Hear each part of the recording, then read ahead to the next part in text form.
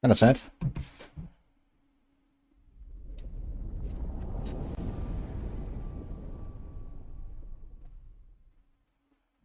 How's it going?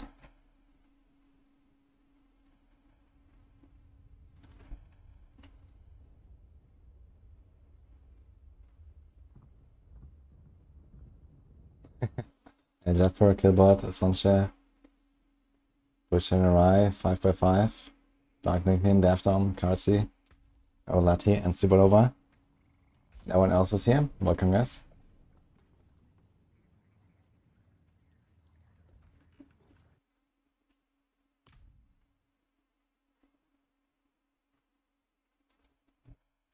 Dude, I can't wait to set my keybinds again.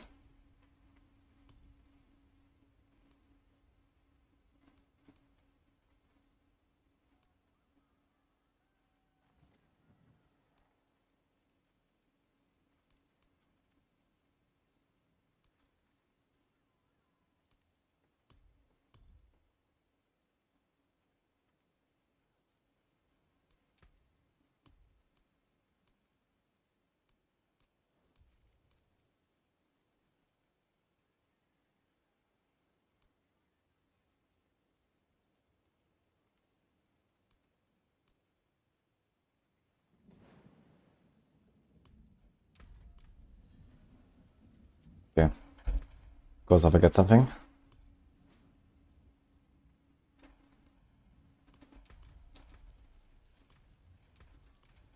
Alright. How long is the PTR?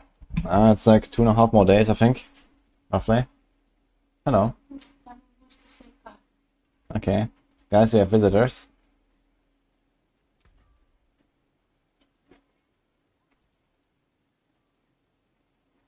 Alright. Hello. There's the cam, little guy. Look, up there. Oh. Did I try to optimize the leveling during the last days? No. I've already done the leveling in the first days. All the way from 0 to like Paragon 200 or something. So, I already know the leveling. The only thing I don't know is like how the runes will come in, but I guess they're kind of like minor anyway, so it's fine. So, at least in the early game. Where are you going? I went there, so he doesn't look at me. Oh. Because when I'm here, he always searches me. Oh. Camera shy. Yeah, he's a bit, he's very young still. But he will learn. We're gonna make a great show at some point. Hmm? Yeah. How cute, the dog too. Huh.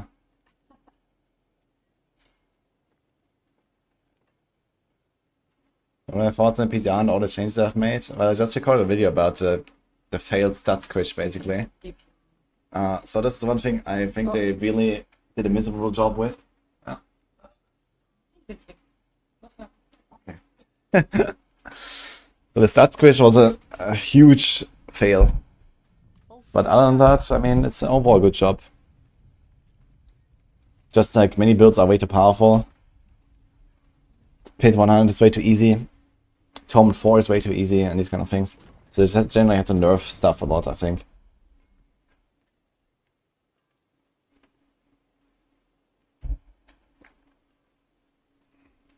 But yeah.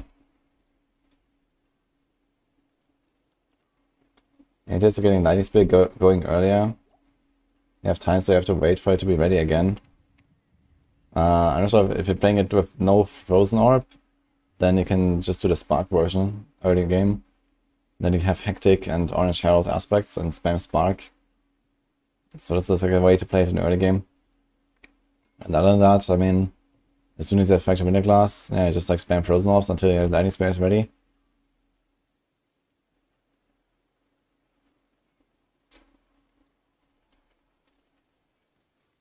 Okay, I think I've done enough of the grenade stuff. So I was working on that yesterday, and now let's do something else. I want to kind of finish with the rogue, so we have like at least 2 more days for the other classes a bit. Shadow Step is something I would probably want to work on. So let's try to do this. Alright, so we want Shroud of False Death. Maybe let's go Shaco anyway.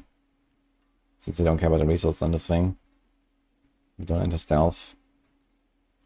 Let's try a Shadow Step build.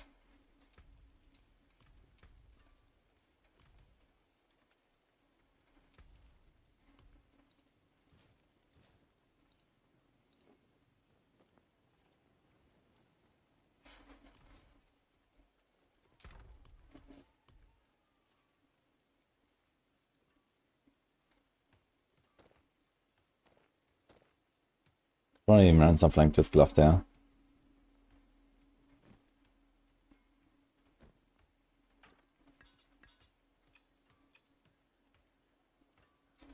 Weapon Mastery. This is actually a momentum build, right? Okay.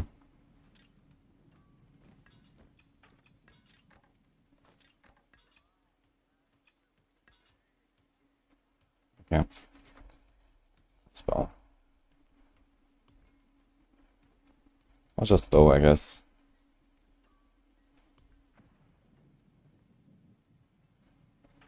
Let's take something like this.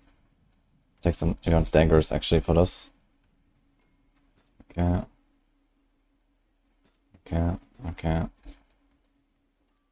And then this is rest, hard secret duration. We're not doing that actually. We have Fist of Fate here.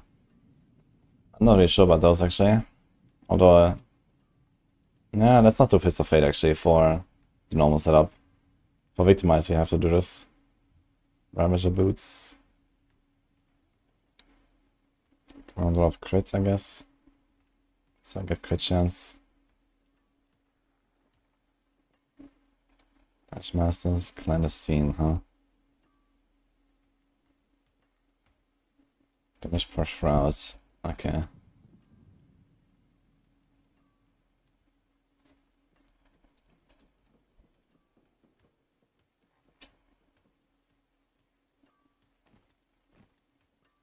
So I'm gonna do this.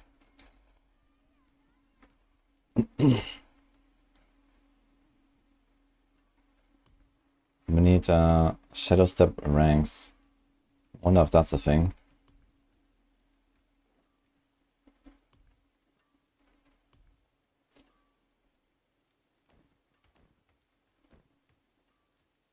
We're gonna have way too much armor. Can roll this to crit, I guess.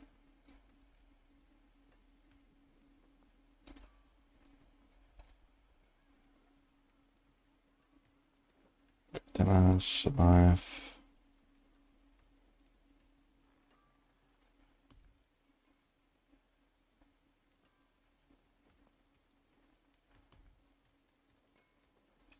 Good chance. Good chance. I think I have to make some new stuff at some point.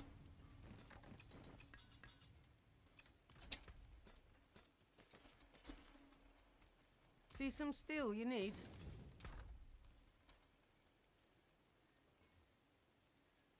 Yes, good chance stacks. I guess you can use that one. Put the Shroud Temper. Do we have something here? His Shroud Innovation. I guess you kind of want one build a cooldown. He's called imbue charges. He has called imbue charges. Maybe I have enough cooldown anyway. Star cooldown. 54 from the Shaka.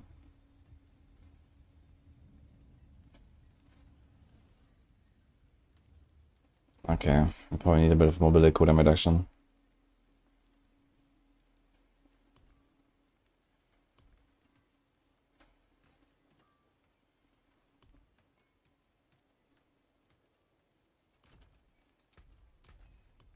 Okay, let's start this here.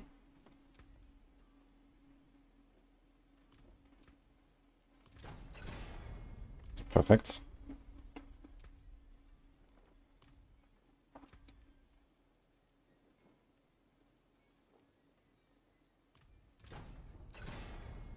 Wow, okay.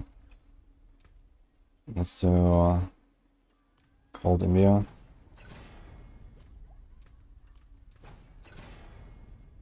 Did they change level of the Ubers from 35 to 60? No, they did not. They probably just have them socketed. Actually, I'm not sure if there's level coins on the runes, I just realized. It probably should be somewhere. Oh, this is not looking good here. +2 poison. Well, that's just for another day. Let's do this one.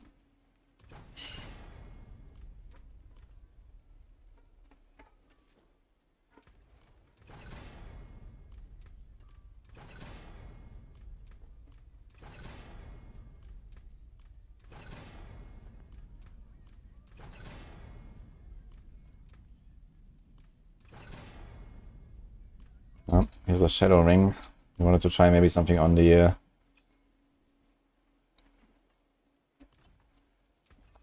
shadow TB again or something.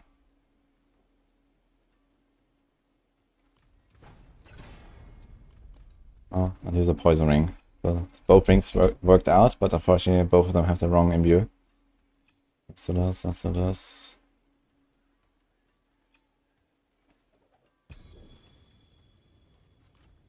Okay.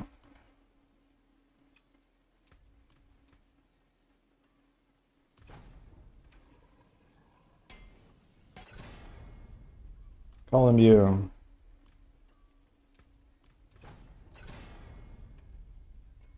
Alright, doing Shadow Step now. I'm gonna try a cold Shadow Step. And then we're gonna try a Victimize Shadow Step. I guess Victimize might be better. It should be very sad. Because there's so much Victimize stuff everywhere already. I mean, Shadow Step does have very high lucky hit chance, so it kind of makes sense. But there's also like a lot of damage buffs. They added 2 Shadow Step this season. Okay, we got this at least. Now comes the hard part.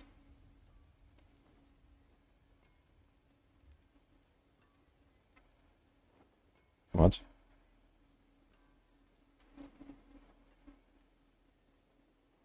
Yeah, SS on augments, okay.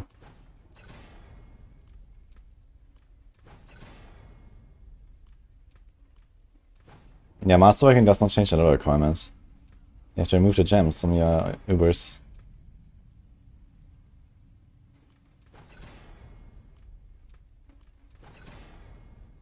Okay, perfect chance of Cleave. Come on. F.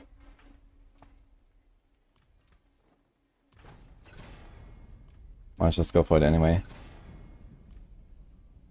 39 Cleave, very nice. Okay. I'm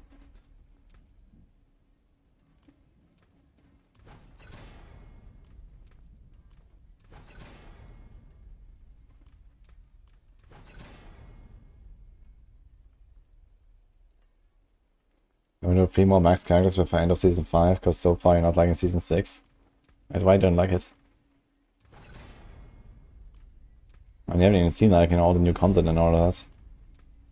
I think builds wise though, there's like lots of cool stuff. Oh my god, man. 2 times the stealth thingy. They have good cleave temper. I'm gonna cut observation, I kind of like the idea.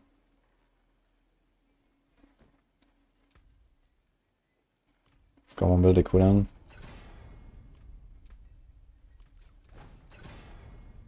Perfect.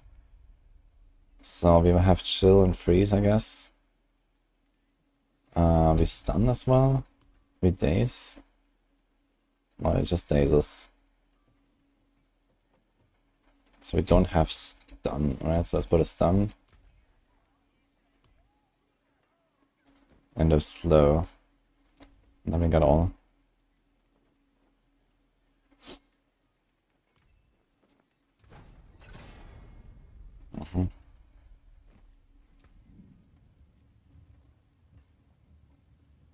I'm not sure what to do here exactly.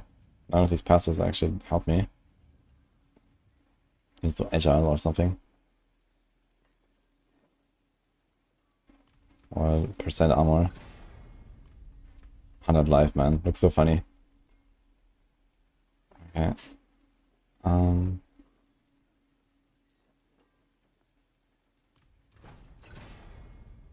Slow. Mobilize. Stun. Freeze days. Okay, we have everything perfect. Just the 2 weapons here a bit scuffed, but I'll just go with it now. How shall I guide my hammer? I'm gonna try to hit at least 1 on the cleave for the starting. Especially a 2-handed weapon, I guess that's gonna be important. Here we go. More there than I thought.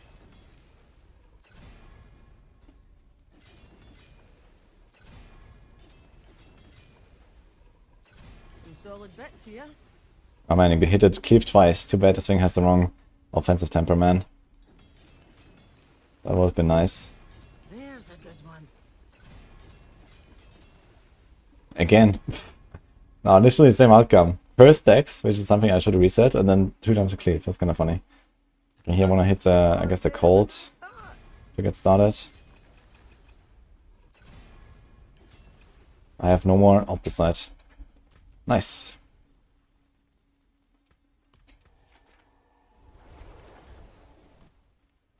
Here's Italian. Yeah, we're very excited.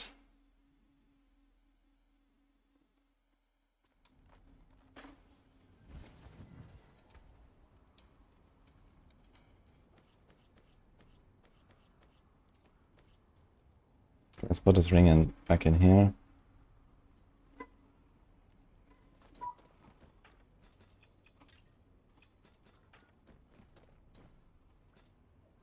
I have to boost some stuff again, I guess.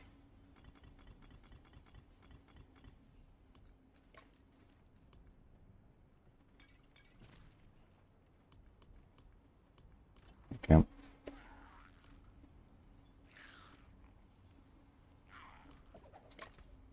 To get some more weapons.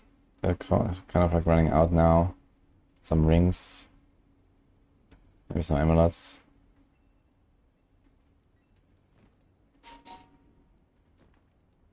Ding. Maybe some runes as well, actually. Where are the runes?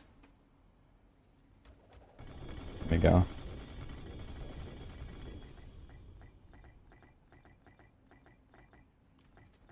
I can't carry any more.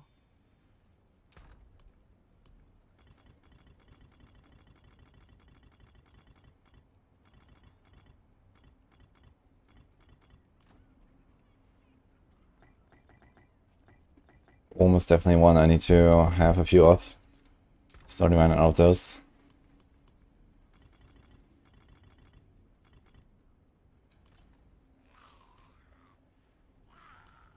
Dude, why does the dialogue cloud all the time? Stop.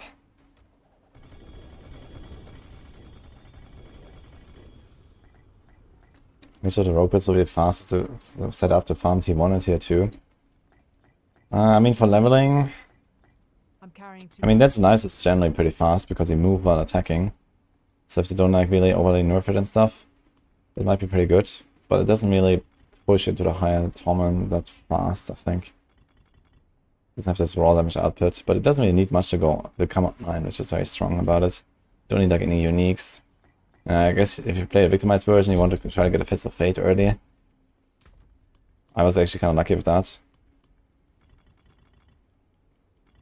But yeah, for like lower torments, you don't need much damage, so...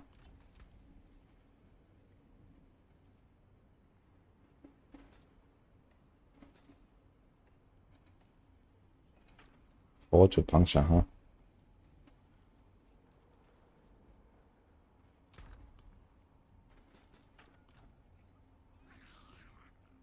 Okay, please stop closing the dialogue, man. What the fuck is this? What happened here? Greetings.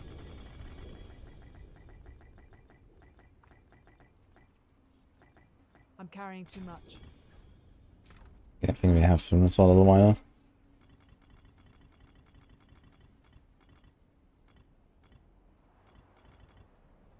I only played with Rogue on this PTR, what gives? Yeah, I mean, since I can't do Spiritborn right now, Rogue's my main class, so I obviously wanna be involved in Rogue theorycrafting. And I also just think Rogue got the most new interesting stuff, to be honest. You know, Rogue has so many new builds and stuff.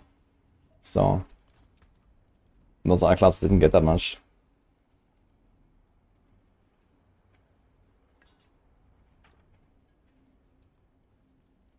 Heartseeker and pants. Twisting Blades glove. And a big chest.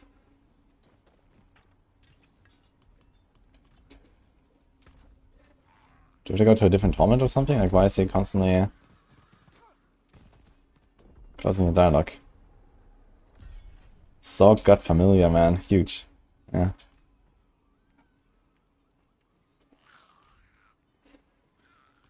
Okay, what do I have to do to not close the dialogue, man? Why is it so broken today? It's gonna be a disaster.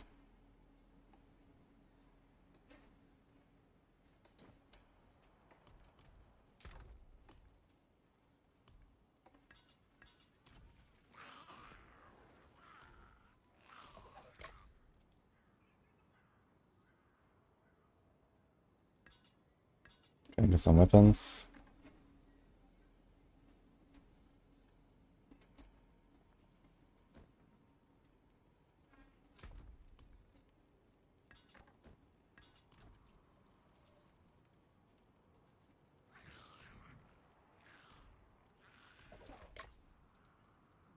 Rogue Vermin is better than Barb.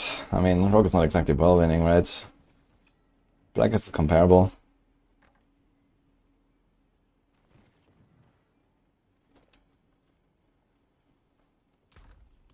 Yo, should we ever go back to trying out a poison trap build? I remember back in season 0 I did that. I actually pushed like a tier 80 with that. And now these days you have like this poison trap duration and stuff. Kick.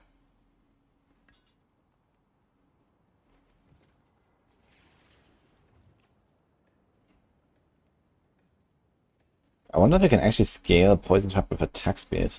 And they constantly reset it with like death trap and preparation and stuff like that. And then it's going to stealth. Actually, the infiltrator aspect probably works by just being in stealth, right?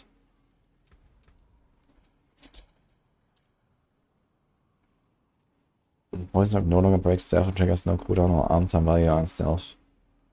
Poison is active when you exit stealth. You could actually play the new chest. You can just like go into stealth, put 4 poison traps, wait 2 seconds, go into stealth, put 4 poison traps. Oof. But you also have to like reset your cooldown with preparation, so you have to actually play this with like death trap and something.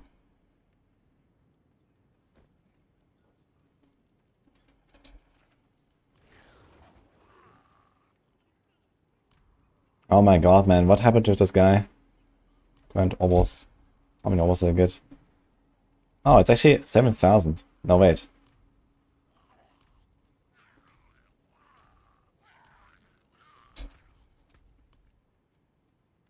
Wait. It just literally didn't get anything. What? Did I press the wrong thing? Oh, that's obos. I want masterworking, I guess. Oh my god, man. Disaster.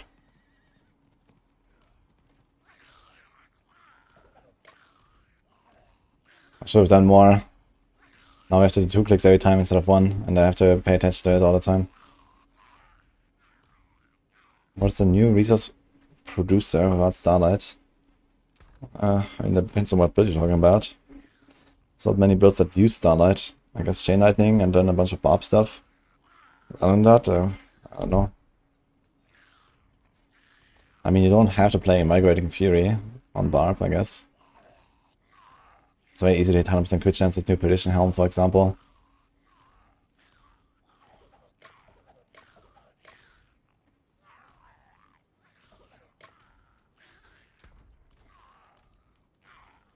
Is that like a gameplay setting or something that I checked accidentally? That closes dialogues or some shit?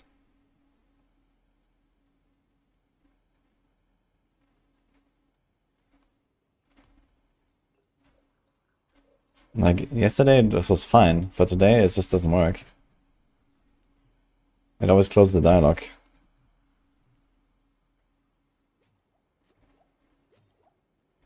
No, there's nothing here.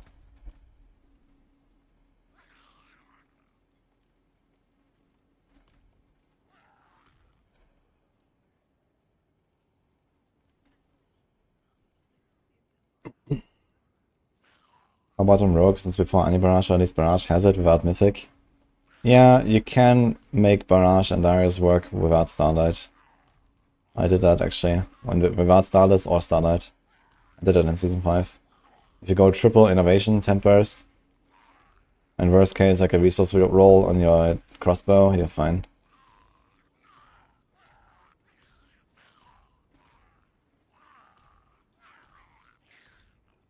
Maybe my gem fragments are interfering. I can try.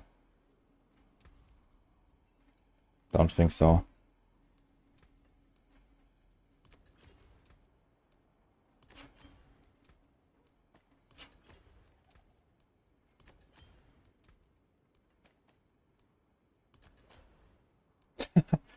Pet went to pick up stuff from the other screen. And suddenly you can craft on more. That's funny.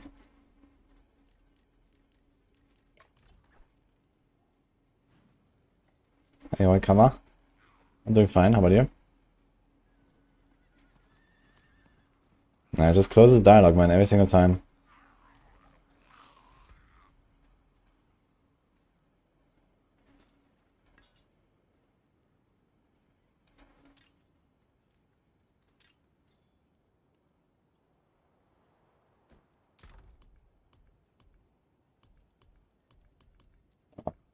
Getting quite full here. Okay.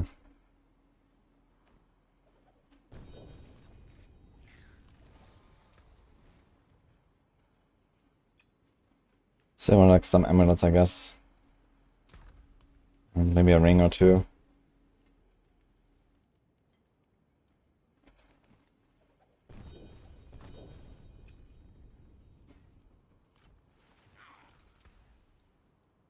Yes.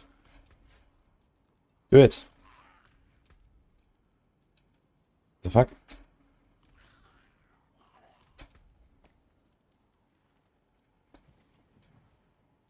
Now he's not even already my gear. What the fuck? Hello?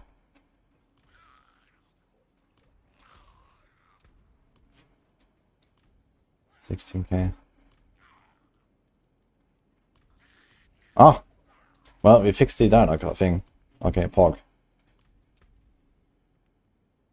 Somehow. I guess by pressing down the nevermind.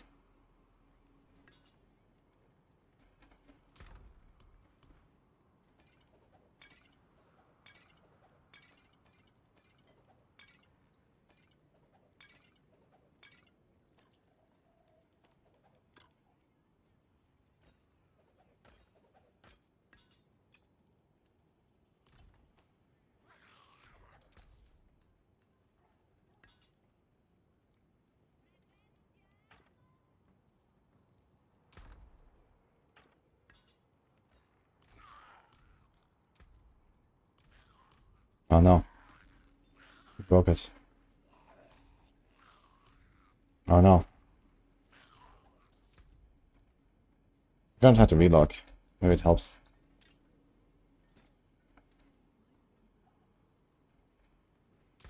Water penetrating shots, huh?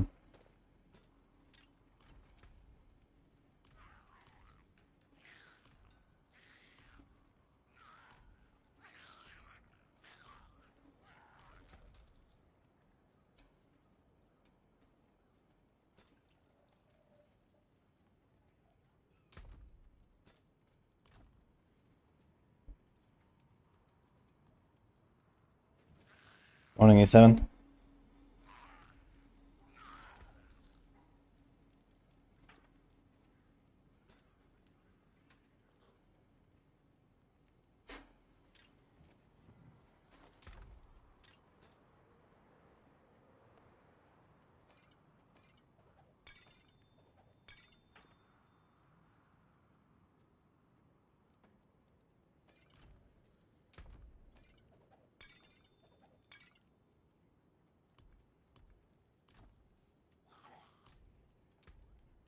Okay, Salvage just doesn't work. I'm gonna relock. See if that helps.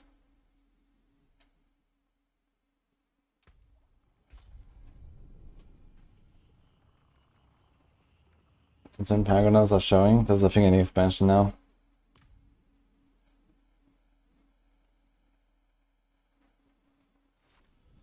According to Rob, Barb looks pretty strong for Season 6. Yeah, I could imagine at least like some builds to pop off really hard. I guess like all the Earthquake stuff with like the new Paragon board. And like, you know, some of the options like casting it from runes should be relatively powerful. The Mighty Throw stuff looks pretty solid.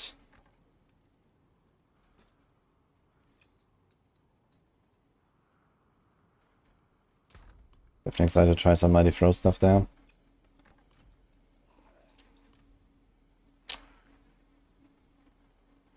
Okay, so how do I fix this, man? Maybe I can try a new character. And boost the new character instead. For mods.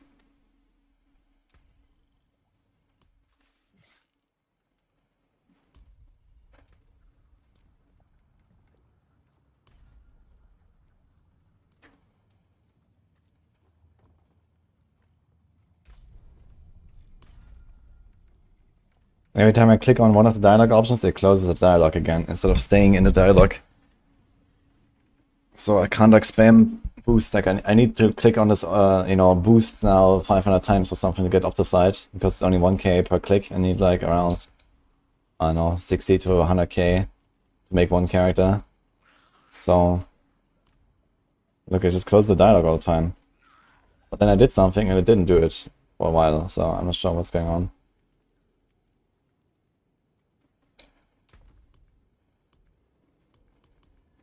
Any other stuff you can throw out here?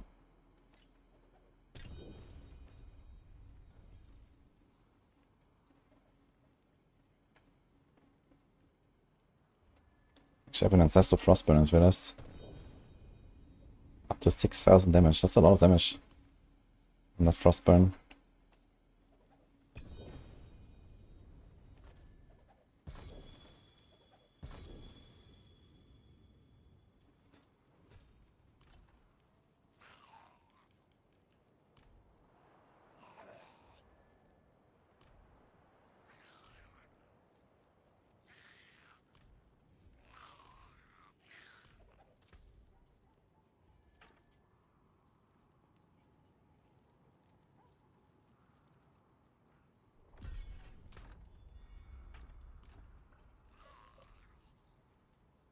How do I do this? I can try to just get like, you know, what, 50k now and then try it again later maybe. Maybe it'll just fix itself.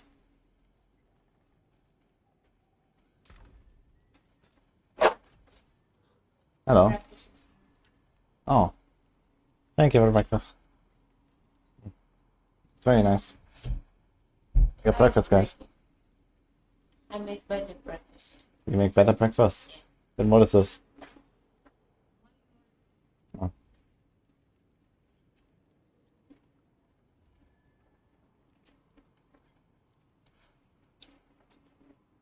GA exploit? Oh, did I not see this? Maybe I had like another bad stat. Like you usually want like percent dex. And then yeah, like a passive too, I guess.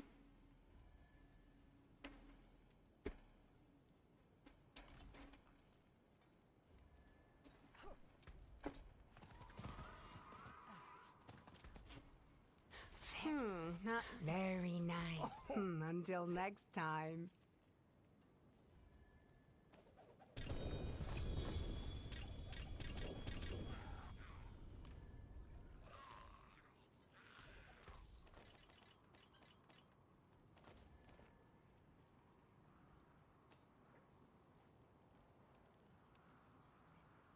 Huge triple weapon there.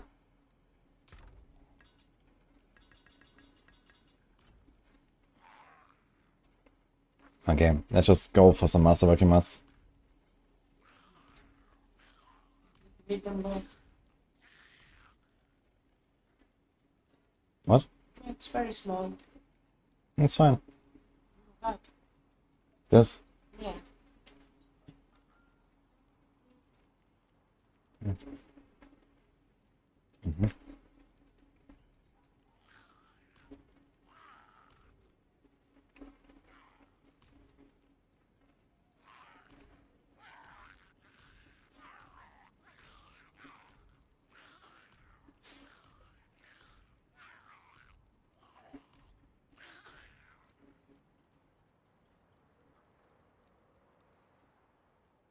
Get something you want, you don't want, and click on the thing you want. Yeah, I did something like that.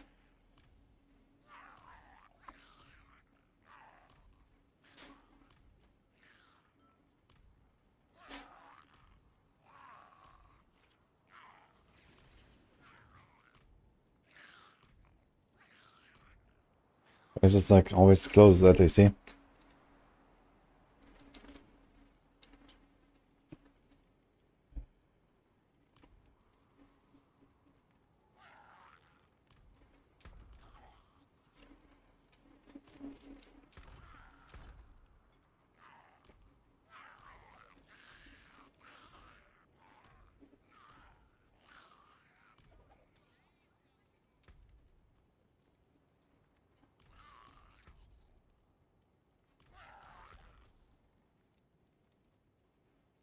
Major impetus. Go. No space.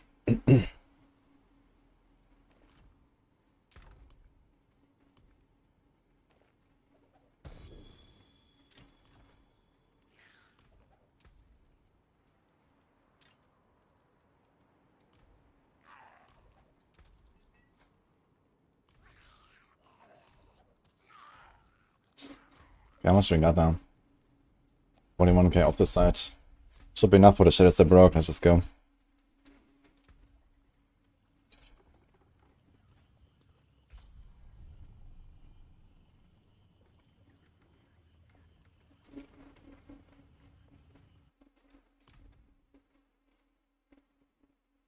A barb shot is gonna be the only useful rune skills? Nah, I don't think so. There's a lot of interesting stuff you can do. Warcry is generally pretty powerful.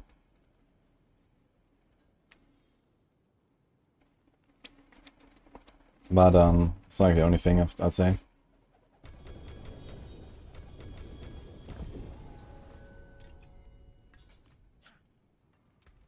That's good salvage.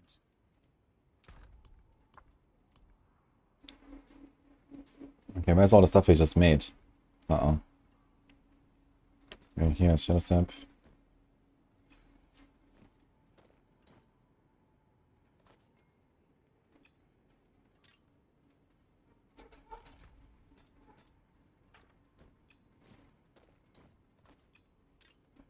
Okay. So we must work the jewelry and the hands and boots.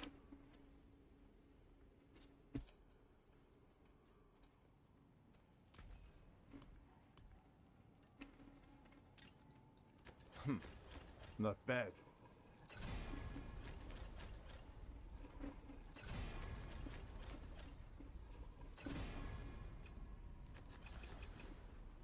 Okay, now I'll try to hit the That there cold imbue at is least the point. once on each ring, I'd say.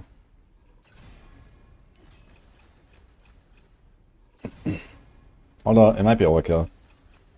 But it'll make it much more comfy. Unexpected.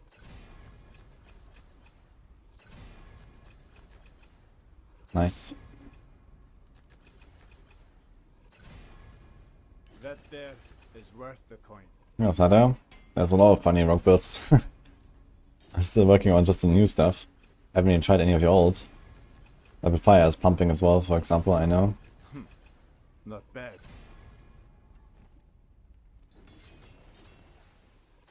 I guess here we don't really care, we're just gonna go. Unexpected. Okay.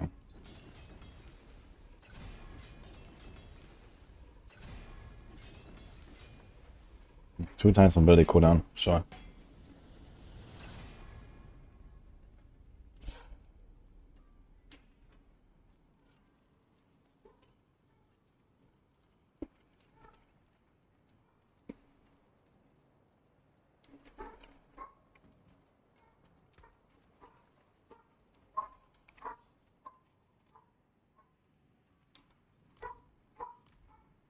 Sarah sub is 309.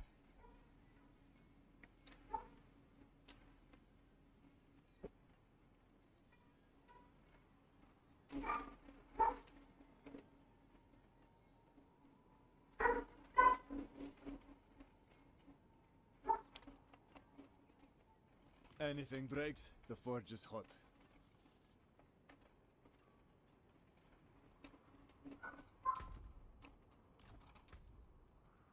Let's see.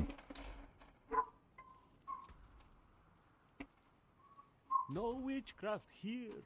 Only honest magics. Okay, we need shadow step ranks. No movement speed on boots.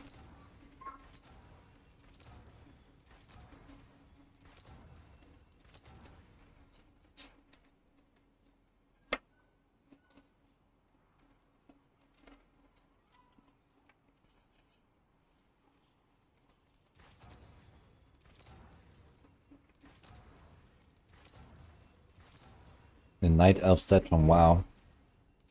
Technically it's a High Elf set. Which at this point is an Undead Elf.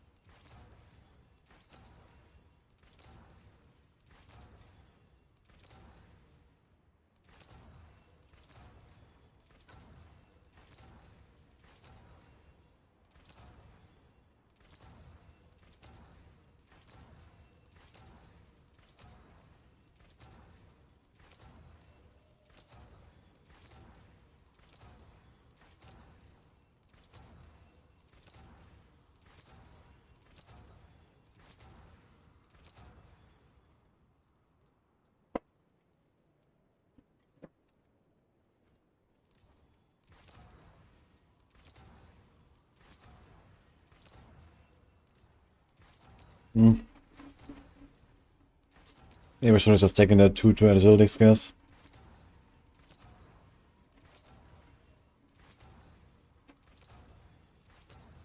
Keep getting dense on nice. What is invigorating strike like? I played invigorating strike. It's kind of strong. I was hitting for like up to 500 mil. But it's not that fun to play. It has like very tiny AoE basically, and it's gonna like mow your way through packs.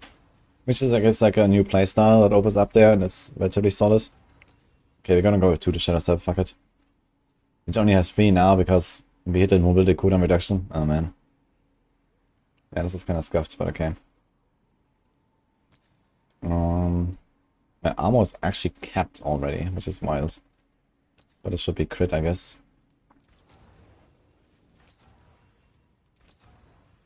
Let's do this.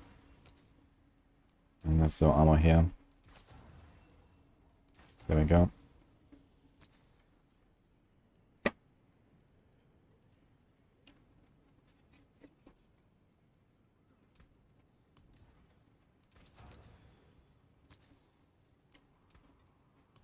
Yeah, I was playing a podcast for post PTR. Maybe 2 even.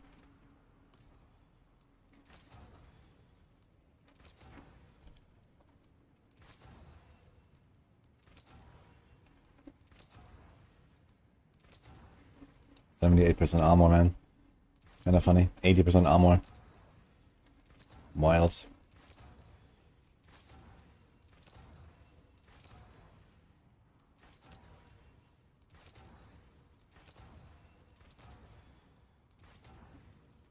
Do we have a chance to make vulnerable?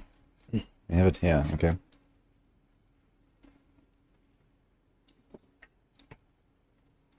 Current build is Shadow Step.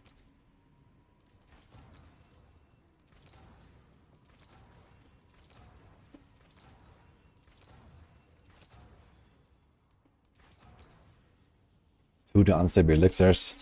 Not really what I want, but okay.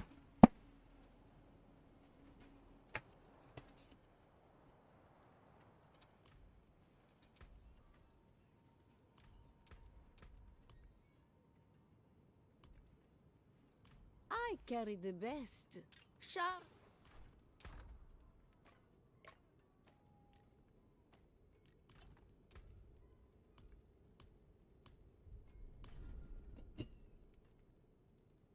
Trying to make the tree.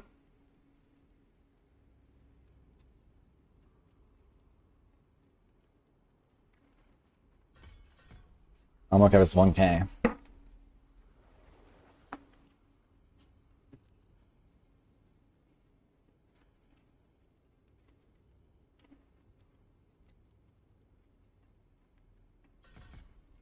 Alright, damage, what is the old 1 billion in the current season? Old 1 billion is probably like 2 billion now.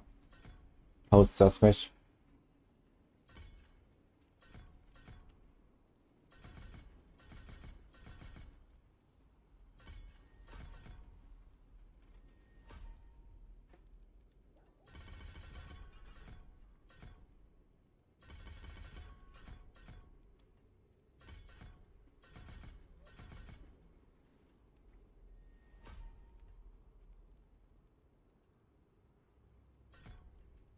Nice cards for your Tyros.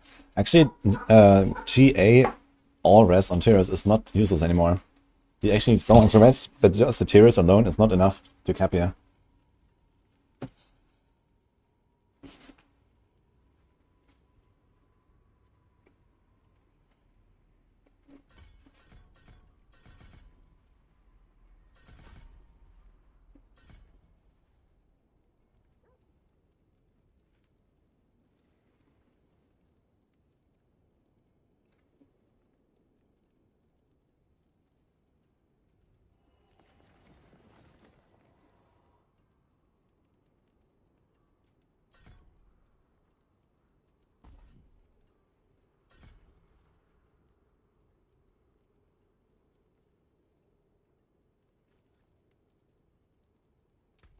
Okay.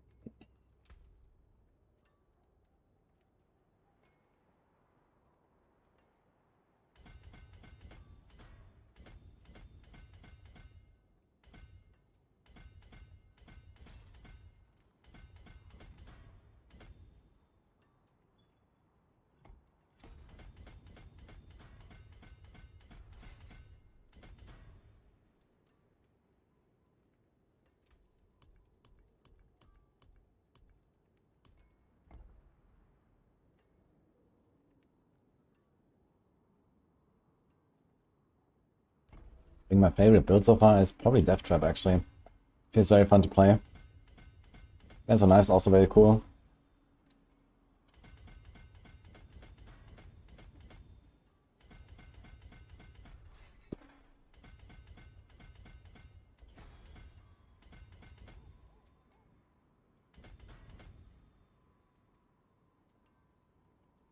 Closer glyph, huh?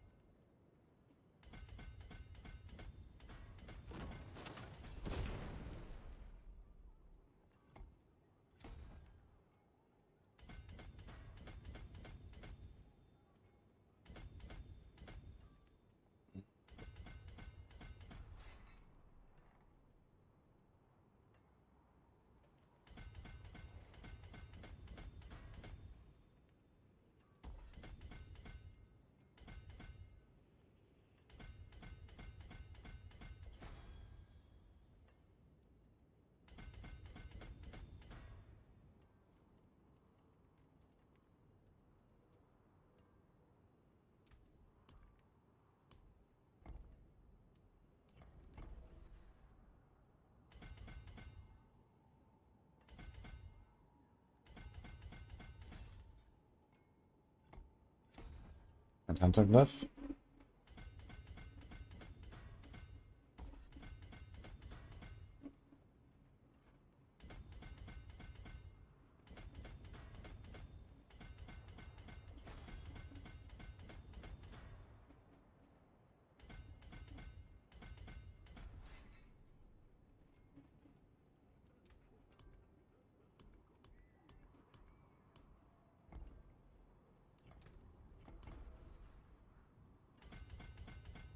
Ah, we're gonna get some cooldown here as well. fact, you could get a lot of cooldown here if you wanted.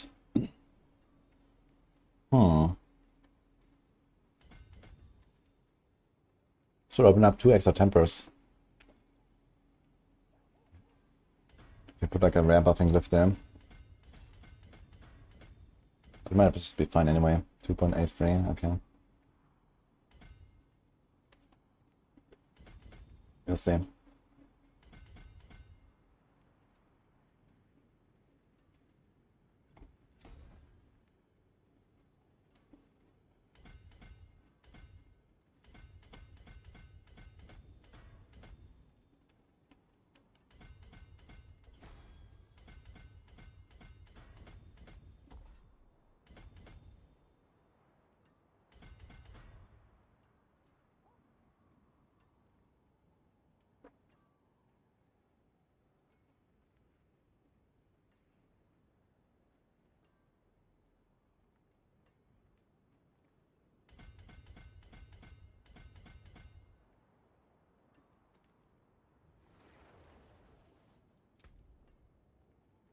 Way too much armor. But okay. 4,100 dex.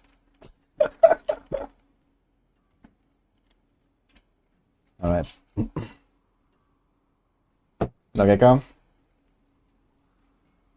In 146 Pit of a Lightning Spear. That's pretty good, man. You reach the boss in under 90 seconds, but you cannot kill the boss. Yeah, my tip is you ignore that the pit exists for the rest of the season. Because that's just how it is.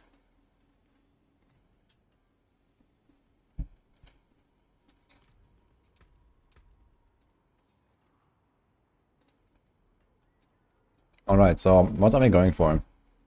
Can do cooldown.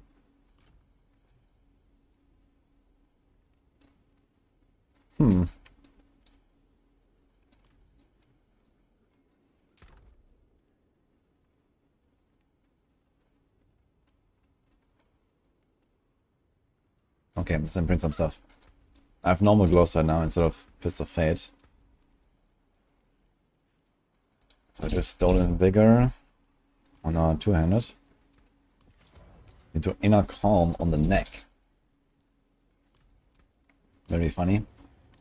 Retribution, True Sight, Clandestine, Edge Masters.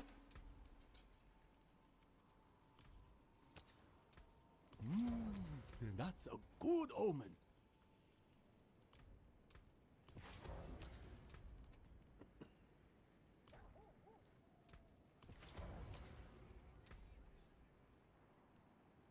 True Sight. And we can do this here. That is As elements, I guess, worst case. Using agility skill. Yeah, we can't really do this.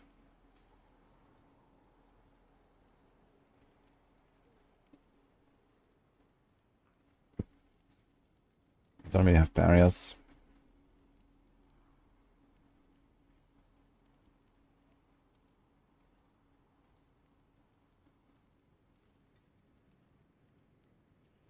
Yeah, I guess just doing elements.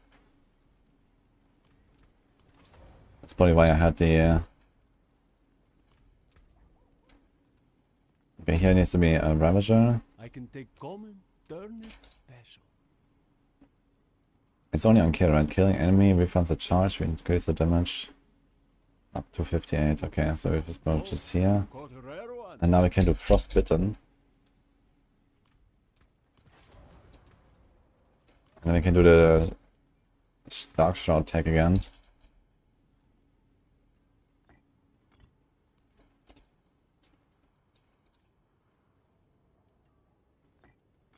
So we got this. And then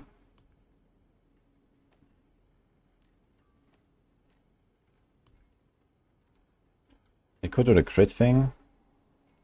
Could do the Warcry thing.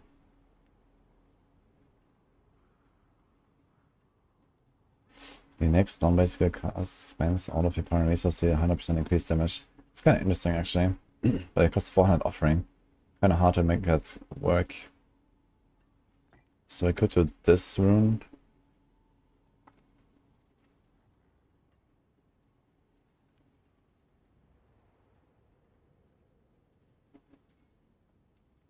Stand still. We're actually gonna stand still quite a lot with Shadow Step. It counts as standing still. So maybe you can just do the Warcry stuff again.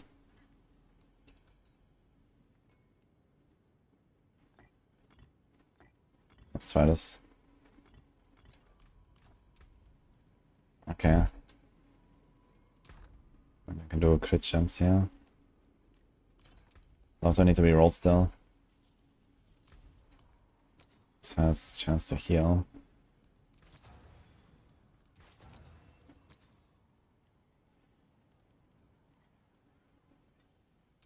My crit chance is 57, 67, 87. Okay, we are basically at 100% crit, or nearly. With Kaltov's up at least. We have one Kaltov's duration there.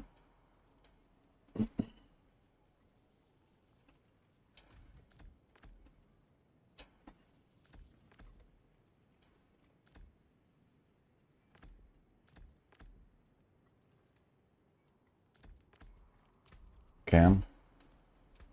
We could put like 2 points into precision imbuement and would actually have 100% crit, I guess. So we'll have to see. 1, 2, 3, 4, 5. We got all glyphs online.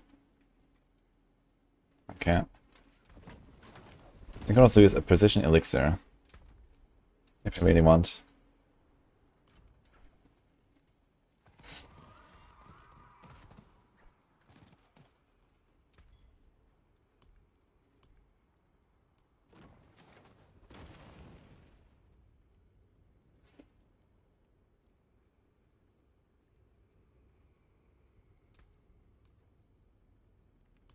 I'll be here soon.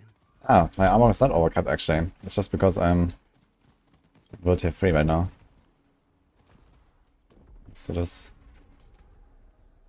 Okay, my armor is actually fine. My life is not fine though. We should be running 42 to elixir, I suppose. But we have 2 pretty good defensive mythics. Okay, we have 11 casts of cold movement. It has a cooldown of 5.7. Dash is 2 seconds. Counters this, okay. Looks fine.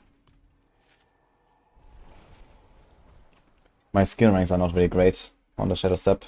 My boots only have +3 or something. It should be like +8. But okay. And grip is not empty, it's just a black hole. But yeah, this is actually a glyph here.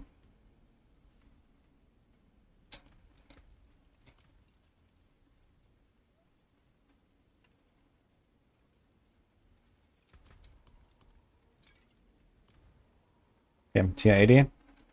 Let's start with an 80.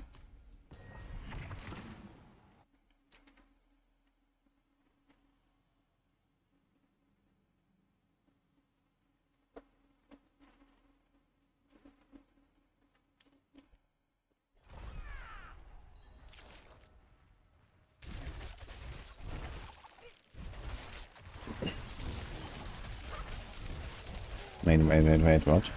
Ah, here, 90 million, okay. Getting there. I guess the momentum needed to stack up first.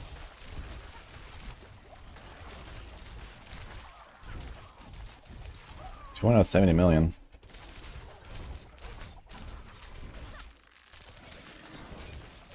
Okay, the problem is it does these big pops here, but it don't really hit enough. The cleave's not large enough, I feel.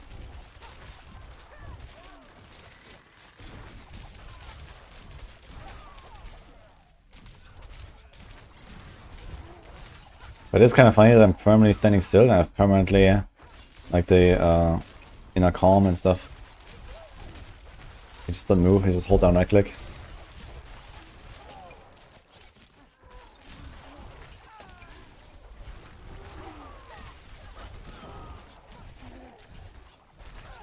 It's kind of funny that credit for like 50 million, 100 million is actually just not really good enough.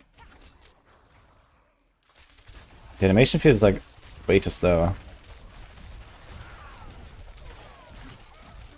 Maybe I need more attack speed. Put it on Darius, let's go.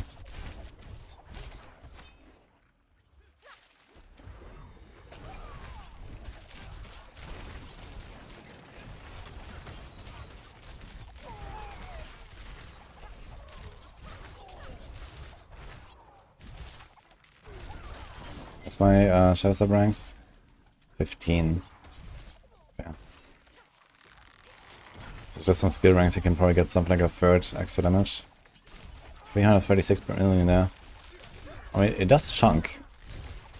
I wonder how the boss will feel.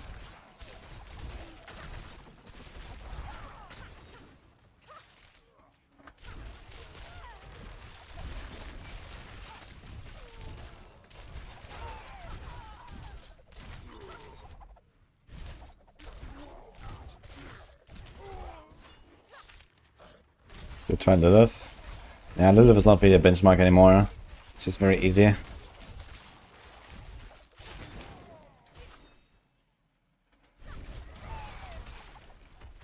Yeah, how do you get attack speed though? It's only on the rings I could get it, I guess. I didn't.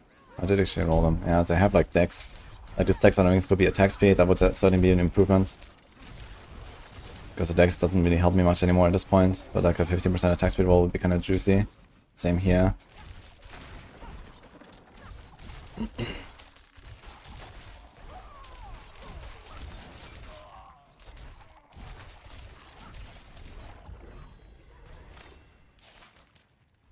I'm pressing 4 instead of right click to shadow step to the target.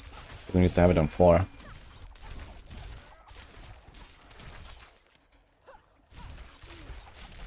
Need to get used to this.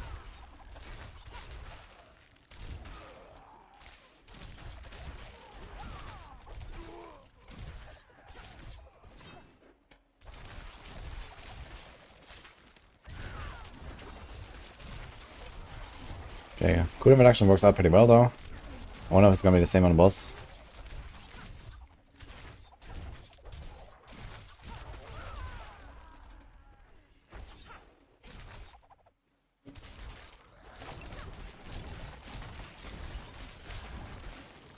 I mean, 310 million before Caltrops is even up. It's definitely some chunky hits. Can hit like 500 million. And then with like better gear, can hit like, I don't know, 1 billion plus CPS. I mean, that's not terrible, but I mean, the clear just seems too slow. I was actually expecting the clear to just be way faster. This is like an over 4-minute clear here on an easy tier. Because there's like too many monsters that I don't hit in each pack. Maybe if I go with the Vortex on the Spiritborn, maybe if the boss damage is really good, instead of the Warcry I do the Vortex. Just casually Vortex stuff to me all the time. Look, this was actually one floor map. Stat squish, by the way, yes.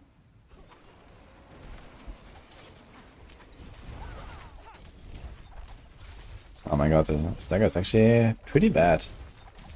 I was hoping for better stagger. I have all the CCs.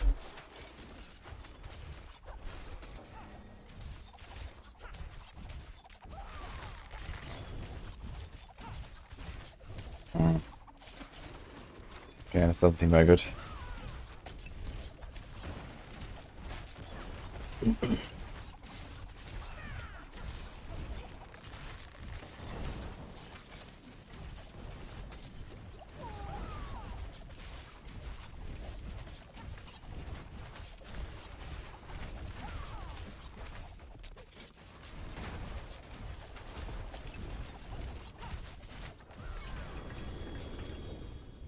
I mean, it works.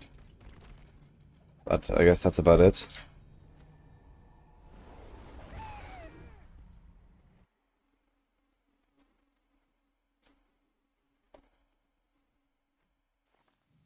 Yeah, I guess you would have to make this a Victimize build, and then we can pump. Might just be that Victimize is played, but the question is, will they nerf Victimize? It's not unlikely. But at least if I play it, I will have a bit of a better idea.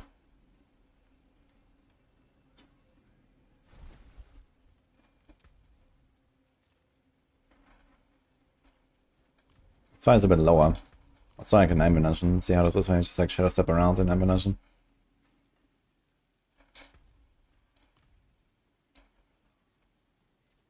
There is magic in all things. Let me show you. Bright aura. Brighter soul.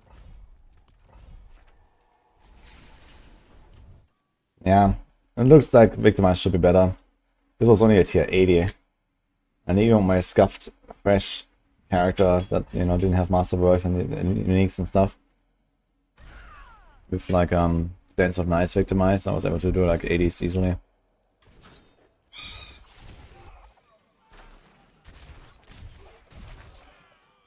Yeah, it's kind of like lacking AoE. Like the cleave is not big enough, basically. And our monsters are still spread out enough, so I don't actually hate multiple of them. You see this?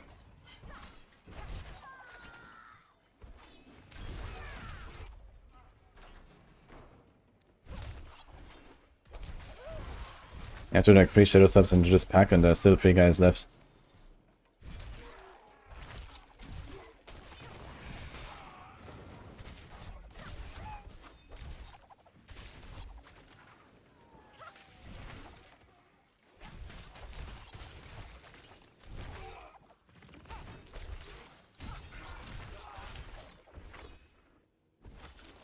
I think the damage might just be higher with Victimize, on top of the better clear. I think the damage from Victimize should exceed even those, like, you know, dozens of millions and few hundred million pops that I do here. Once it's like, you know, a more minimax setup.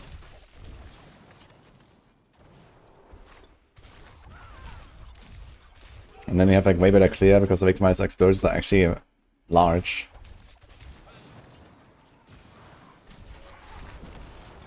Still have to figure out how to stagger better, I guess. The stagger seems very slow. But if you go Victimize, you're gonna have Fist of Fate in there. So I have a hop already.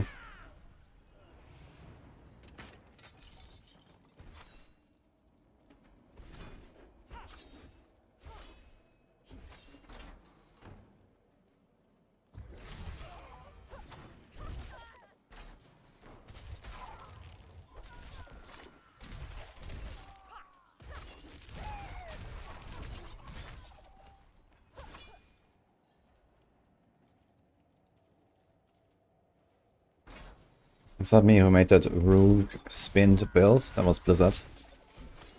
But I've played it, it was fun.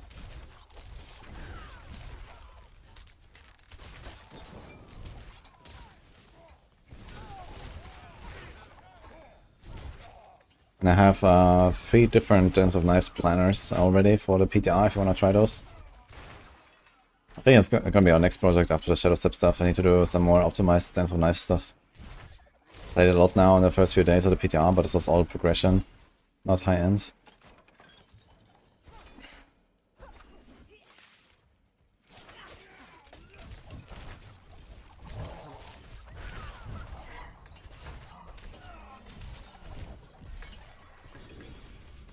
Yeah, I mean, build works, but that's about it, I guess.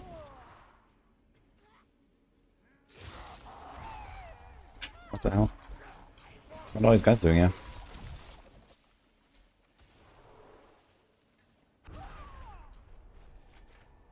Yeah, this is with momentum here. I'm stolen vigor on my two-handed weapon actually. There's no marksman skill on my bar, as you can see. Did I miss anything important? Alright, I have this. Get the weapon mastery. Okay, I mean, the damage could be quite a lot higher. My damage is pretty scuffed, to be fair. Like, an amulet is horrible. Not horrible, but no weapon mastery ranks. No shadow step ranks. How much are we missing here? Let's say we get extra 5 ranks on shadow step. So put us to...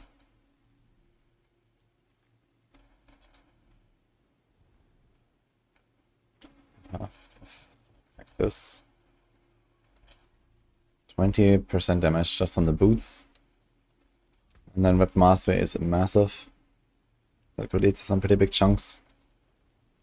If we had, like, let's say 5 ranks on that. So right now we have 42% bonus.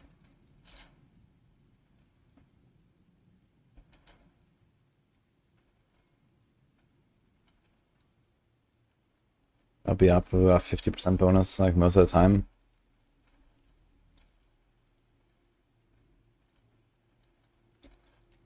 So we're looking at 80% damage bonus already.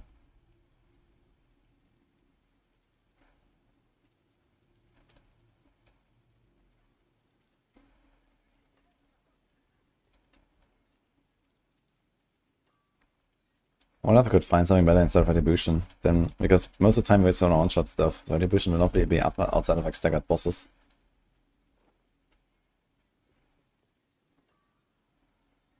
And it's kind of similar with Frostbitten, I guess. But yeah, we kind of want these two things anyway for the stagger.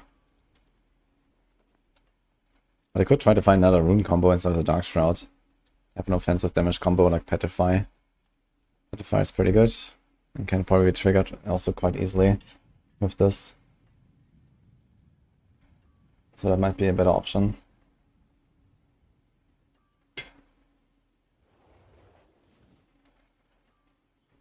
No, huggable. Yeah, PTR is really fun. I like it.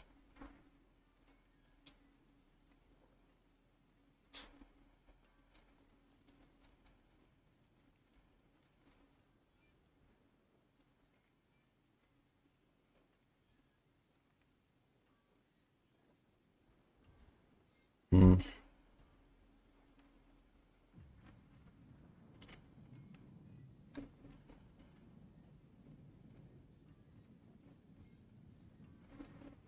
Of course, might be better endgame over momentum. Yeah, not on a build like this, I think. Because we really lack good aspects. So we can put Stone and Vigor here, it's 100%. I mean, what would I put there? I guess Inner Calm is also not terrible for this. But either way, then this will go in the neck. Still 75% bonus there, because we don't really have aspects. Like, I even have elements in aspect here. This is a 17.5% damage bonus, average. So, we're already down to a 17.5 per aspect, where Stolen Vigor gives us 50%. So if I try to replace this, I would have an even weaker aspect in elements. I'm not sure what. So I don't think that this is really gonna work with close quarters. And you also have to like activate it all the time. I guess you could with like Heartseeker or so, but it's gonna be annoying.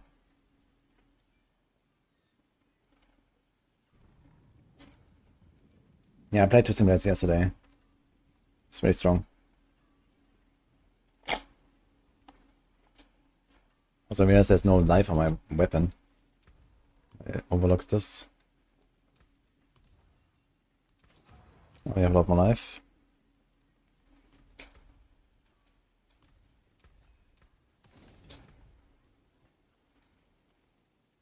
Ah. Okay, can we repurpose this into a Victimize build?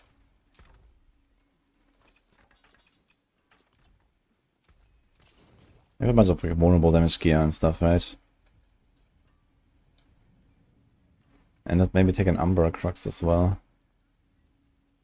Like, we have this sword. That's an Umbra. Yeah. So we can do this and this. It's a 631 Umbra Crux. Nice. Okay, beautiful. But you probably want to use that. We have to cleave there. We can change this. Ah, shit, actually it has crit damage on it. So I need like another weapon that has 1 on a crossbow, because I just rolled a life there. So we can do this, I suppose.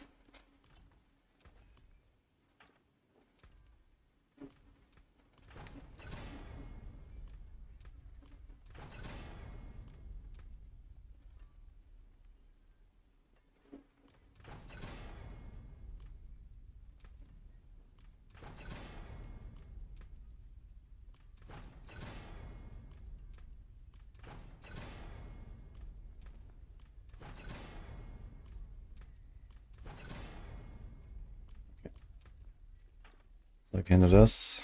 We don't need the Shadow Step ranks now. But we probably want to use the same thing. So I'm just gonna roll this Shadow Step to, I guess, life or something. Movement. Okay. This is probably fine. Need a Fist of Fate.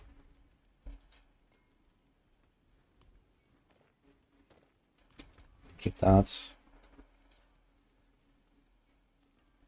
And Now we need a lot of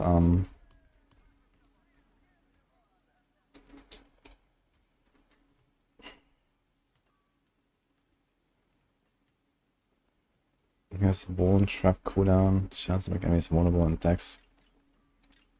Trap cooldown is not really what you want. You want mobility cooldown. I think I might be struggling if I don't do this. And this thing has 5 tempers left. I can try to change the Dark Shroud to Bone. Use the same thing.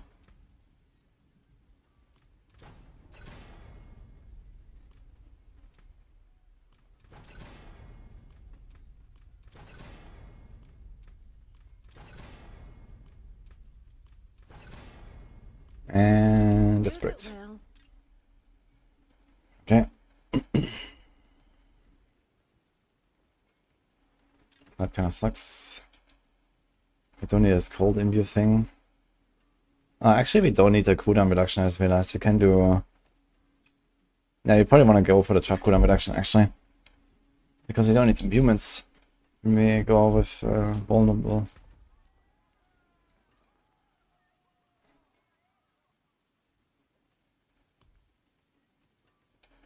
There's one Dark Shroud. Trap cooldown, that's close.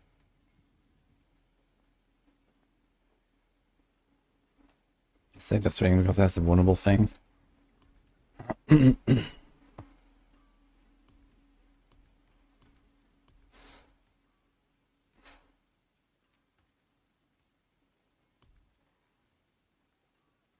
Attack speed, life. Maybe take something like that.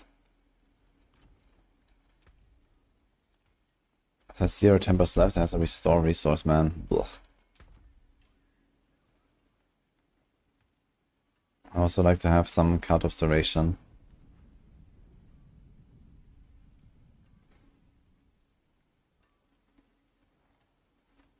I think I'm also gonna seriously like some crit chance if we do this.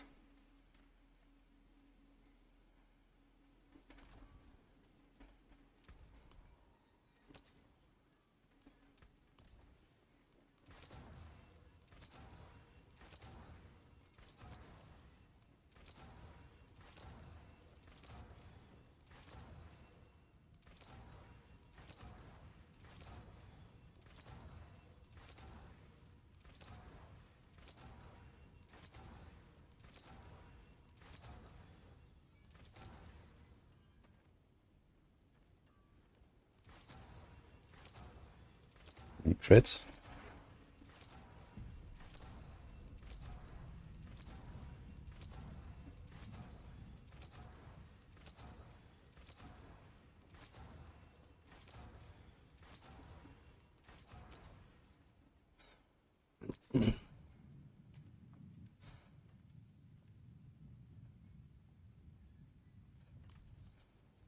Simba Bone.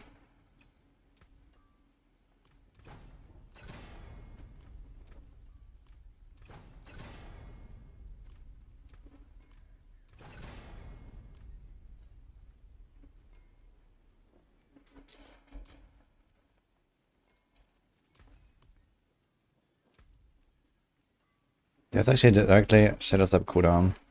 Let's try to hit that.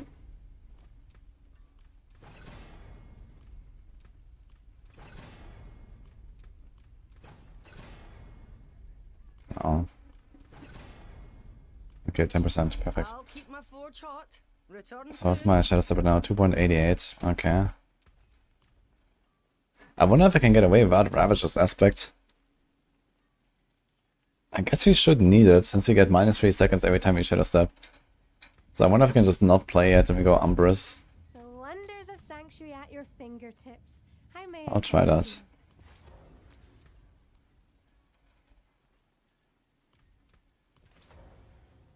Okay, now we have to do Victimize.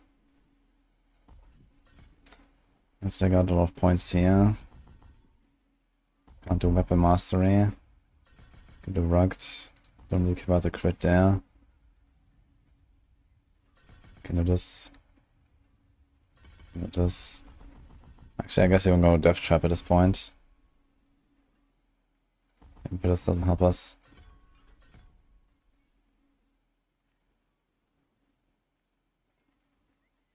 And nothing here helps us.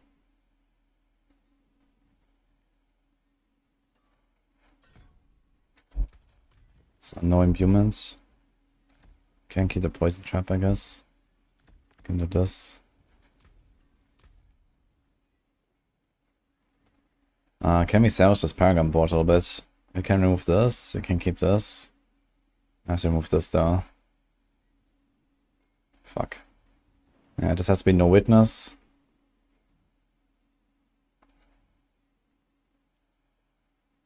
Actually, I'm not sure what else there is.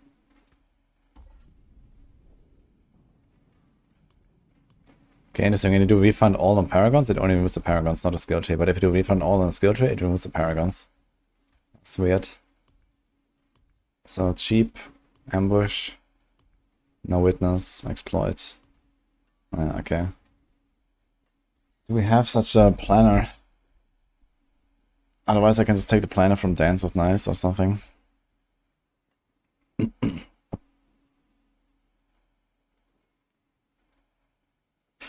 This one has Dance actually.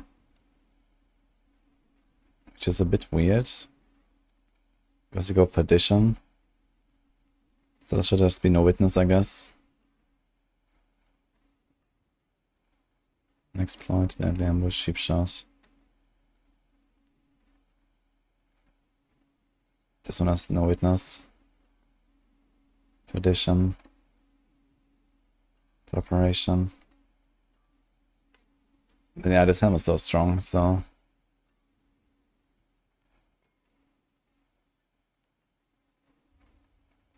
Okay, let's go for this Paragon board. But then instead of Dance, we're gonna put no witness. That's much as I could have now. 3.15, okay.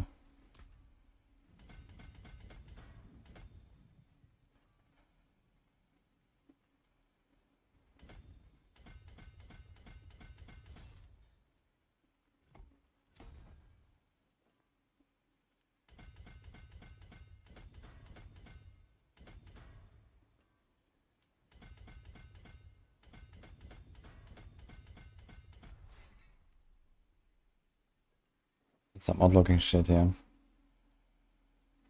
But okay.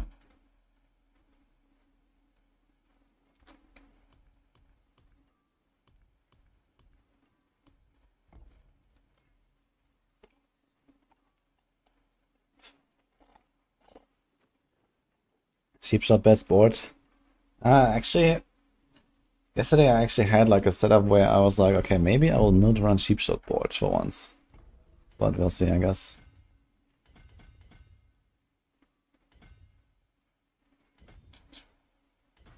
I mean, cheap shot lost the slow damage reduction, which was really huge. But it also gained a bunch of other really valuable nodes of the res and stuff. There's like a res life cluster now instead of the crowd control cluster. It also has like, especially once you're like closer to Paragon 300, there's a lot of armor you can pick up on cheap shot board, which is very nice.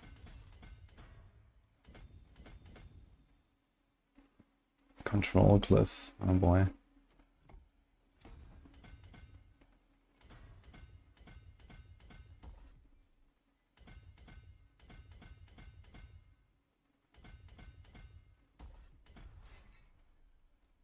Okay.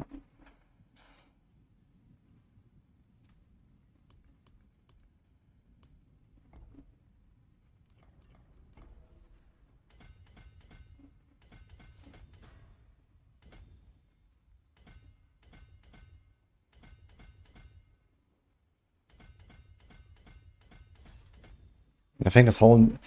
It's kind of interesting actually. They made this new Paragon system in order to make it like more accessible and easier for casuals, but I think it will do exactly the opposite. Because now there's gonna be like so much like fine-tuning and tweaking depending on the level that you're gonna have and how much armor you have and how much res you have. And you have to constantly like look at this stuff whenever you get an item upgrade and then try to find some notes again to fix your shit. I think people are gonna be seriously overwhelmed.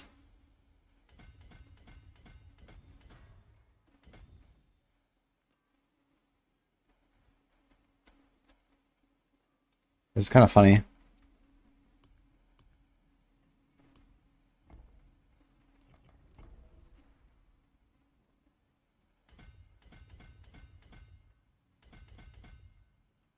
My god, man, why is it so fucking unresponsive? I click on the nodes and they're not noding.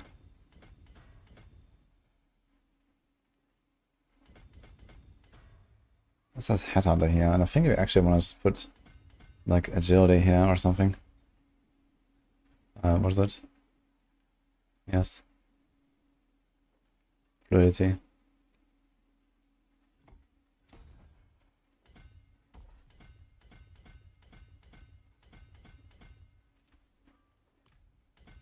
This means less points.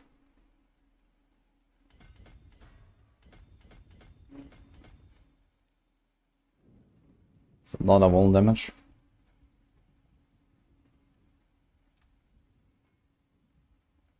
Hey, again. That's sad to hear. It actually has been very fun. I'm having a really good time.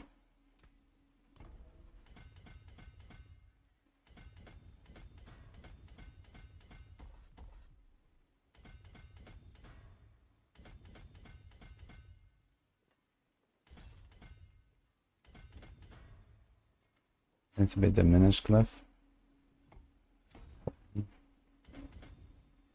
And we need a bit more strength. Here and here.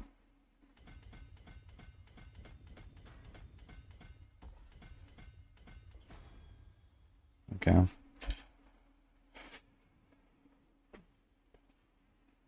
Looks alright. There's a live node.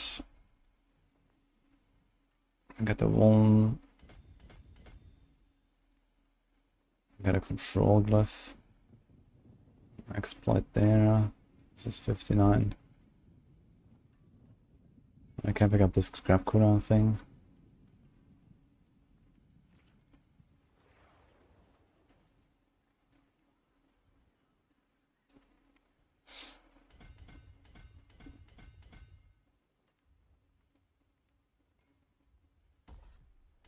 Ugh.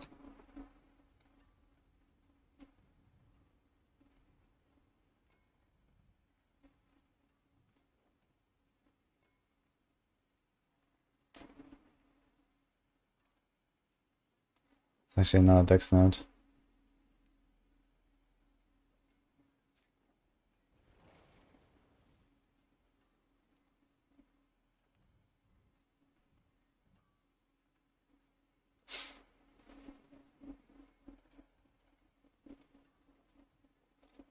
Okay, let's just go with this. I can do this here. And then there's 2 live nodes there that I would like to take at some point. Alright. So we kind of got a working board here. See some steel you need? And I'm low on opticide again. And we're gonna suffer, I guess. That's here. Got double shadow step cooldown.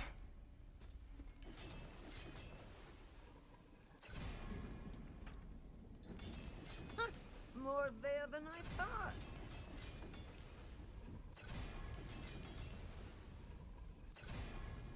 Okay, not really at all what I wanna hit. Everything is masterwork though, right? When we're out of opticide, so that's cool. Okay, we have the war cries for stand still, and I guess this time we go Umbrus, we go Frostbitten. Shadow step is 2.8. Now what do we do? True sight, two-handed, I suppose. That's what I did on Dance of Knives. Impeccable. Or in a count two-handed, actually. I think that's actually the way.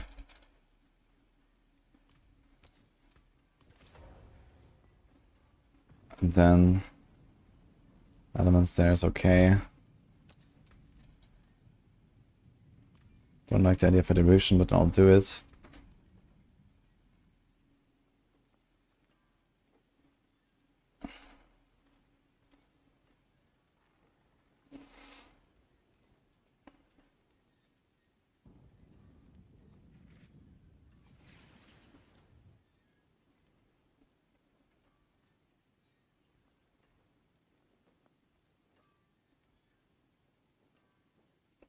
Do I go for smiting aspect?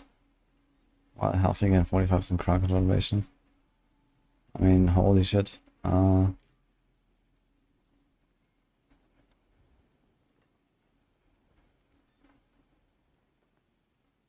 seriously don't know what I shall go for.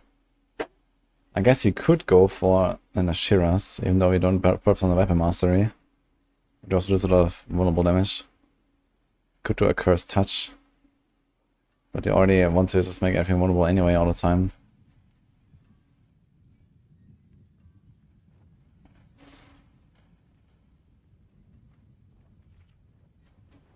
It would be kind of interesting to do Bursting Venoms, because Bursting Venoms has like a hit chance.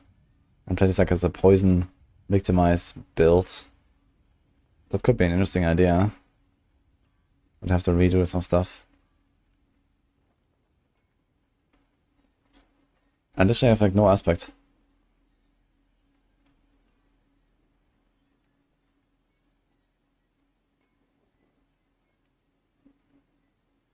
I'm actually gonna put fucking smiting. I don't know. Bright aura. Brighter soul. Okay, we are rest capped. We still need to put a gem here and a rune combo.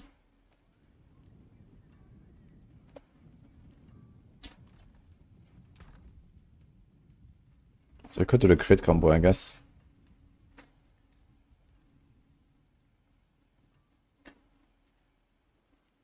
Stand still for 6 seconds.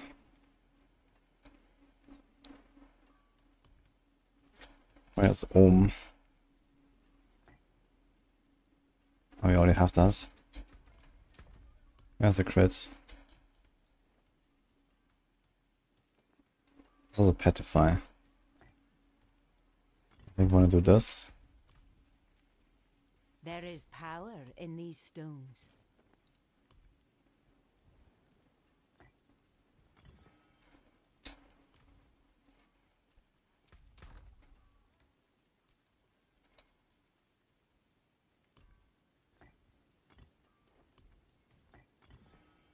Cast the skill for cooldown 10 times.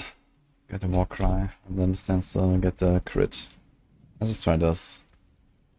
We have 44 crit.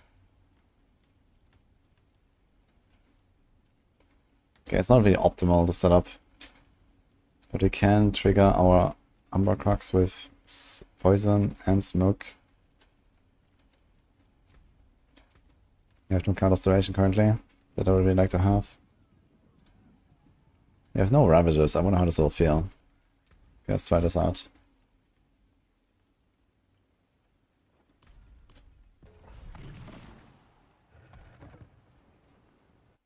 Can rings reroll wound damage? Yes they can, but you probably try to do it on a ring that already had another additive damage stat, like all power or so. They are exclusive.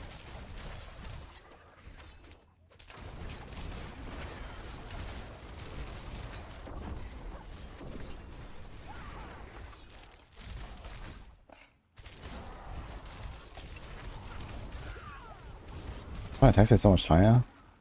I have one attack speed roll here. So good news is Ravagers not needed. And I guess maybe on the other Shadow Step build I was just doing, it would have not been needed. The Victimize helps with the AoE clear, definitely feels much better. But I wonder if we're gonna actually have more damage.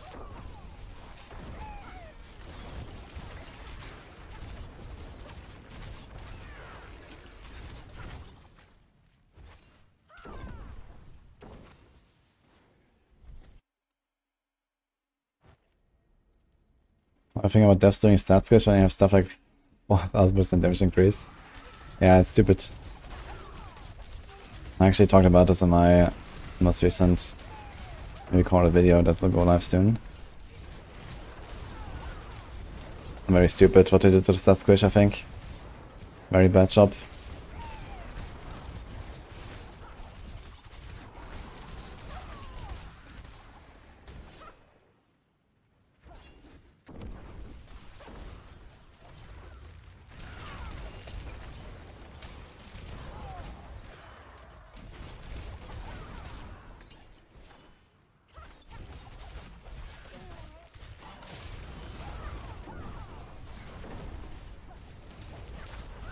mean, since they didn't do a stat squish.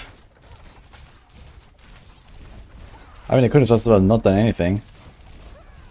I mean, yeah, it's just like that they didn't really squish much, you know, that's the thing. The only thing that really squished was weapon DPS. And I guess life and armor values, but that doesn't matter. So they just didn't squish anything.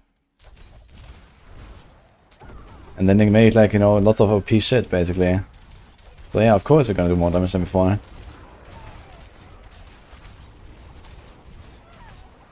Like, this guy lives a long time. Victimize is popping for like 2 million, what the fuck? How much does it say on the tooltip? 5,600% damage. Okay. It is relatively high damage value on my Victimize, way higher than I had on my Dance.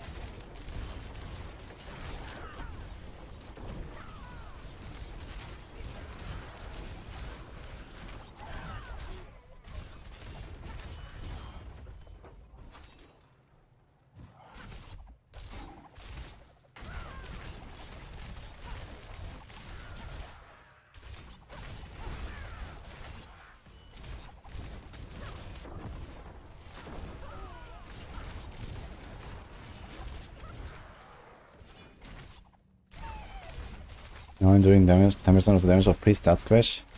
No, a lot of builds are actually stronger than pre-stat squish. Not weaker.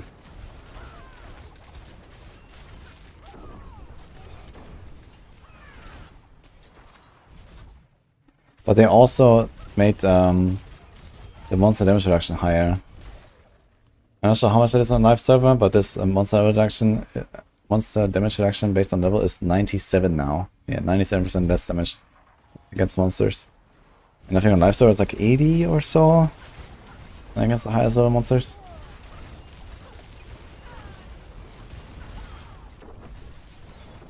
I didn't want to free to uses and added some more uses difficulties.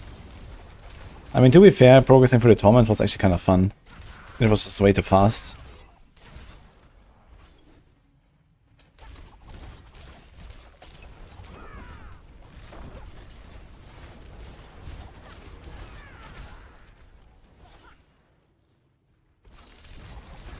Yeah, I'm not really so convinced of either version of Shadow Step, I gotta say. I mean, both of my builds were somewhat scuffed, but I mean, it's just an 80. Which, I mean, is okay. But if you expect that they'll actually, like, heavily nerf us or something, or do some other tweaking on the scaling, then this is a clearly weaker build than most other stuff. There's so much OP shit on Rogue. Will Victimize get nerfed? Maybe.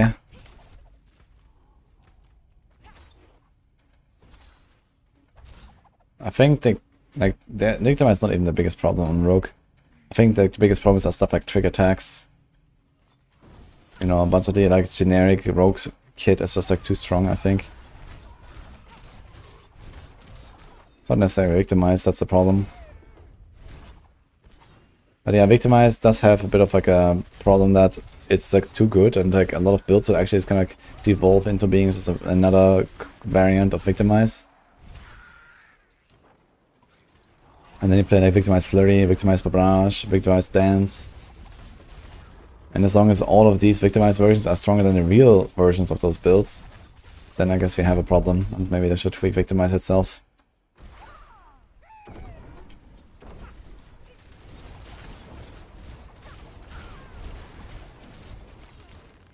As Pipman is fine, the problem is just that I don't have enough monsters.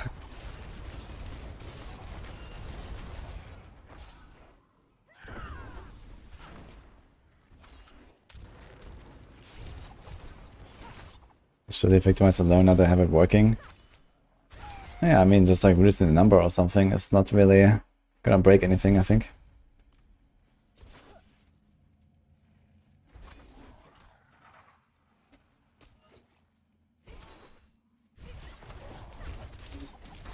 There's a minion.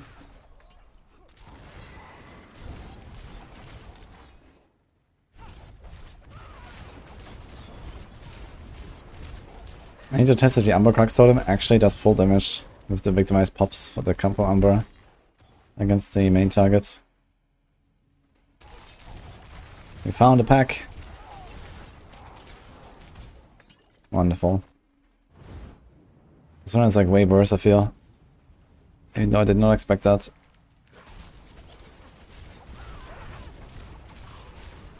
At least better stagger.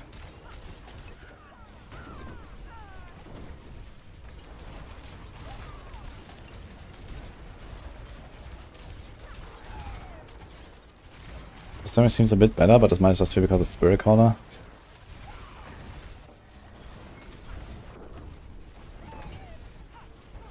Like the Victimize pops don't really seem larger than what I was doing earlier with just pure Shadow Step.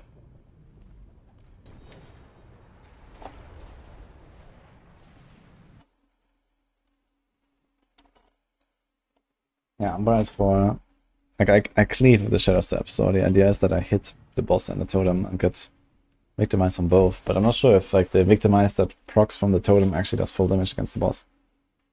I guess it should, but I'm not sure how it works.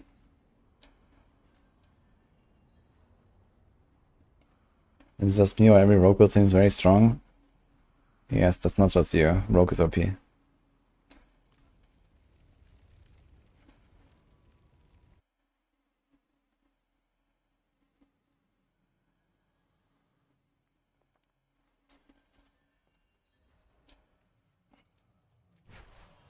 Get unlimited Shadow Step by getting your cooldown below 3 seconds.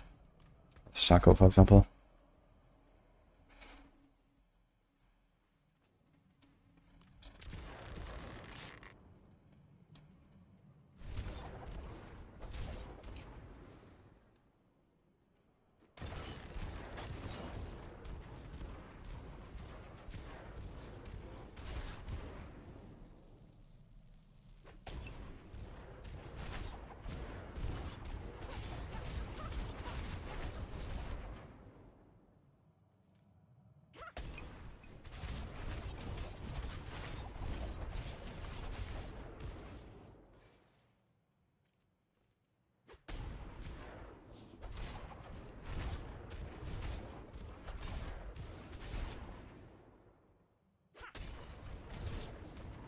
And 5 million, 6, 2.2, 2.5.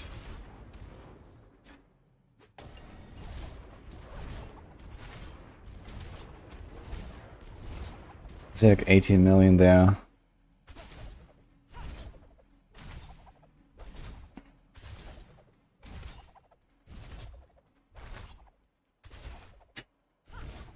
$2.3. 18, 10, 11, 12. No, it's like 2.5, 2.2, 3. 3. 2.7. Looks like it does do the full damage.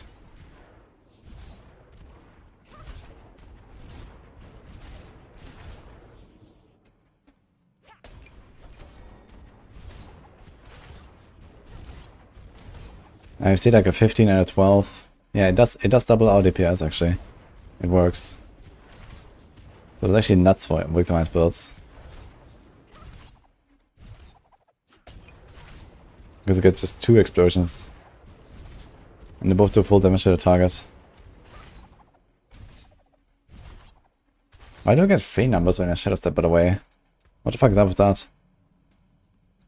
I should get 1 hit and 1 Victimize, no? Where's the 3rd number coming from? There's always 3 numbers. I'm not sure what the 3rd one is.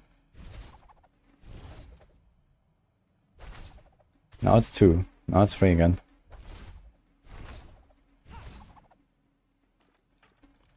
Oh, is it a... This might be the poison damage? Okay.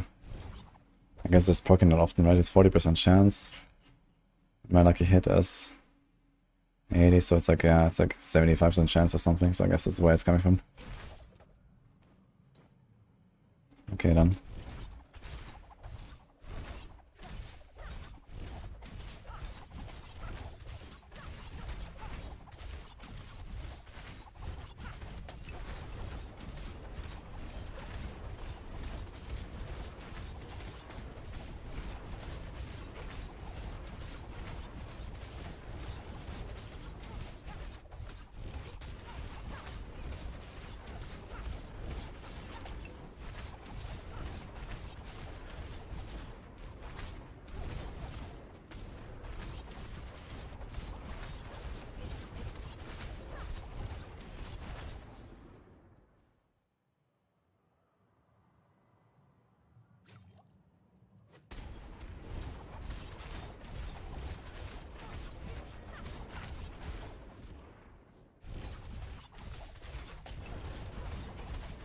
I can see clearly a lot more damage.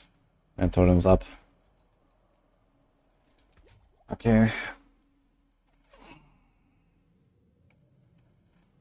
But yeah, realistically, I don't think this is the way. I mean, it's nice to kind of like just have, for example, one Shadow Step cleave, and then just like Shadow Step with a pack in there, and it just pops. But realistically, I think most of the damage you want to do with another skill, with Victimize. I'm not sure if I like this Shadow Step, it just doesn't feel like great on a boss and stuff like that, to just hold down the button. And it just seems kind of slow compared to what, for example, Flurry can do. Yeah, sure, if 190 lucky hits.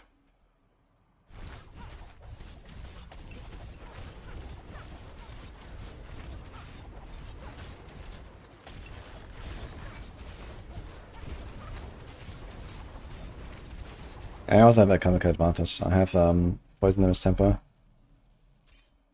and a chemical advantage.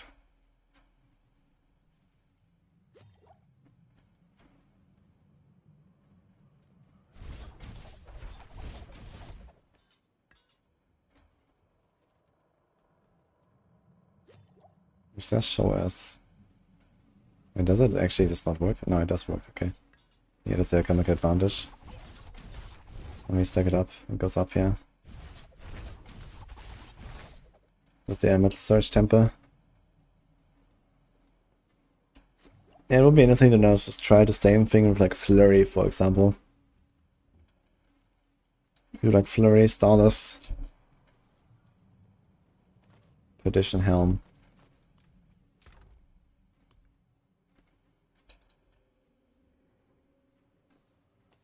Get like an attack speed Starless.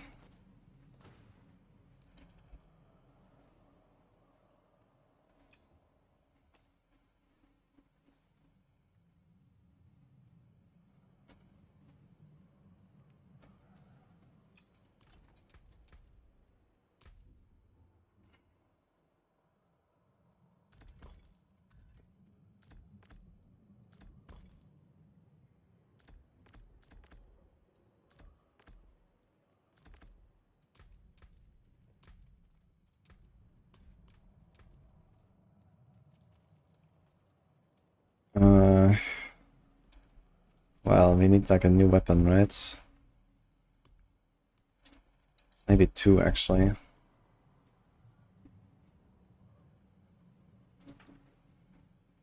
To get the flurry hits twice. Why not imbue it? Yeah, I mean, the thing is that Victimize builds are going to be generally physical. Because you need to have chip glyph in your build. And I mean, there is a way to proc chip glyph, which is like, especially Tear's Might. Tear's Might can proc chip glyph, secondary effect. And then you can have like a minimum investment chip glyph somewhere.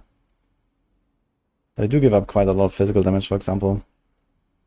But they need to have chip glyph because of the vulnerable bonus there for Victimize builds. So you have trouble stacking the secondary, and you have trouble, or you cannot use the primary effects at all.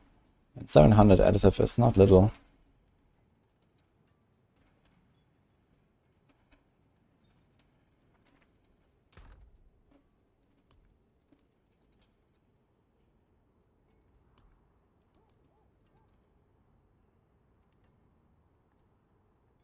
Strike. Second wind, shell. Let's try something like this. Be wary on the road.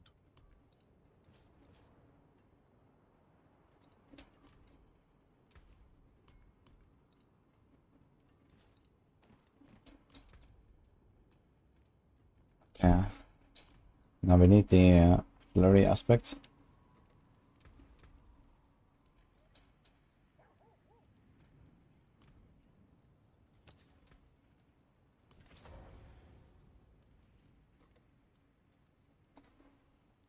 Calm, smiting, true sight.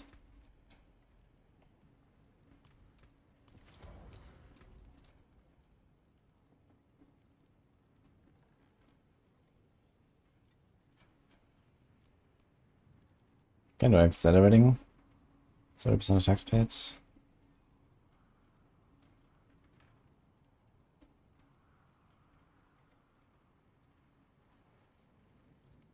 Can you concede it? If you attack fast enough. But I think this will be tough actually with Flurry. But maybe.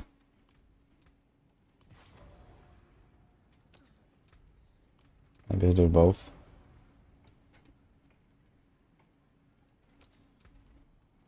Maybe do concede it on a two-handed. Accelerating here.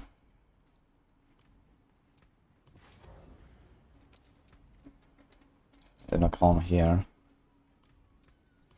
Fare thee well. I think I'm gonna put the 3 points there and do.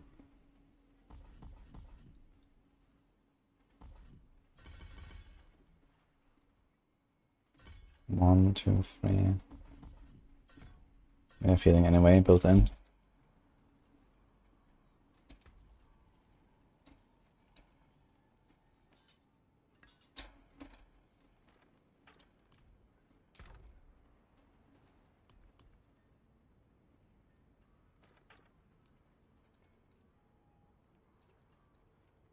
I get a dagger.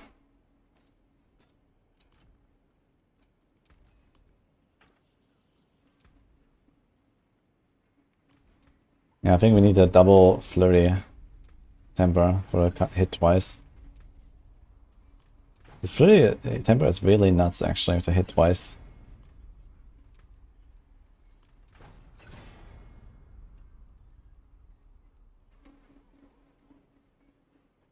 Go 90s in 6 minutes. With physical flurry and momentum.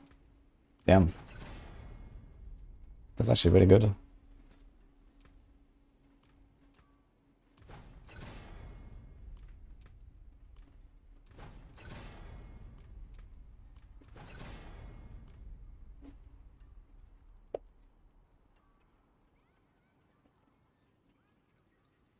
Come back if you need work.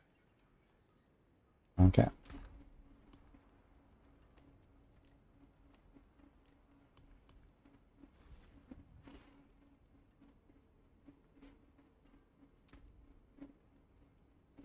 We still have 100% crit chance.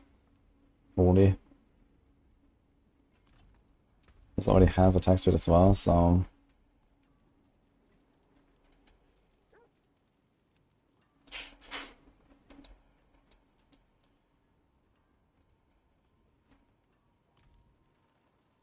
So 90 space so clear 100 in 2 minutes. Yeah, not very surprising, I gotta say. It's pretty cracked. With all the new tools. They also get like some pretty insane benefits from the runes, because every single frozen that explodes counts as casting a core skill for one of the runes that has this trigger. So you can just like, for example, insta trigger the Warcries or Petrifies.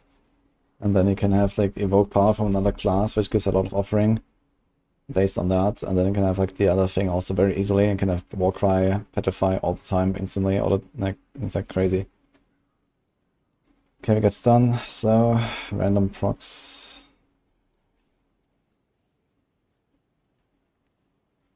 All right. Father bless.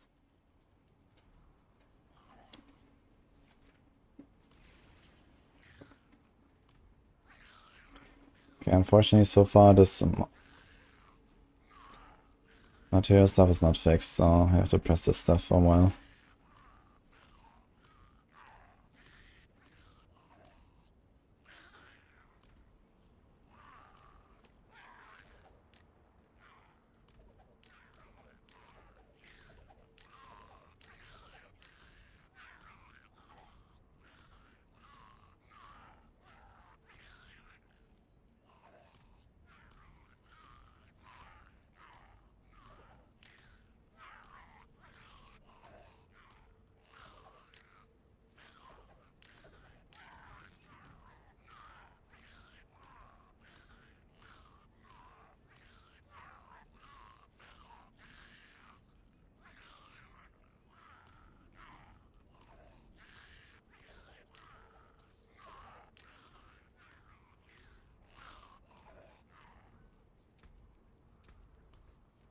$30k. Let's hope it's enough.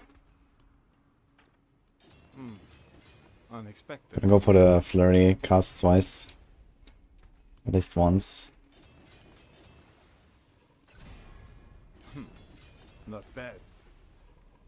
Top 3 rogue builds in terms of enjoyment. Oh boy. Dance. Death Trap. I'm definitely gonna play Death Trap Rogue, I think, in the season. Oh well, maybe in season 7. But it's pretty cool. Okay, 30% hit-wise. Okay, I'm missing actually like 12% or so on the hit-wise. Which is a bit sad, but okay.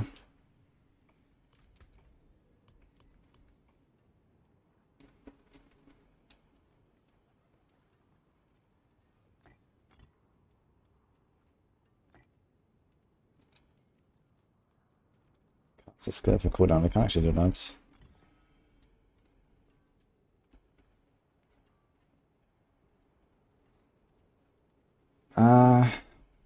Do you have like another good trigger?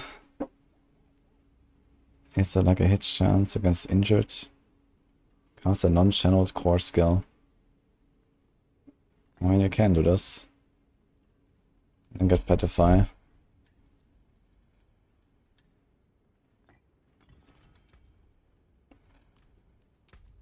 Farewell, and good fortune.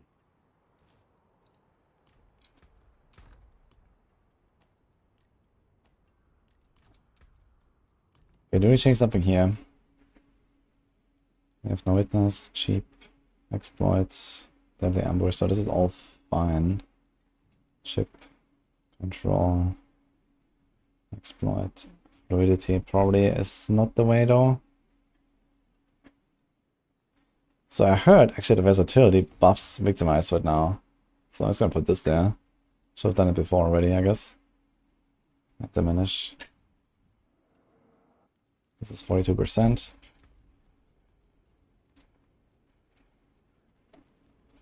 Okay, very similar setup. Let's see what happens.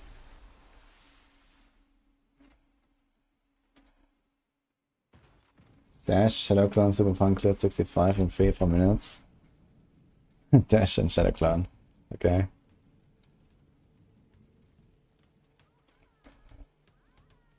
I'm missing a lot of armor here.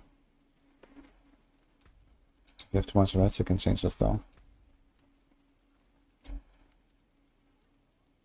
Oh, we're quite overcut on rest. Here you are.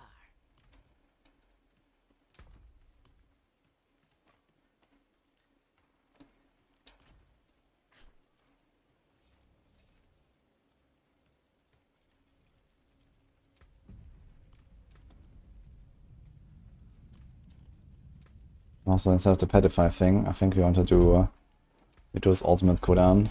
If you do this stuff here. Shine on, my friend.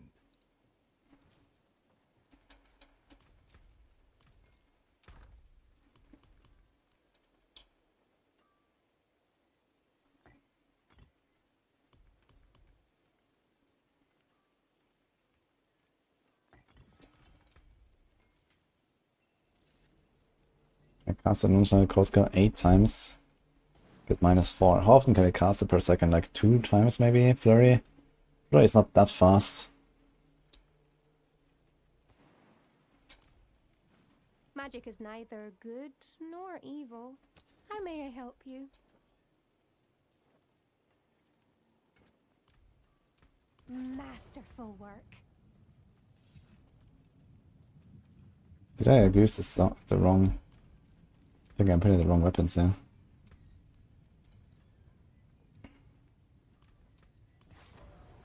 Bright aura. Brighter soul.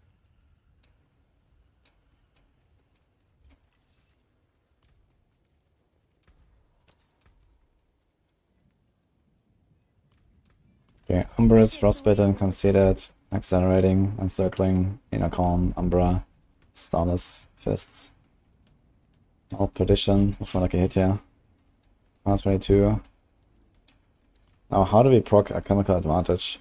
I don't actually have any poison.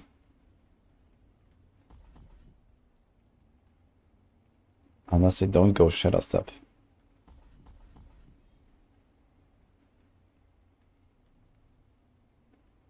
I guess we don't need Shadow Step, we have Flurry, it's okay.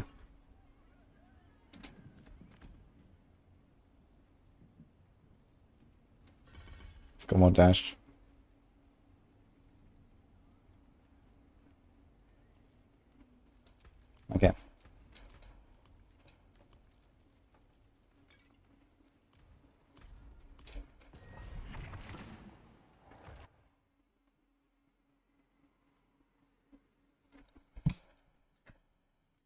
Yeah, I have a bit less armor now because I don't have Shaco equipped.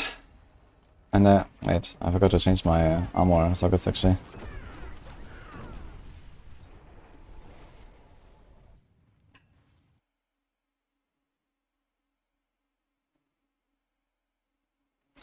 How did I get the gear? I leveled the rogue to like 15 and used that gear. And then I started on one.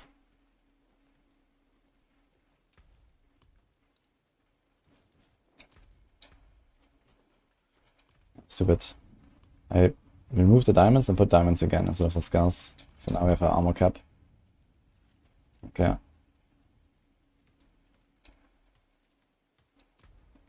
That looks very low. Hello, Holon. Can block poison with smoke grenades. Yeah, true, if I really have to. But it's a pretty long cooldown already.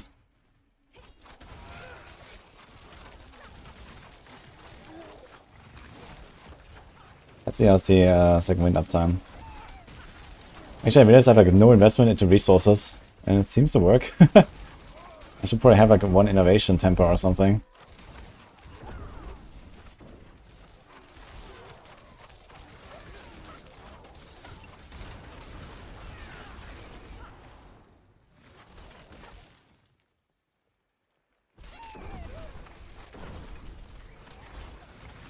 Yeah, this feels pretty nice. Fluid.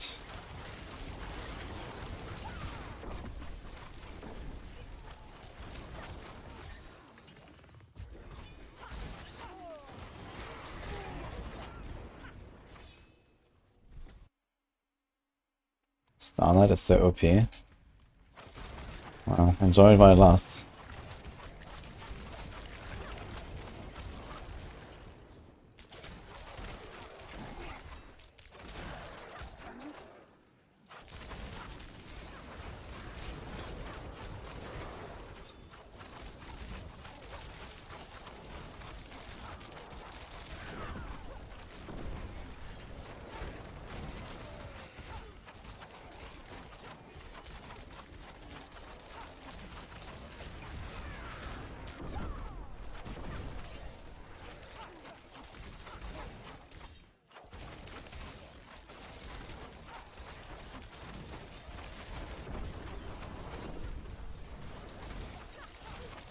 Ah, the ultimate cooldown reduction actually seems to work just fine. I actually get our ultimate back in time. That's really nice, man. I like this rune with the ultimate cooldown reduction.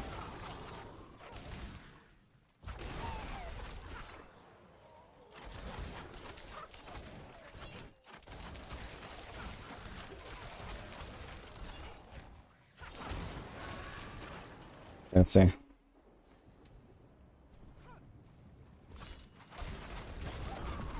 I think I have extra damage from Perdition Helm there.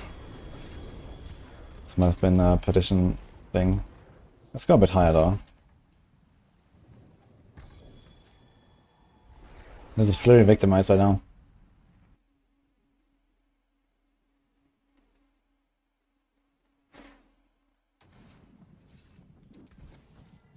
Okay, interestingly, I didn't have any resource issues. I don't even have spectated innovation at all, I just realized. We only have 2 innovation ranks on my 631 Umber Crocs. Okay, I can actually reset this thing. I forge more than horseshoes and And let's get one more rank on innovation there. There's a good one. There we go. Is there any other like random points you can take out? I mean, you could take out these 3 points there. Next we will definitely make sure we would never run out. But we probably don't need it. It seems like we're fine. Maybe I just don't put any points. We kind of want at least 1 point to get to a second wind, I suppose. We would like to have that, right, for the bigger barrier.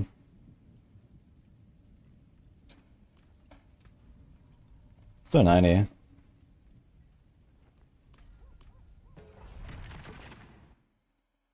Is this gonna be S tier? Probably not. S tier is a pretty high bar to hit. There's a lot of Spiritborn stuff that's pretty OP. And then there's also lots of pretty OP builds on, you know, all the classes. This is not one of them.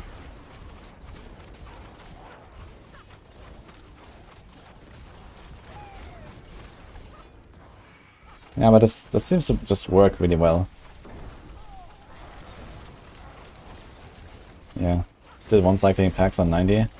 It's pretty good.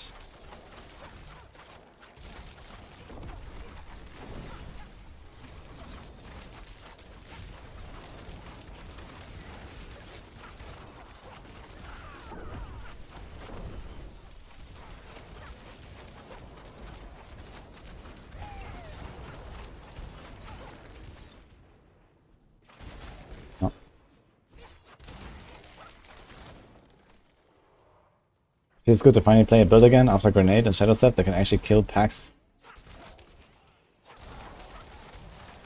It's a bit of an issue.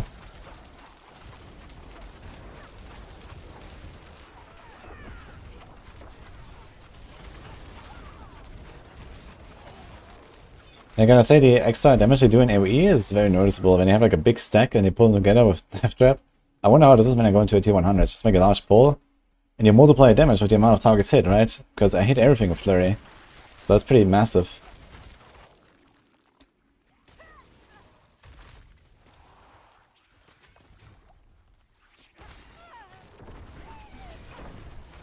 Like this, for example. Even like this big elite here, boom. I decimated it in like 2 seconds. And honestly, you can probably do almost the same on 100. As long as you have a big pull like this.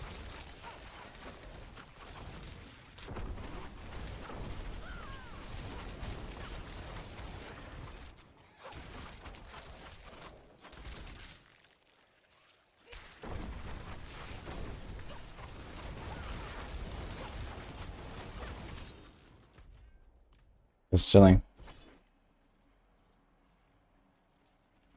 Is Heartseeker viable with Victimize coming back? I mean, Heartseeker is viable without Victimize. I mean, you can also play a Victimize Heartseeker, because it has high lucky hit. Anything that has like decent lucky hit, you can play a Victimize, basically. But Heartseeker is definitely not going to be the best version of Victimize. And Victimize is not the best version of Heartseeker.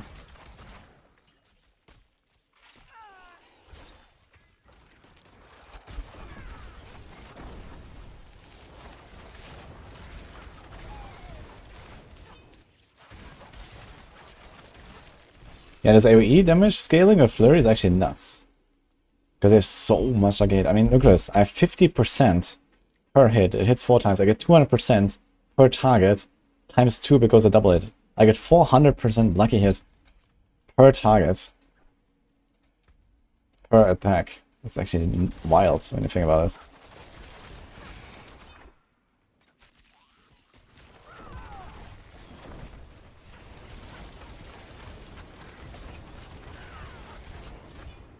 We have at least 2 targets, so even on a boss I get a 800% lucky hit per click.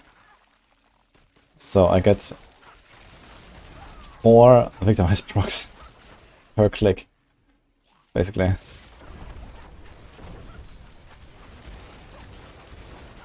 Per target. No, just on 2 targets. Okay. And there's like the totem and the boss.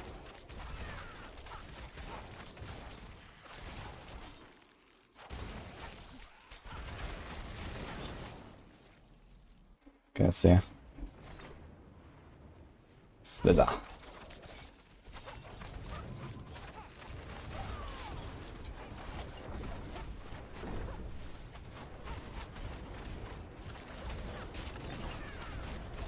Ah, not terrible.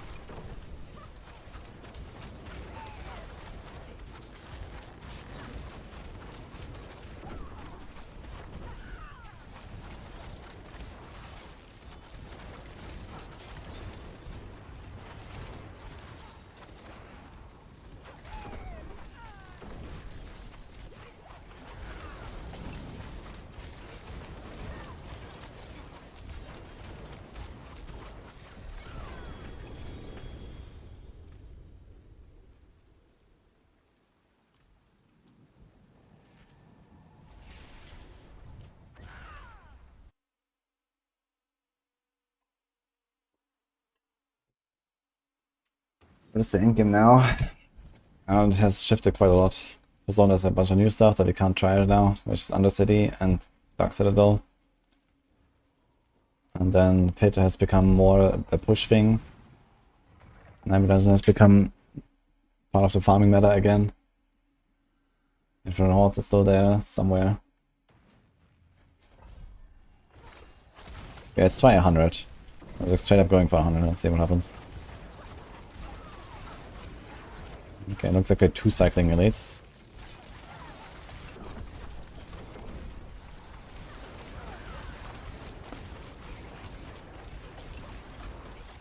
I wonder if we should go for Petrify instead of the ultimate cooldown reduction thing.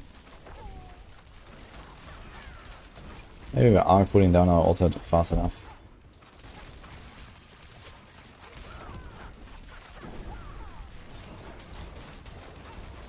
Okay, 1 cycle to pack. There was not even like many small monsters here. Very nice.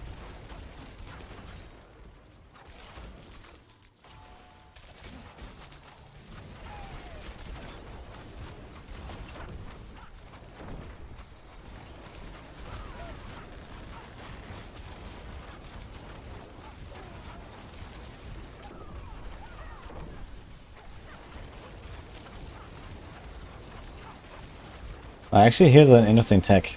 We can run Penitent Greaves and Frostbitten together, I just realized. If you go with the Dark Shroud thing. What the? Usually I always go for one of them, but now I can go for both if you want. Dude, we're actually cruising for this here. I guess the boss fight will take a while though. Because you're not doing much outside of stagger. That's my neck. Terrible.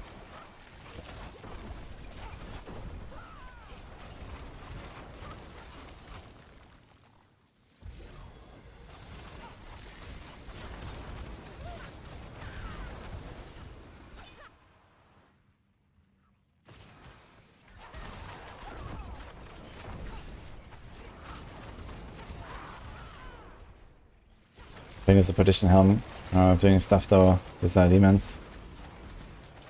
So it turns out the Perdition Helm is multiplicative damage against angels and demons. It should just be additive. So like some of these packs here were dying too fast.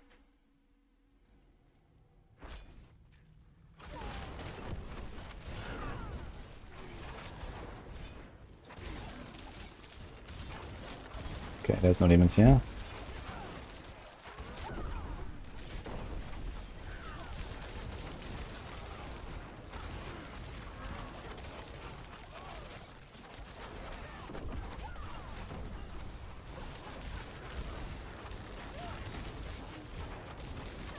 Doing a 100 push without card observation tempo, man. Suicide.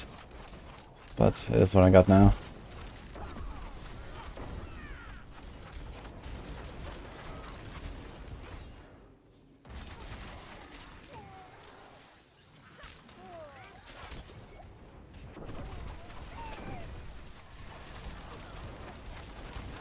As weird as I should probably do like a 1 blurry size tempo or so.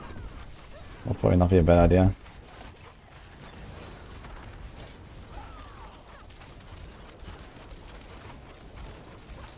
Yeah, that single target definitely does go down a lot, man. Look at this here, look how long it takes to kill this guy now. Compared to before when I had like a big pack with it.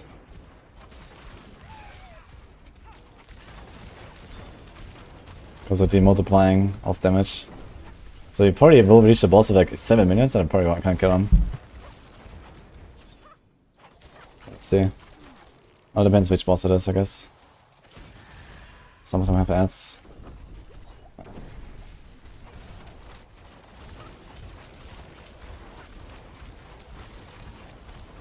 But for Infernal Hordes or something, this build will be absolutely broken, man. Because they always have 3 bosses.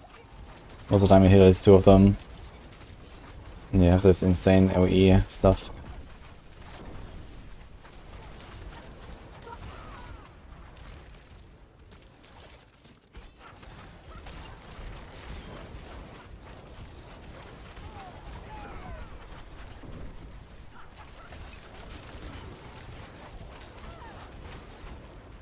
You know, change how the new Shroud Living chest box of rune in 1 to 2 seconds.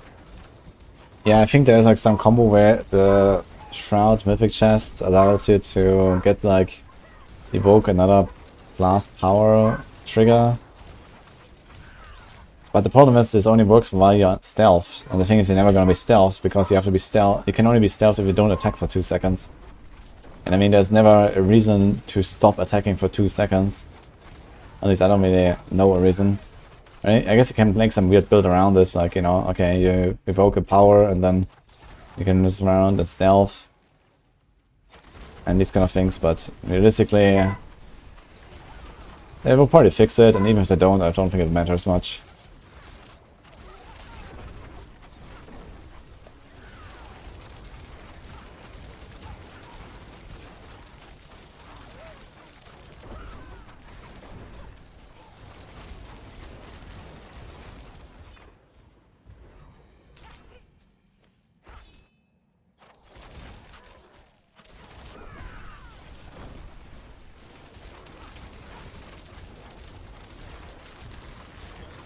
How do you manage the energy? It pretty much manages itself. You get like a few ranks from innovation on the weapon. That's it. The rest is just like the high lucky hit and the double cast for flurry.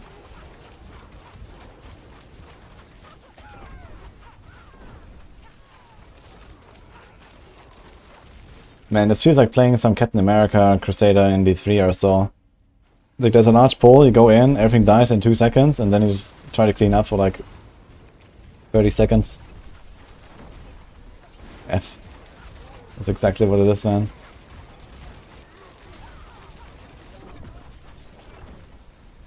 Or like Spirit Barrage or something has like the same problems. You have like no single target damage. You're not, like, we have like 8 minutes for the boss, you will not kill him, I think.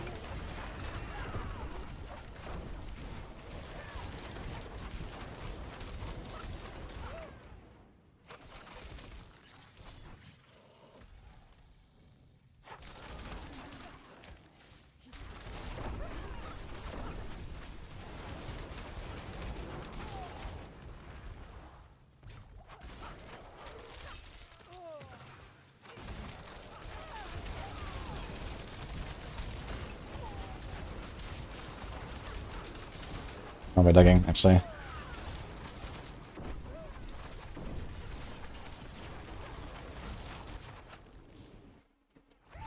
Okay, 7.5. And it's the wolf. We just have ads.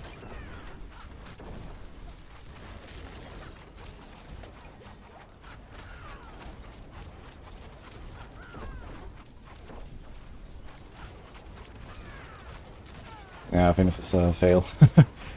Okay, we don't really have frigid finesse ranks and stuff. So maybe we can actually deal enough damage to him.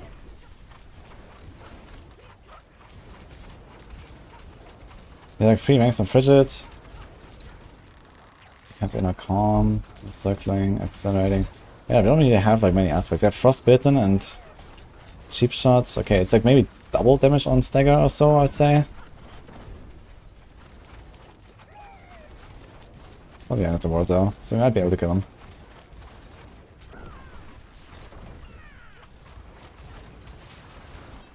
But the missing count observation temper is definitely annoying now.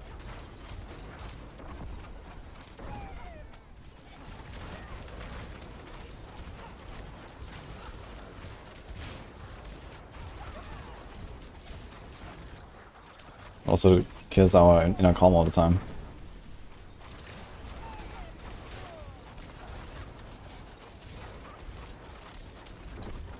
We have 8k life. It's a bit low for getting 3 stacks and tanking everything.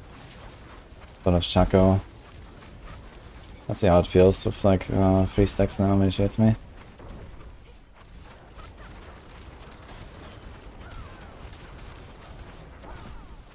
Okay.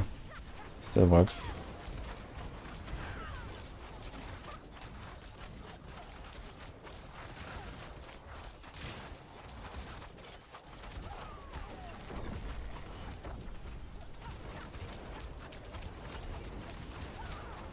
Now we're 2 minutes in.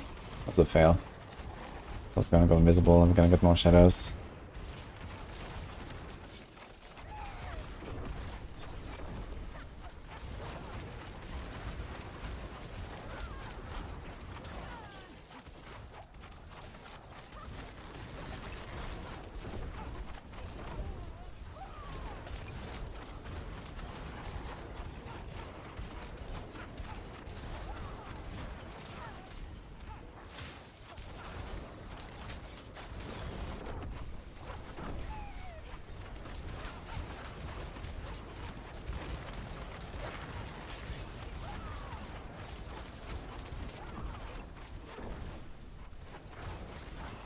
Grounded? Actually, that's quite some damage here, this guy.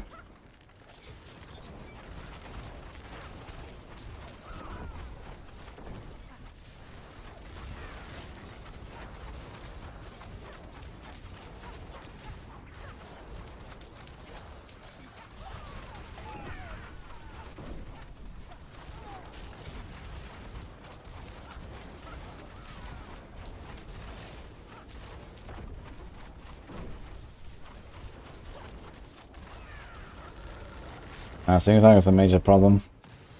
I just don't have enough to kill a boss.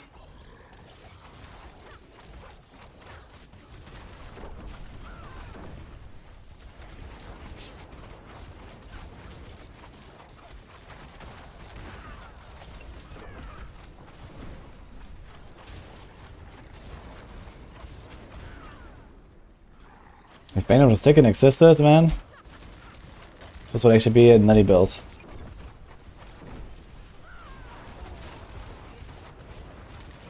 Hey, Celebite. Best of Hatred fully plays Season 5. Season 5 is live right now, you can play it without Best of Hatred. For Season 6, yes.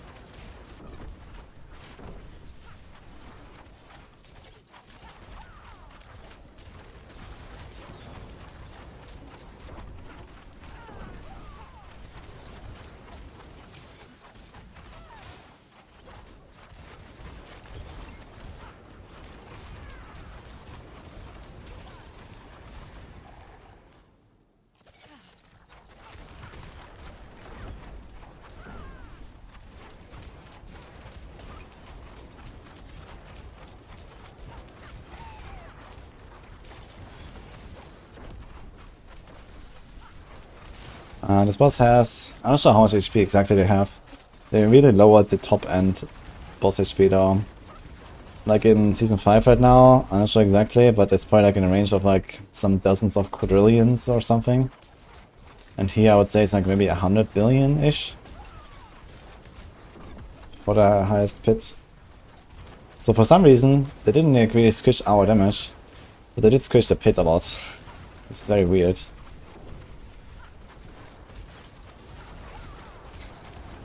Not sure what they were thinking there exactly.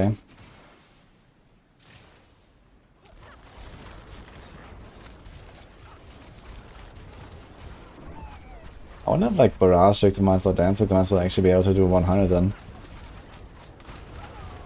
I don't think they should be that much better than this on single target. I mean, okay, even if they're better by a factor of 2 or so, then they would have killed the boss by now, so I guess there's that. So, probably doable. As long as they can get here. With like 5 minutes left, they would kill the boss.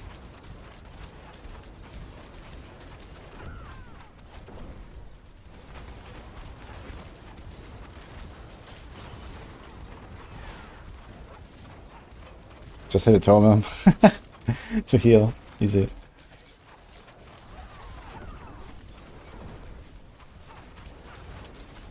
$500 times 5 billion.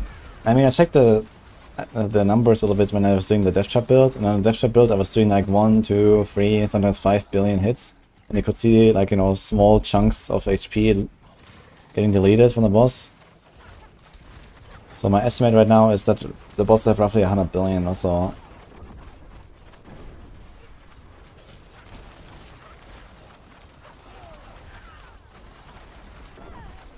This actually doesn't really do that much damage, huh?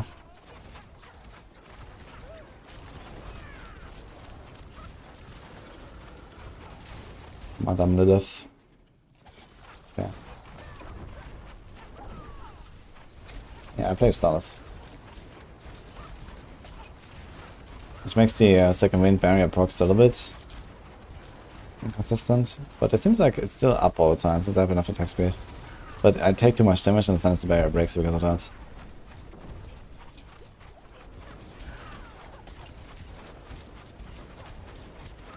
Yeah, so it was 7.5 minutes to around 45%. And this is with all the first staggers included, so I guess it would be like another 10 minutes to kill the boss from here. Okay. But damage is definitely nutty in AoE.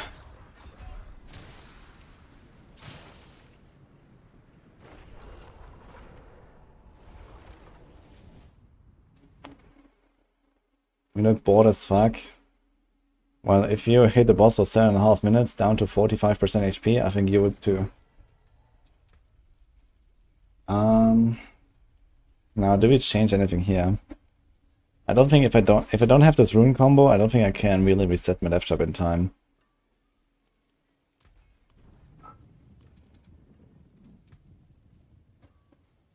This is fine. Okay, we can maybe estimate how scuffed is my build. So first of all, we're lacking Fist of Fate, so that's actually good. So there's step 1.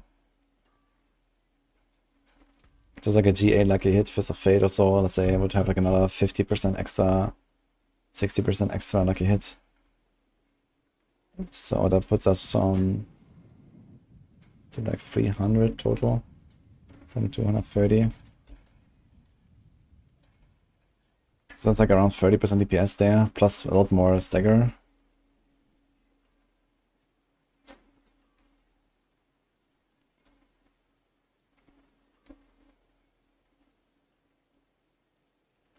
And then we could have the chance to make vulnerable here. And have like an actual good passive here. Like Malice or Frigid or something like that. So that could also be like another 20% plus upgrade. We're also missing around 12% chance of 30 hit twice. So that would be, let's say, 6%. Let's say 10% times 2 from the neck.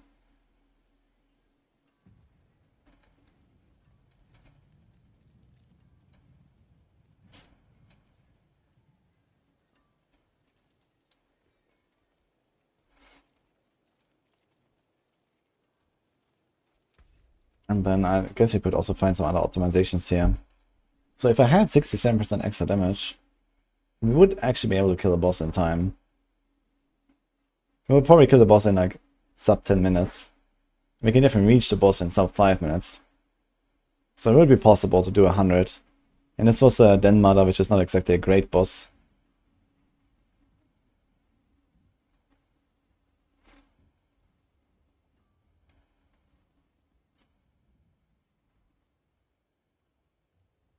Some other cool glyphs you could go for.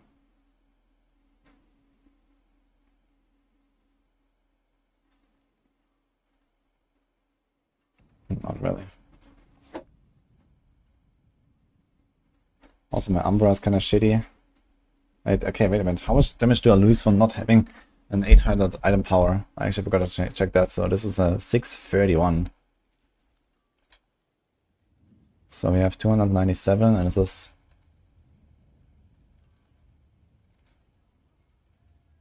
I guess divided by 594. So I'm missing also 19% damage on that. Yeah, so if I add this in, not even the stats that I would get from the Umbra and the Masterworks I can get and all that. I guess I can just add like another, let's say 5% from that. Yeah, it would be somewhere in the range of times 2 times 2.2 damage. And at that point I would probably kill the boss in like a good boss, I would probably kill in like 5 minutes on 100.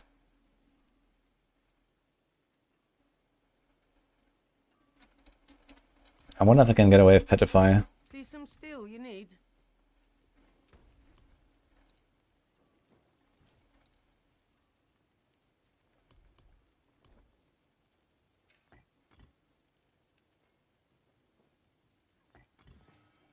Castle damage cost kill 20 times. Let's say I cast it like 2.5 times per second. So that's every 8 seconds I get a Petrify. Every 6 seconds I get a War Cry. Okay, we can try this.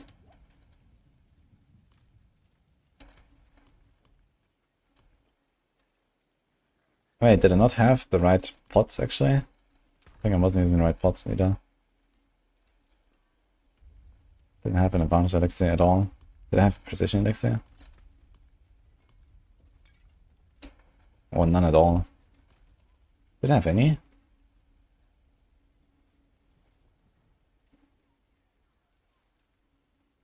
Yeah, I think this was precision elixir actually. I had the wrong elixir.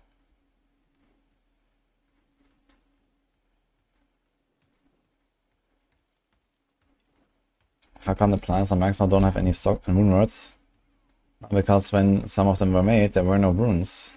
But now there are. And some of the plants do have them.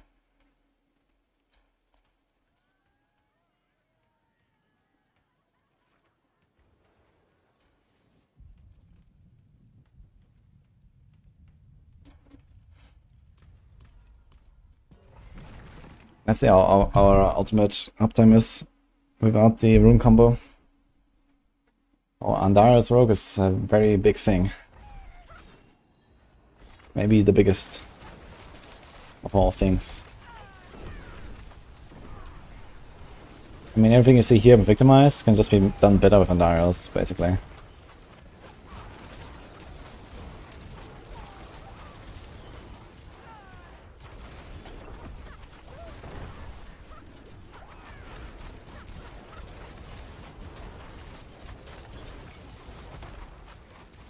Single target him down.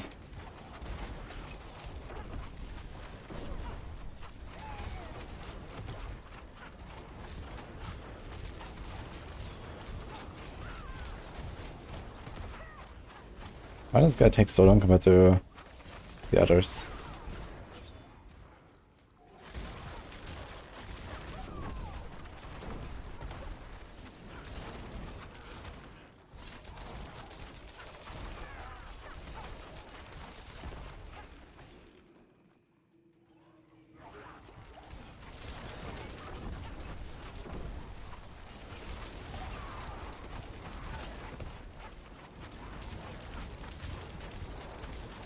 Where's the no witness buff?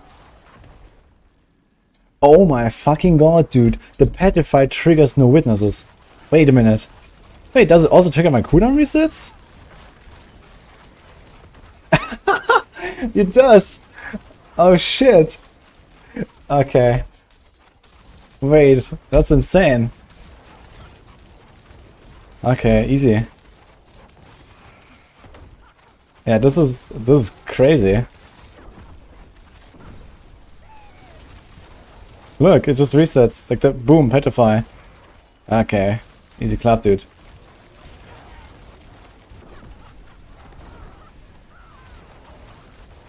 I didn't even need my death trap on the bar. Or cooldown reduction. That was actually nuts. Like, I was just checking, like, okay, where's my no witness buff? And I was wondering, like, why is this thing still there here? Yeah, it works, man. It counts as casting the ultimate. Look, I can just stand here. I can literally just like do it AFK. I don't need to attack. Dude, that's insane.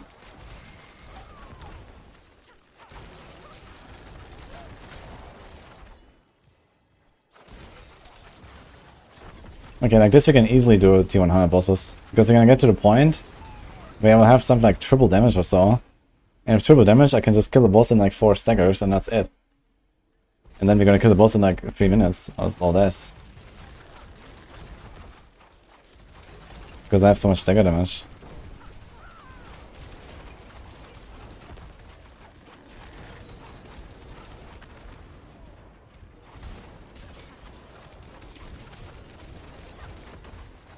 I don't have poison damage on weapon, I have some poison trap instead. We have to go for a double flurry temper. Can't go to poison damage.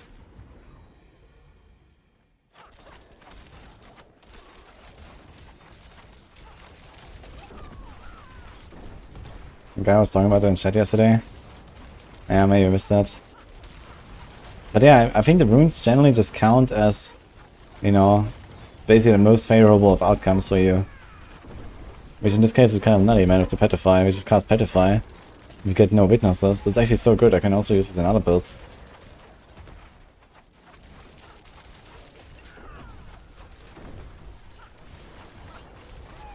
Because it's like such an easy activator.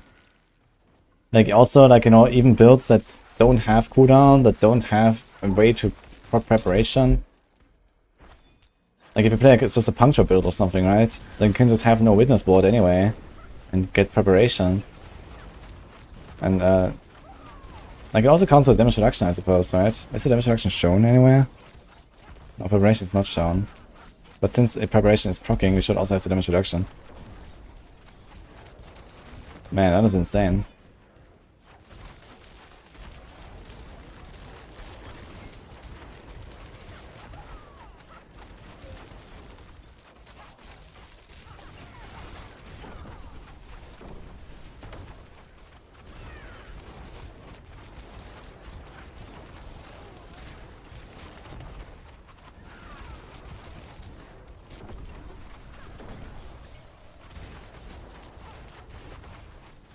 Playing the build all wrong.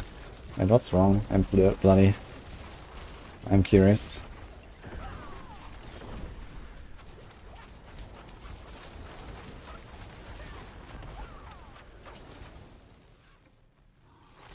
I guess good news, guys. You can play the build all wrong and still clear 100.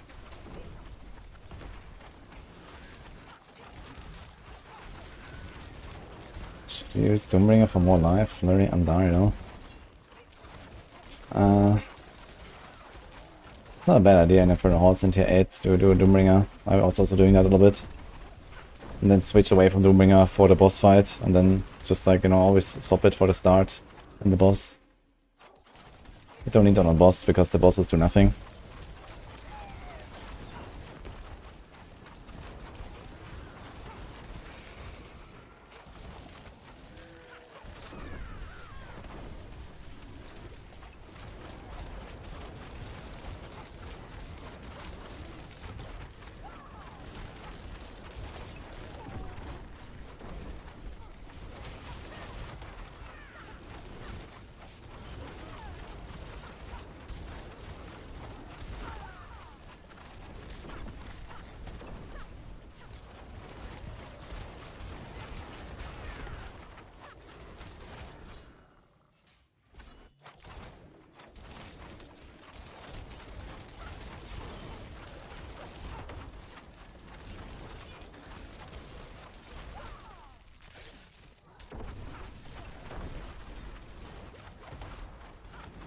Some minions up there, they're kind of just chilling.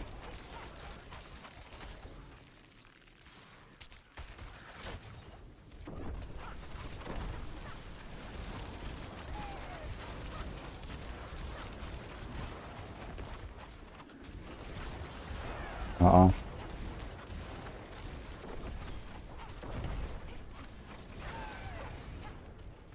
Uh-oh.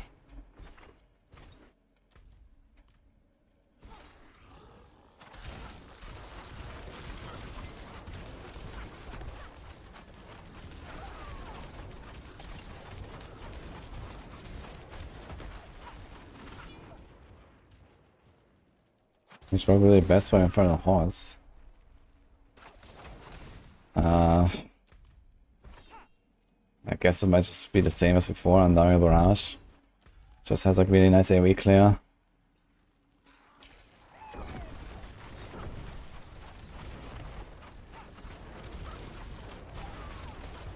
I mean also like there's like Rain of Arrows now, Death Trap.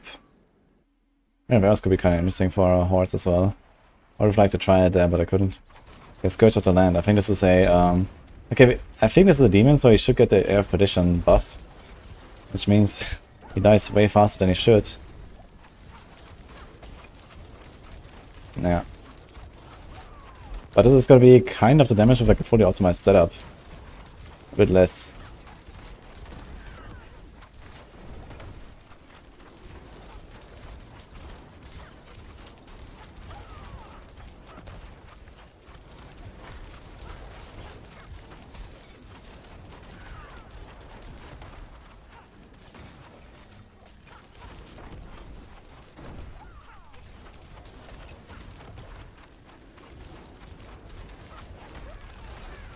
Yeah, one more stagger, and that's it. Exactly what I said earlier, like around 4 staggers, you're probably gonna kill the boss.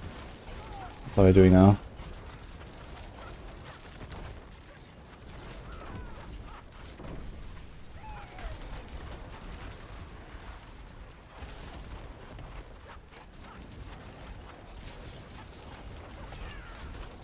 Yo, Wonder Puppy, hey, thanks, alright.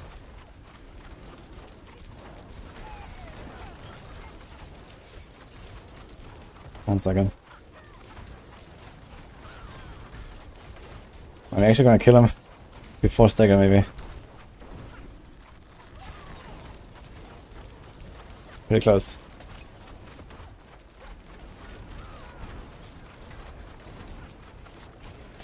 Yeah.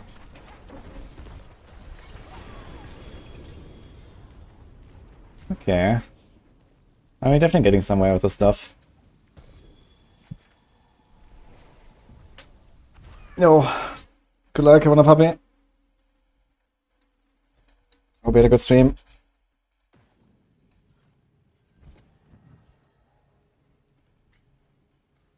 Okay, so for this, you have to know that the Perdition Helm right now gives multiplicative damage against demons, and this guy is a demon. So we did triple damage to this guy that we shouldn't do. But I calculated earlier that I'm missing roughly times 2.2 or so from like optimizing my setup. So we are relatively close to what we just saw with a bug fix. As long as I have better gear and setup and optimizations. So I would have expected around a 3-minute kill, which is basically that stagger that I did at the end. He just died in the first second. I just needed like that stagger to like fully last, and then I probably would have killed the boss anyway. Or close to that. So yeah, it's actually looking very good. This Petrify tech is insane. This is so good. And you don't even need like trap cooldown or anything like that. On the other hand, I mean, there's no harm in just putting trap cooldown. There's not really much else to take here on the resource stuff. Just can cast more death traps, which helps you to like, you know, pull everything in and blast. I have a G8 crit fist to test with. That doesn't necessarily help me if the affix sucks, or if the lucky hit sucks, or if the crowd control sucks.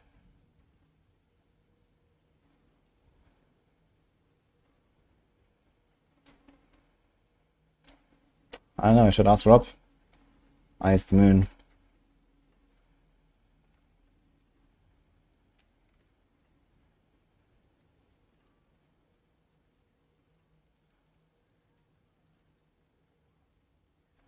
When I was get nerfed not for damage, but because so many numbers causing lags.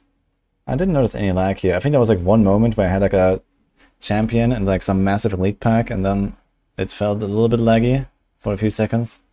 But I mean, generally the game can handle the stuff really well, actually.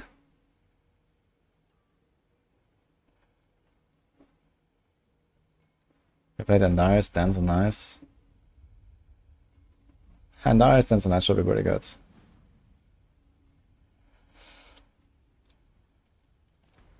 Let's do like a Night Dimension, just to like see it.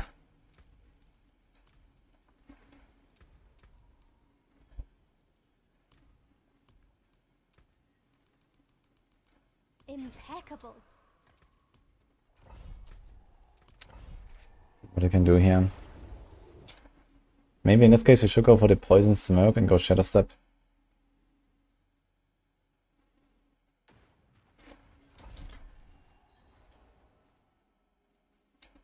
It's weird I didn't mention Heartseeker build. Heartseeker is okay. I think Heartseeker will also clear 100.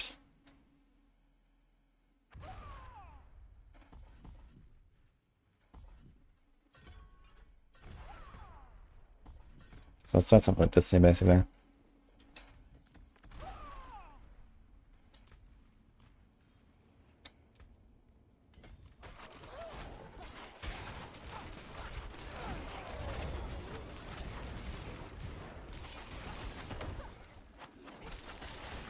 Okay, stuff just explodes, man. I don't even see these monsters. Like, what the hell?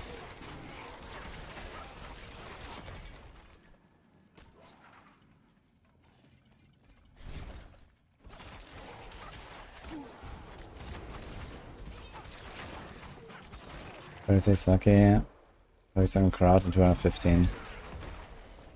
Nah, it's fine. I'll just test with this Fist of Fate now, thank you. Because this has kind of okay stats and a good effect, so for builds where the effect matters, that's fine.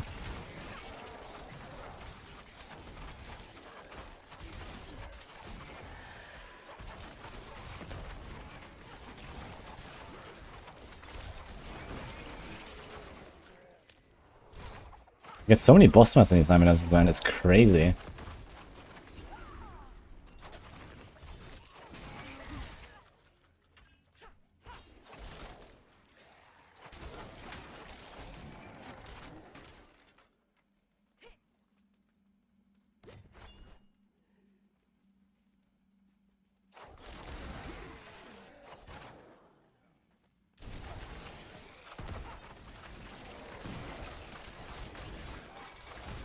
Look here. I had like 4 elites or something already that dropped like, you know, 2, 3, 4 boss mats. Look at this. It's like way faster than I can get from even from just like farming outdoors. Like 4 blood, 2 steel, 2 hearts, like 6 fear, what the fuck? Why is it so much? Like I can't even do whispers. Or anything like that. I just get the stuff here.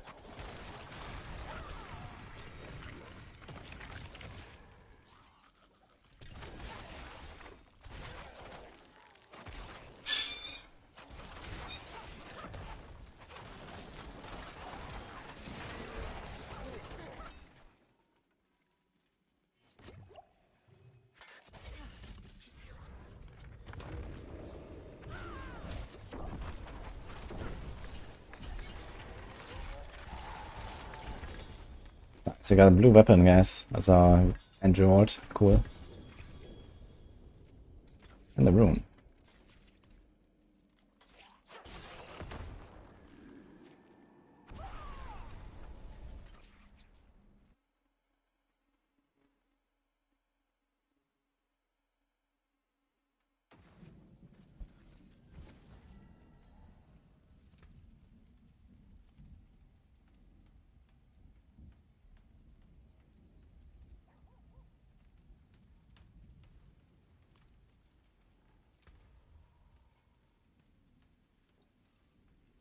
Like an 85.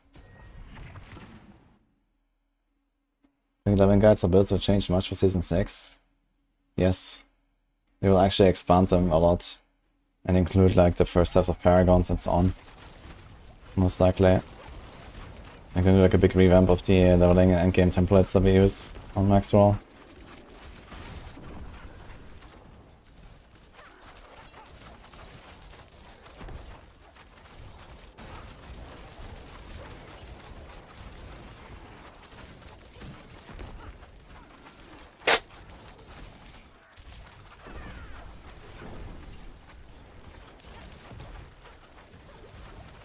Uh, 85 might be a bit too high for like a normal farming run here.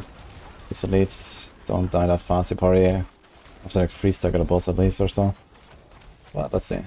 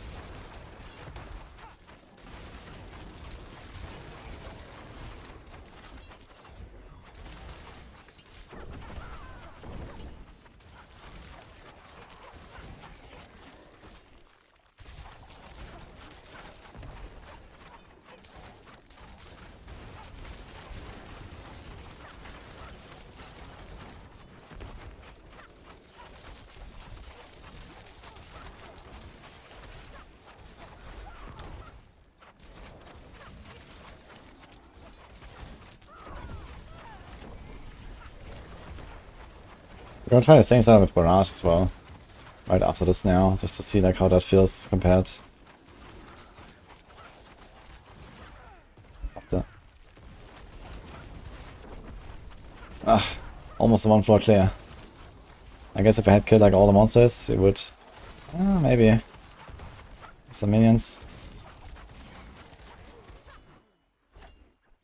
Oh no. There's one more minion. Woohoo.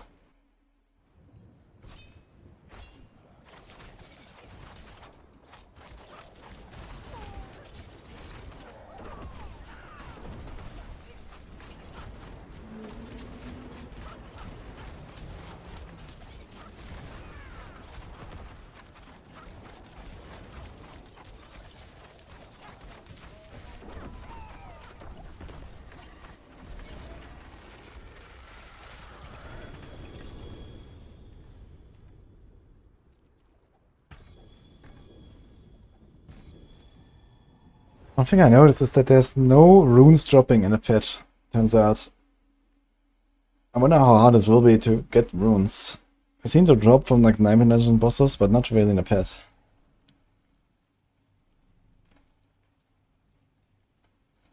I think runes appear renowned and fast as enough combination to make them enjoyable. I think there's a lot of kind of interesting combos. And I mean, you have to see that right now on the PTR, everyone just has everything, right? It's like the same as on Season 4 PTR. Everyone started blasting, or like on Season 5 PTR, I don't know. Like everyone just started blasting, had like perfect gear, all the stuff easily, and so on. Master worked up their shit. And then, you know, the season comes out and it just takes, you know, hours and hours and dozens of hours to even get to the point where people were just doing on the PTR and everyone thought, oh, this is like super easy, and no one really paid attention to like how hard it actually is to get this stuff. I think it's okay if like these legendary runes are like really rare, for example, and Petrify exists the way it does. I think that's okay. If it actually takes like, let's say 20 hours or 50 hours or something to find one of them, then I think this is totally fine. Same with the Warcry, right? They're both legendary runes. So yeah, if many builds run them in the end, sure, but I mean there might be other runes that you have to use on the way there.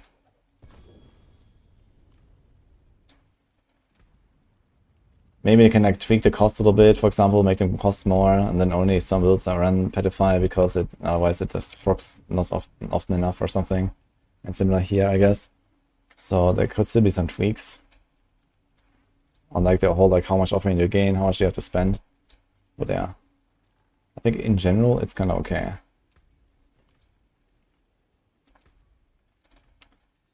I'm gonna try to change this to Barrage from Flurry.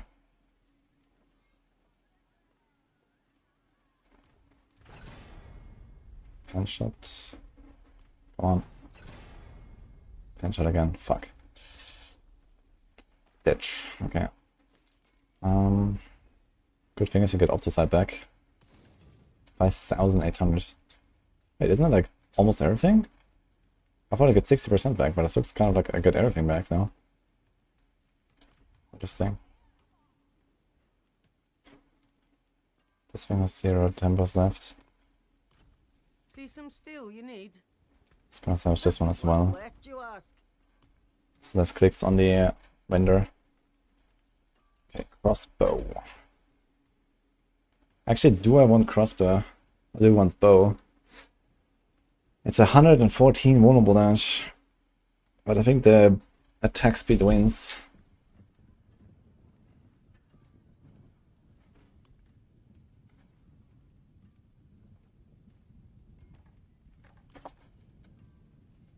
It's a lot of vulnerable damage to give up though. Switch to hardcore yet. I'm not doing hardcore testing here. I mean, I have like items and stuff there, but I don't really see the point. I still have to go and like, you know, get boost stuff like runes and whatever.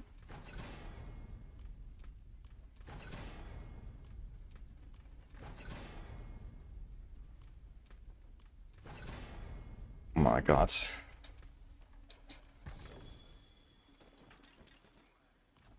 I forge more than horseshoes. What's still got some good in it? Use it well.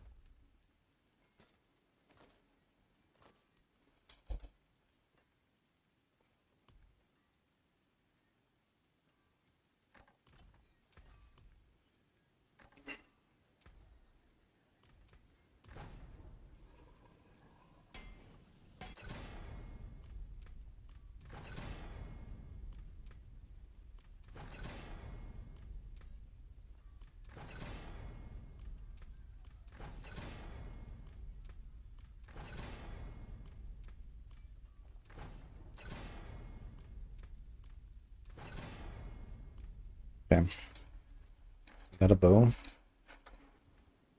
And we need a dagger or sword.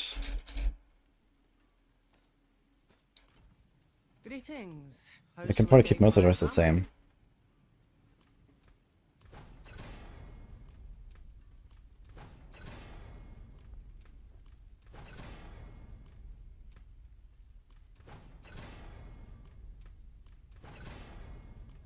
Okay.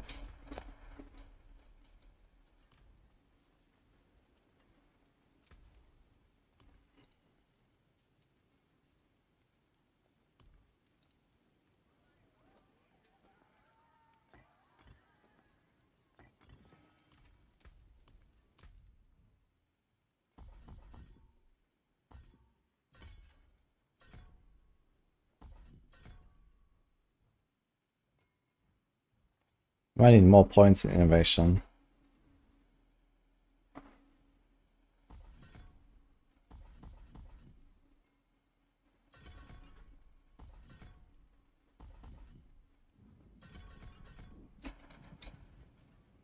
Maybe I'm gonna go for the smoke poison then.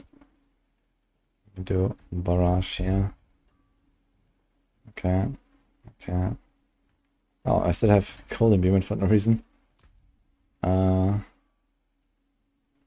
Well.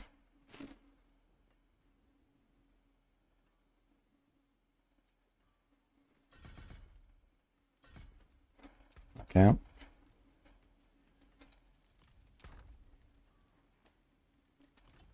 See some steel you need? Huh, more there than I thought. Gonna go for some barrage casts twice here. There we go.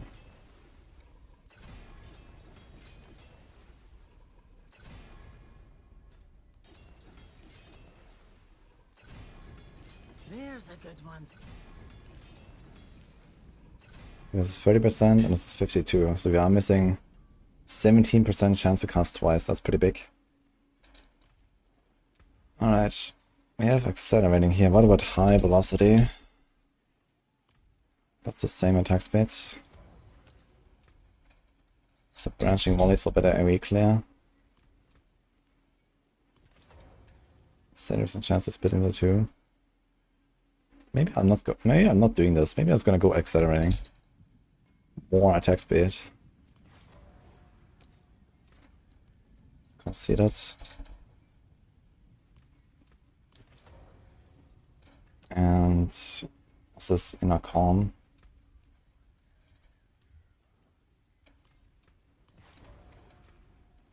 Otherwise, can do this kind of similar stuff. You have 100% crit, way too much. Okay. Okay. Okay. Chip, control, exploit, diminish, versatility. I'll do retribution actually.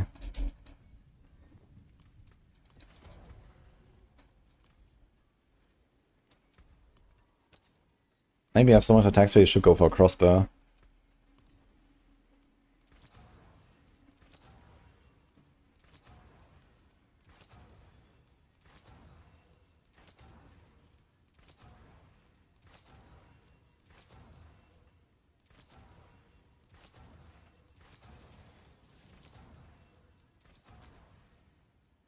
Min one.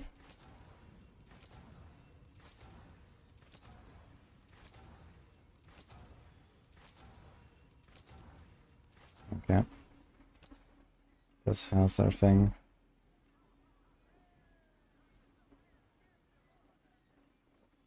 Okay, we're gonna keep the rest as it is. Bright aura. Brighter soul.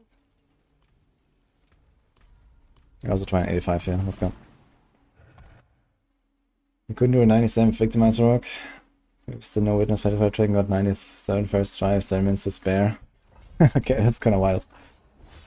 Yeah, I mean, if you don't have good uptime or good cooldown on your ultimate, then yeah.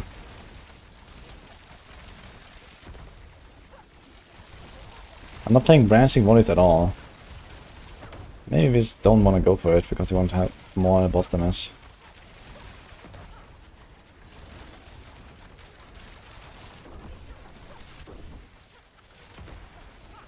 It does seem fine. I wonder how the single target will feel. Actually, as far as I have a problem, I can't cast my smoke grenade often enough because my Umbra Crux is shitty, right? It's a 6.3 seconds Umbra. So it's okay for one stagger phase.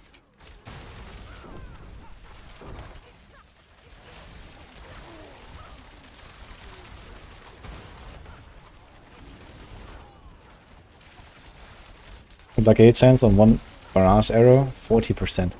That's wild. So I get on single target 400%, that's 2 Victimize procs. To get off the totem, that's the same as Flurry actually. This might just be the better version of Flurry, to be honest still. It also spends more resources, so it's easier to trigger a second wind and preparation.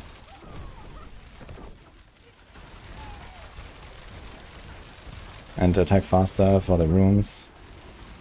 Attack speed has a lot of value these days, actually. The runes.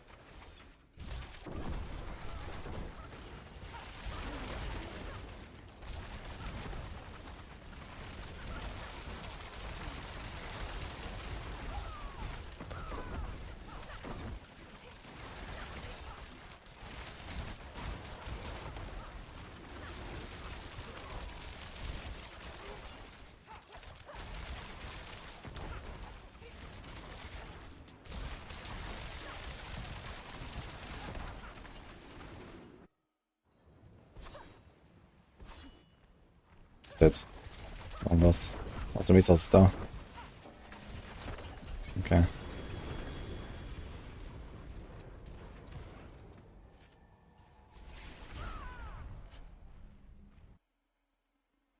think they're gonna buff the pit a bit. I mean, step 1 is like nerfing the players quite a lot, I think. And then they can still think about buffing pit. Okay, let's just open a hunter and see what happens. In that case, we're gonna go back to Poison Trap though.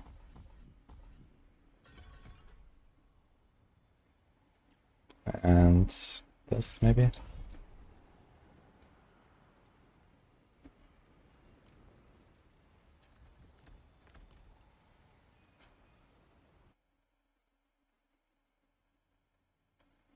Highest item power is 800 now.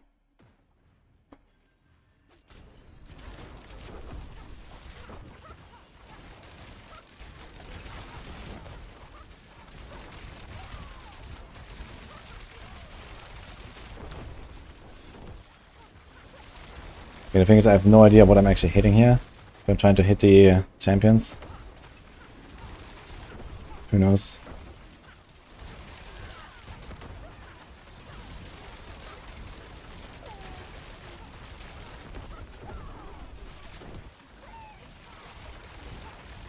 I think at this point I really have to disable the fucking numbers, man. I don't see anything.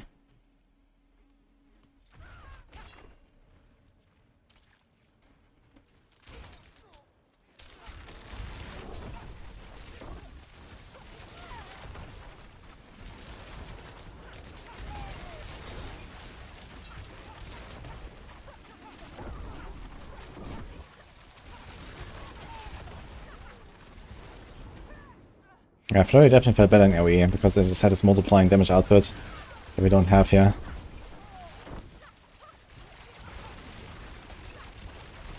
Seems like we're still gonna hit the boss in like similar time though, because they clean up faster.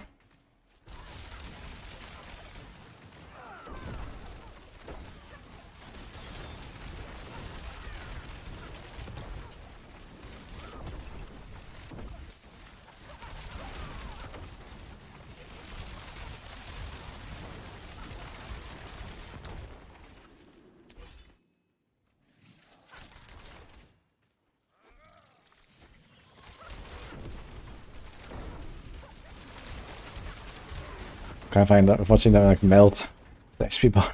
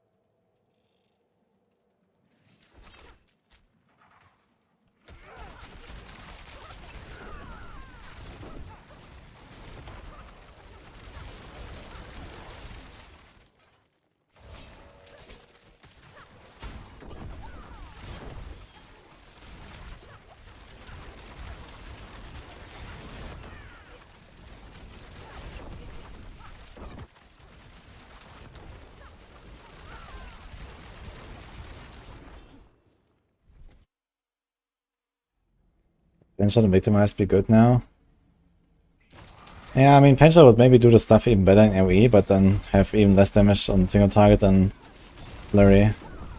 So basically it goes from, like, you know, single target viability, barrage, to Flurry, to Penshot.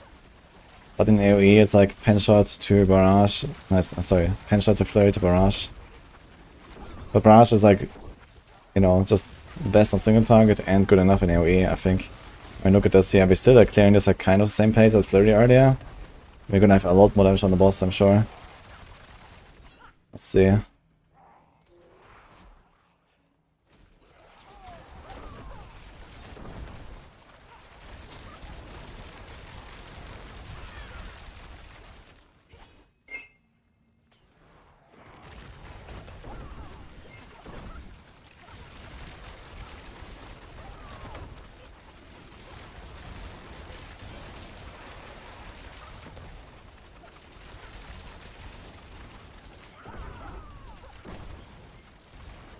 One second.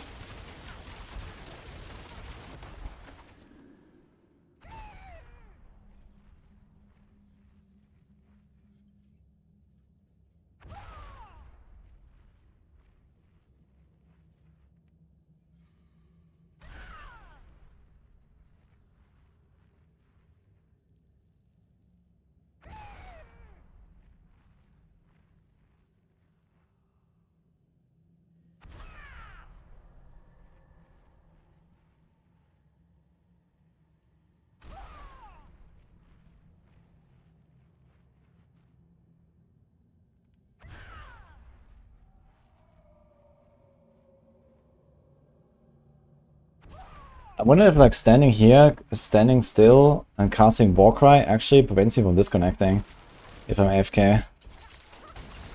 Would be interesting to try.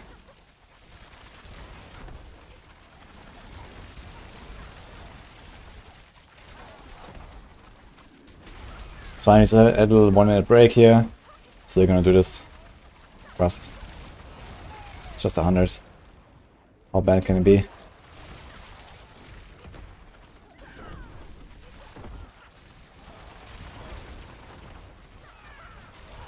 Actually, I just realized I think I have way too much attack speed in cap 2. I think I'm probably capping out. I have 45, 30, 75, 15 from mechanical. Ah, maybe we are not capping out actually. Maybe it's just fine. We have a lot. So maybe we should actually do inner calm aspect, for example. Instead of even more attack speed. So we are actually staying still quite a lot.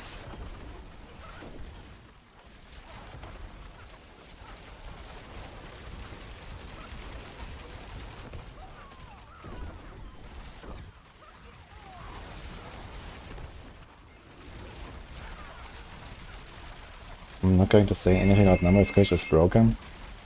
I recorded an entire video about a failed number squish, don't worry.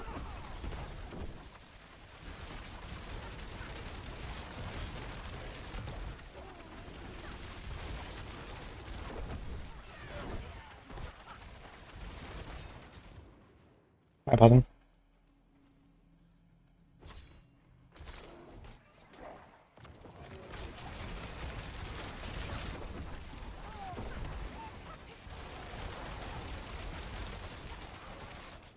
Yeah, still reaching the boss in like similar time as last time.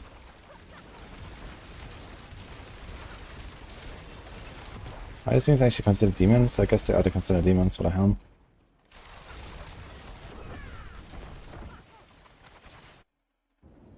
Let's see. Alright, that's Bramble. Okay. Bramble's fine. No ads though.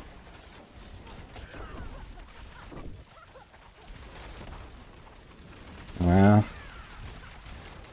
Melting.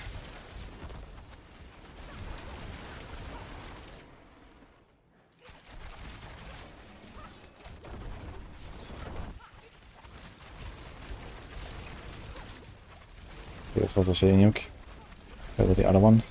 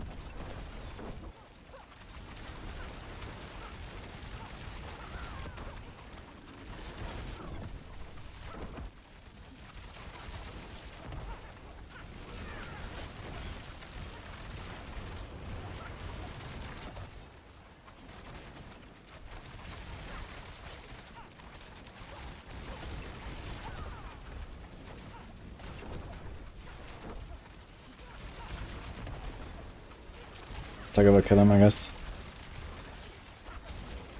Also have exploit again now.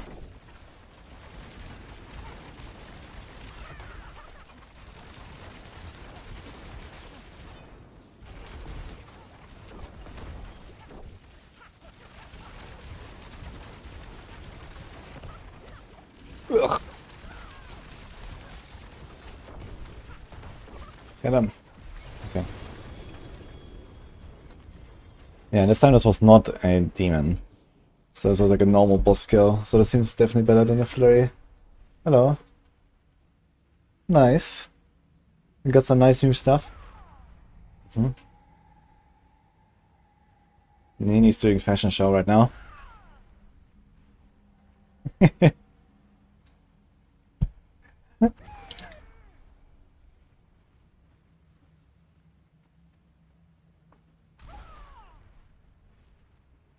$230 boss fight. Yeah, that was pretty fast actually. Looking fashion show for everyone. Fog.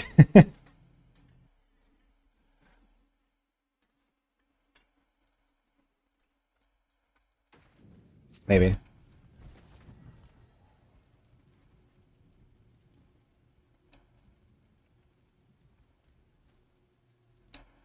Yo, Ostal. I need a friends, got a couple items on me. Like what items exactly? Oh, I need like a few specific uniques. Actually, I need an ancestral Azure Wrath if someone has one. That'll be kind of nice.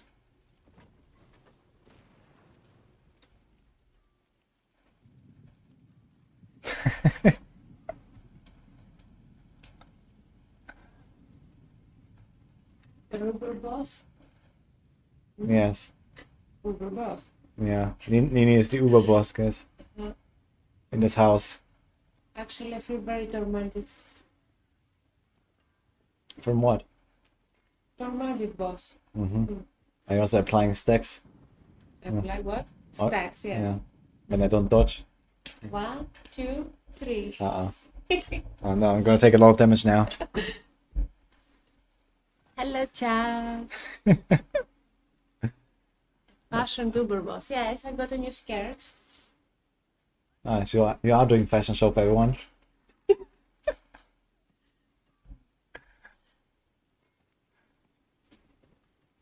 Hey, hello. Are you cooking? Yeah, I'm cooking a lot actually. What are we eating? I was playing Barrage with Victimize. And before that I Flurry. haven't eaten barrage before. Oh. Is that roasted? Are you roasting? Yeah, it's more like they just explode, so. Azura.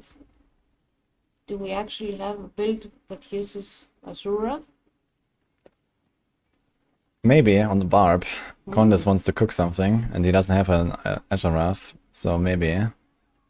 I mean, maybe on the Rogue as well, to be honest. There could be a bit of like a reason to try it on Rogue. Bye. The what? It didn't give me the answer I wanted about Azura. Wanted yes. The best build for Rogue uses Azura. Ah, you really like that weapon? Yeah. Okay. Okay. I'll keep my forge hot. Return soon.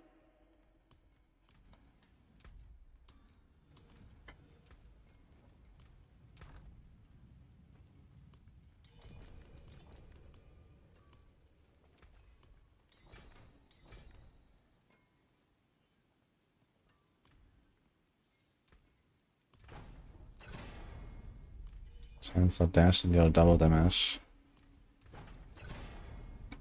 I roll 2 times the same dash roll.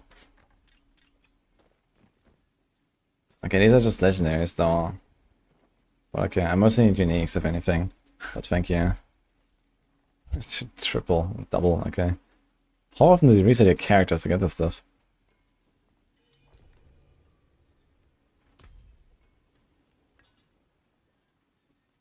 Oh, that's a big Azure Wrath, holy shit. Yeah, this thing actually comes with 9,750 proc. Look how much this is. And then you can masterwork this up. This is only 150%. You can master this up to times 2.2, so then another 50% higher from there.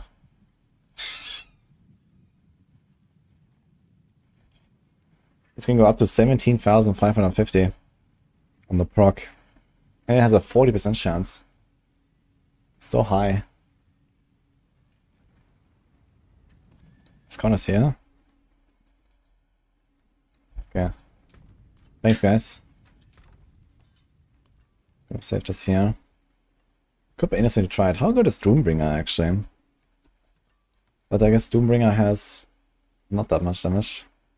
It's 4,700. So it'll be like a bit less than a third. Which is still okay, I guess. It's also AoE, which is nice. But it also has only 20% chance. So it does actually like a sixth or 25%.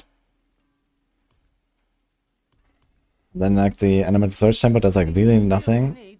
What about blast trapper aspects? 556. Also pretty low.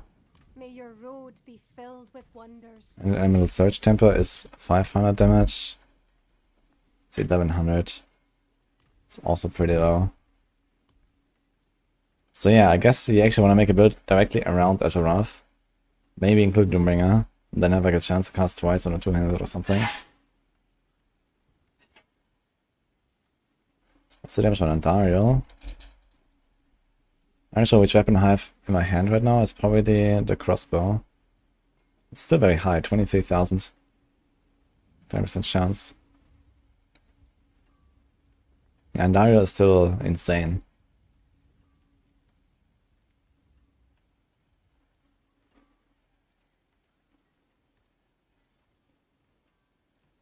What do you think about Cold Imbue TB? Yeah, I mean, with the new key passive, there's like no way for Cold Imbue TB, I think.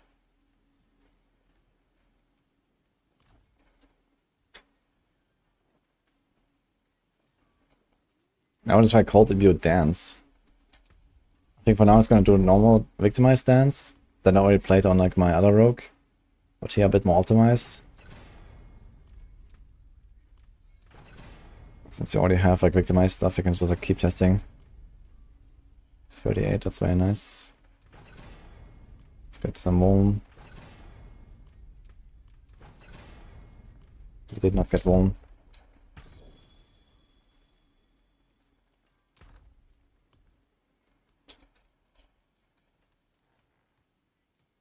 Yeah, Andy's build is very powerful.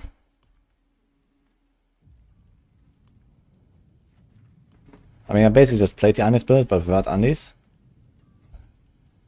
So I could respec this to close quarters, equip Andy's, have exactly the same setup, and the poison glyphs, and you would destroy. Even harder than this probably.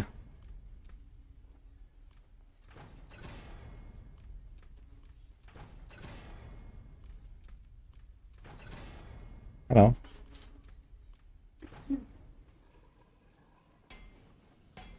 We did meet you, right? Yeah, don't worry. Got a lot of stuff. Just do. Hmm? Just do. Just two, okay.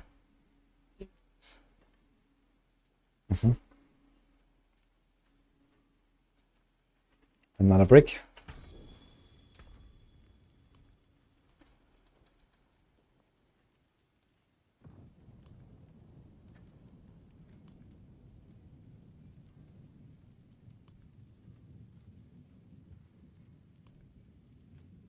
I don't have crossbows.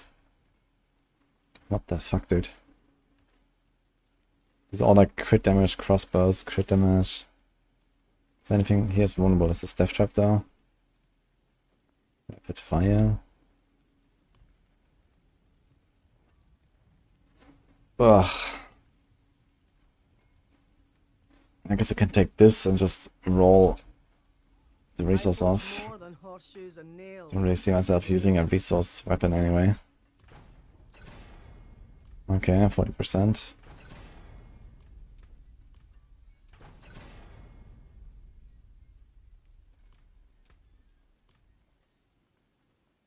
Okay, we're gonna go with this. Let's take this one here.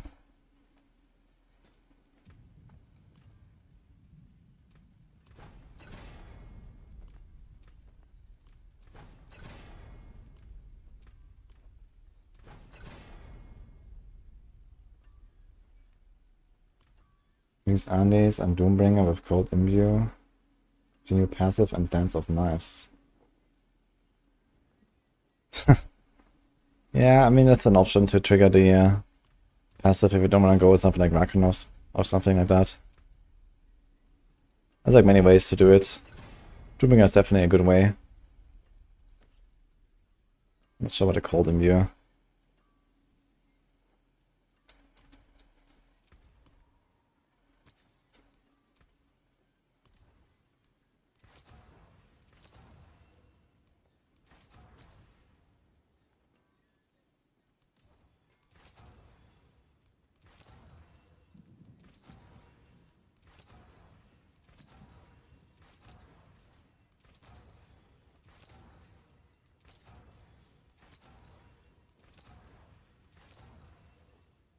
You're getting 86, okay. I gotta go with 86 if you want. Okay. So I need a shattered thingy. Also, we cannot run Starless My magic's on away Dance from of me Nice now. build. We can run Umbra though. I think Umbra should still be useful. There is magic in all things. We're seriously gonna lack some aspects now to put though.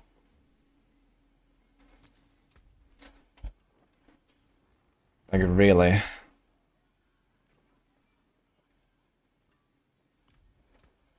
Masterful work. I guess it's like a true side angle.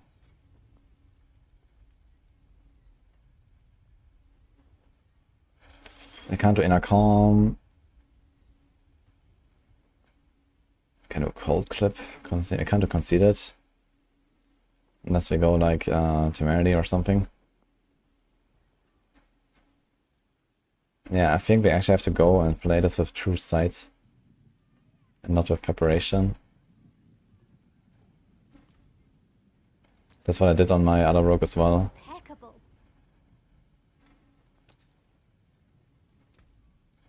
And then we look at cold clip on the other ring or something. Cold imbue, cold imbue.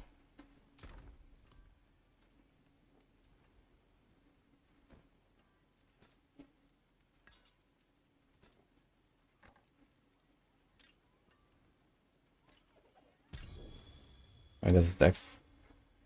Okay.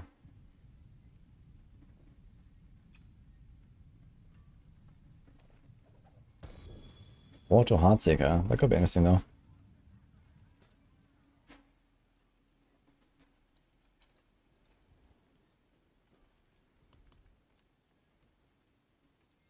Yes, card observation, vulnerable, close, trap. Also, kind of like the idea of card observation.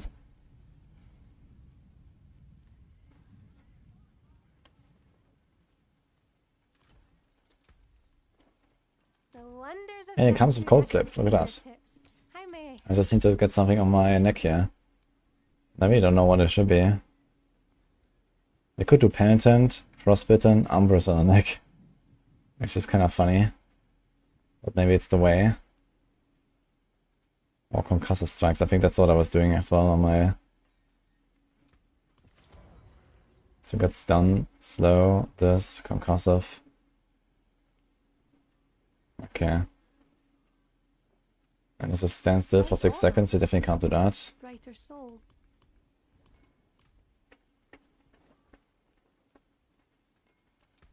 I wonder if casting a skill for cooldown works for Dance of Knives. When you just tap it, it probably does, which is kind of funny when I think about it. Shine on, my friend. But this will not stay that way, I think, so... We have enough mats for masterworking? 19k.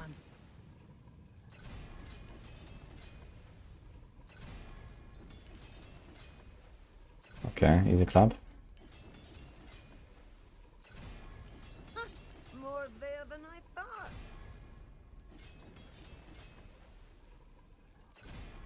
So we have 100%.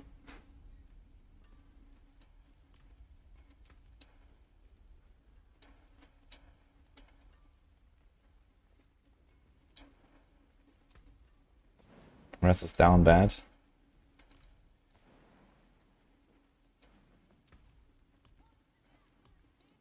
Here you are.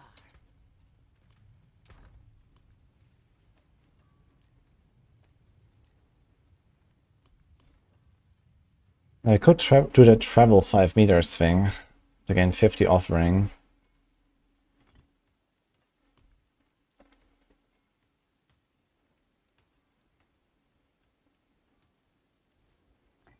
And the cast a skill for cooldown. Let's see what happens.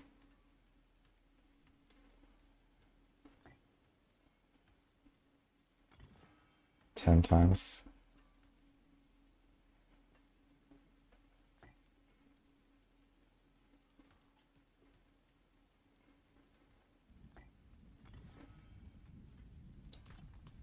We do an inner calm.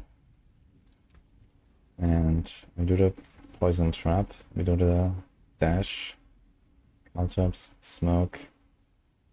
So I do all the same stuff. We don't need this stuff here. 7 ranks.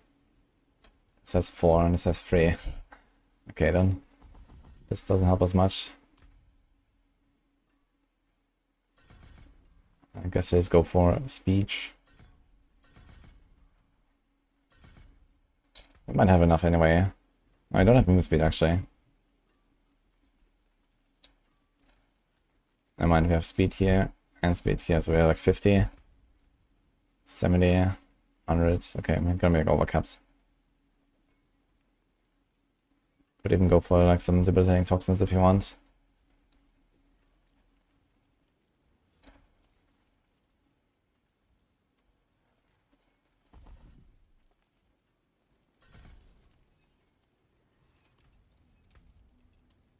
Let's see if this rune combo even works.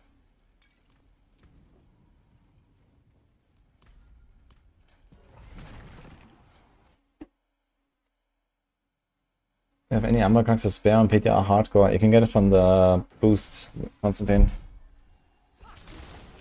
I don't have an accessor on myself, so.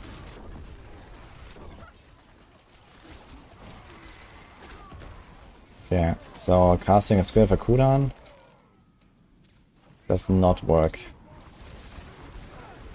Only for the other skills. Okay. Definitely doesn't seem as strong as like the barrage version, for example.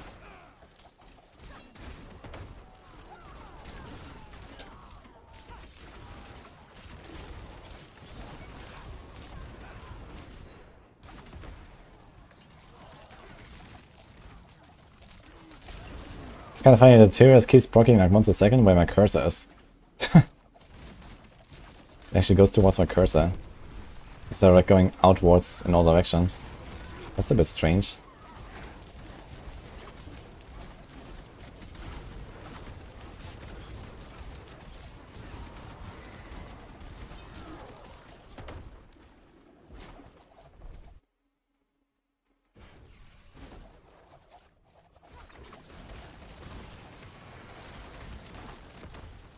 Yeah, Victimize spirits don't invest into their main skill. They only got 1 point.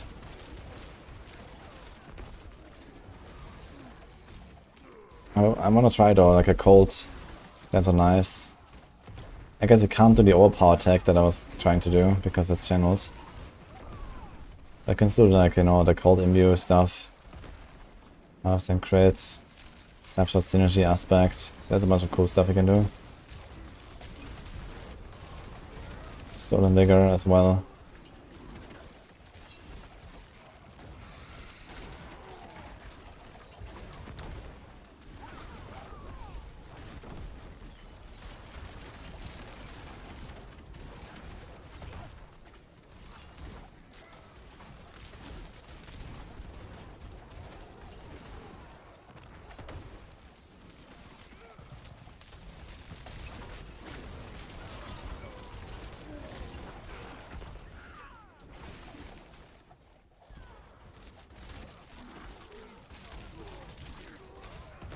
So Victimize was changed to have its own damage now. It doesn't benefit from the skill damage anymore.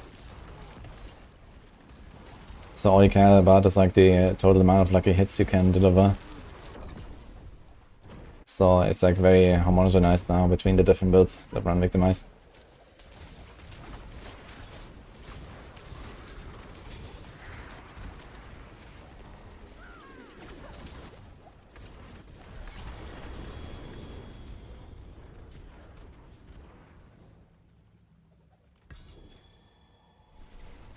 Okay, so this Warcry stuff is not working. Need to find some other trigger.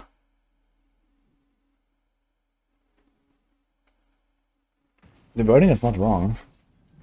The wording was changed. It says it deals X% weapon damage. Basically, like this percent is just weapon damage now, basically.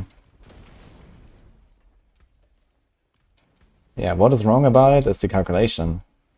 Like it double dips with all of your vulnerable glyphs, for example. Yeah, like these glyphs increase your vulnerable sheet damage, and then that sheet damage feeds into the vulnerable calculation for Victimize. And on top of this, the glyphs again multiply your damage. And there's 3 of them. So that's part of the reason why this is also so powerful. There's like a lot of double dipping always going on. Okay, so the stagger damage is obviously crazy. But I wanted to change the glyph, the rune. Cast a skill for cooldown, ain't it? Well, Standing still is also not possible.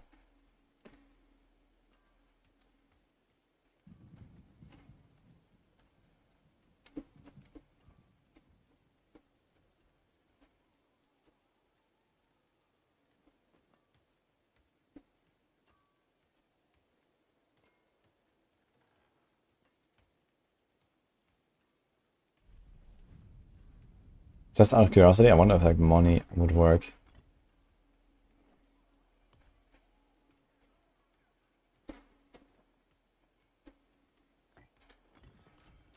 I guess we want to go to training dummy room.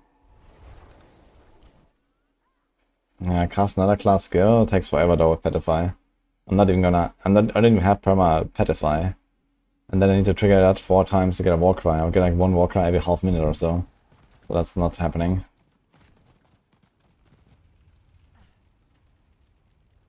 Hey, faded away. This is PTR, yeah? Thanks so much.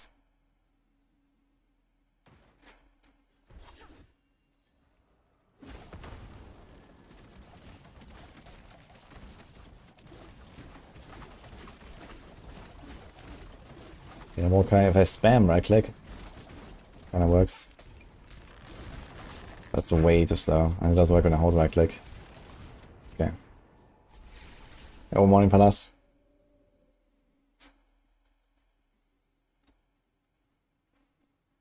The Paragon board I have is roughly this here.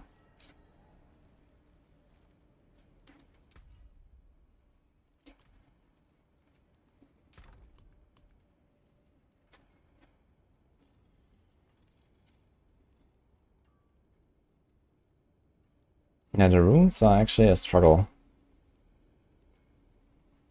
Here's chance against injured enemies, but it doesn't help me for most of the boss fight.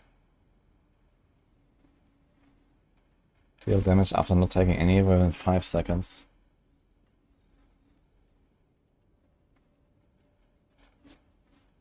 This means every 10 seconds you could get it if you never take damage. And I mean, on this build in particular, this might actually be pretty reasonable.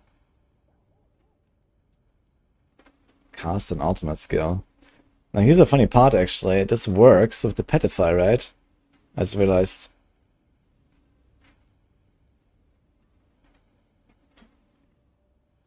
So it's actually the same as evoke the power from another class. Plus we can cast our own. I'm not sure how often I trigger this thing though. Cast a skill after moving though. Travel 50 meters to evoke the Petify. So this should be near permanent. Every 6 seconds or so. Sounds about right. Maybe even faster. I don't have cooldown right now, we have Perdition Helm.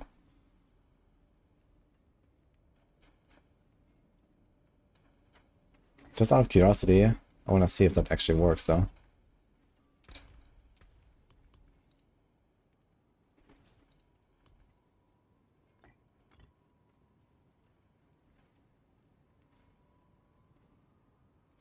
That's also reduce your active ultimate cooldown.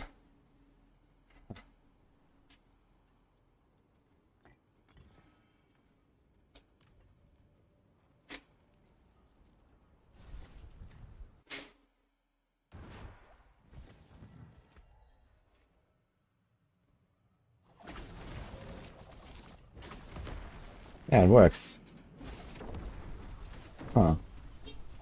The Petrify is actually... Yeah, it looks kind of permanent.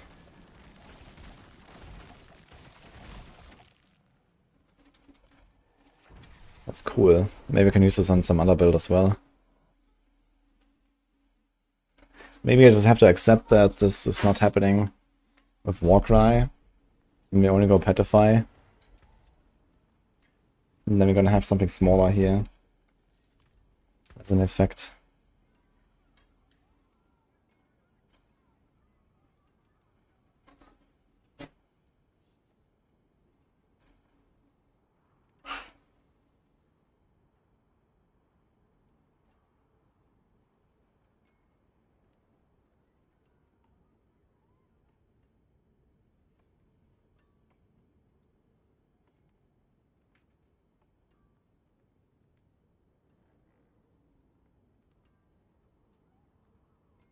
Wow. Honestly, I might just do this Neo one.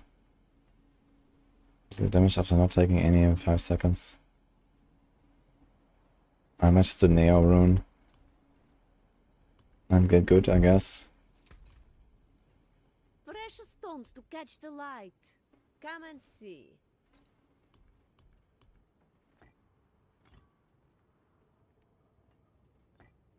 Then we may or may not get Warcries.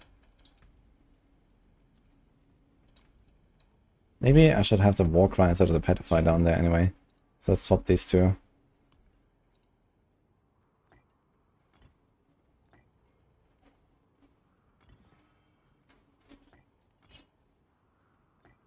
Come back and see us. Okay, chance to make vulnerable, chance to make vulnerable. Not very optimized the setup. Embarrass, Frostbitten, True Sight. Okay, let's just open 100 and see if we can kill stuff.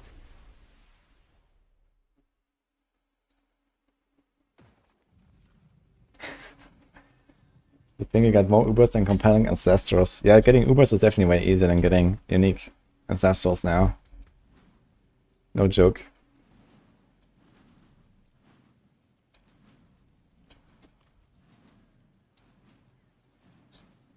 Let's have card drops. Actually, I want to try another thing, which is how fast does the cooldown reset? I have lots of cooldown reduction.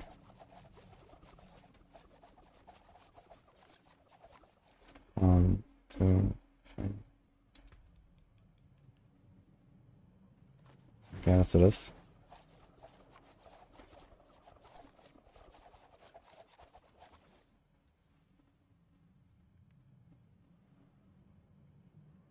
Looks like cooldown reduction does nothing for this actually, it's always 1.0. Interesting.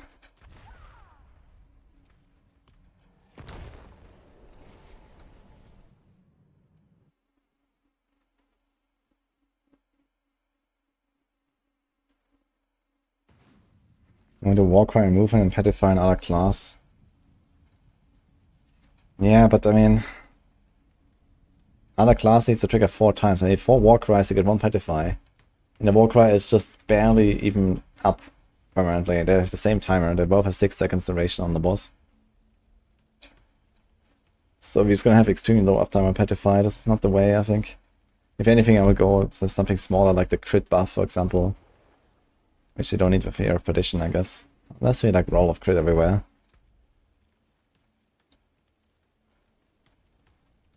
I think the Petrify is not working out here. Okay, let's try this.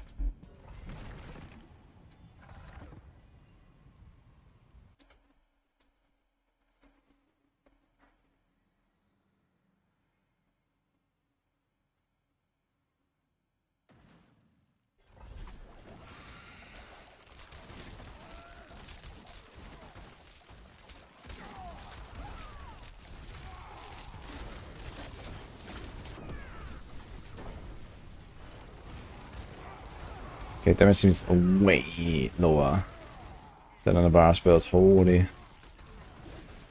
Okay.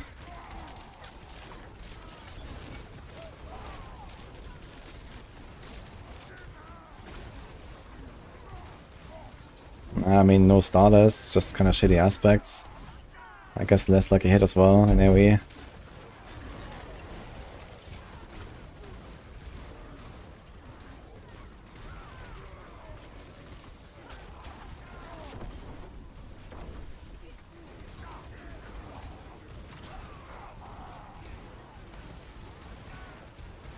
Yeah, I mean, they are kind of killing stuff.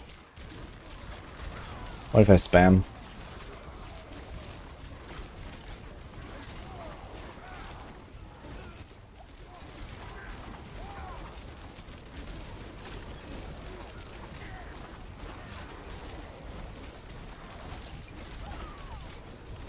Okay, my Petrify is at 0. Wait a minute. Okay, that makes sense. It just doesn't happen at all. Doesn't make the mouse for me. Why you don't like my mice? Yeah, but why? They're cute. And sweet. I wouldn't do that. Aren't mice sweet, guys? I show you the chat. This is called podikaki, which means small mouse. Podikaki. Podikaki. Okay, I'll do it for you. Thank you for the sacrifice. Mm-hmm. Are you sacrificing? Always, my love.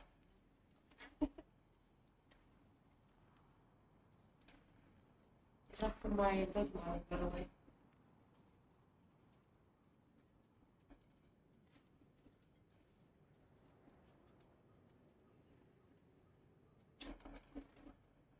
We eat plenty of them in Greece.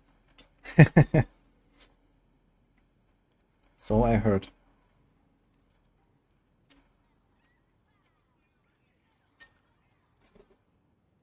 What time PTR ends? Should be in like 52 hours.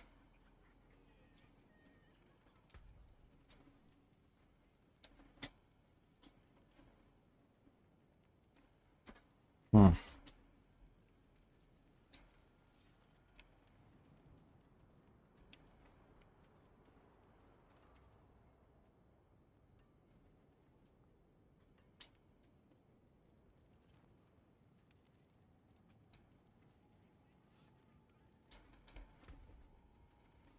Do I want to do more Victimize stuff right now? Or is it time to respec to Cold Dance and see what we can do?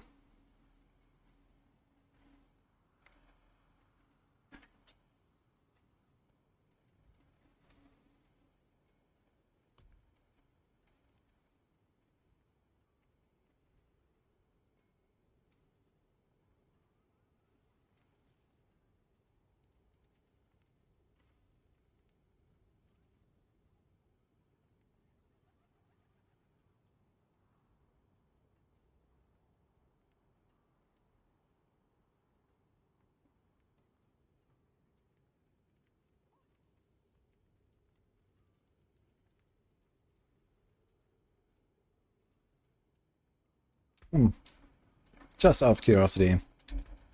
Did we get plus 10 or multiplicative 10 dodge chance? You never know.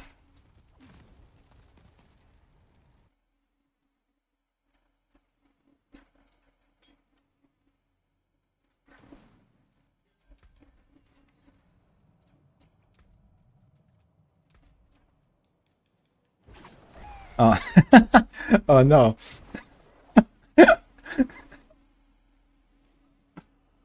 Oh no, dude.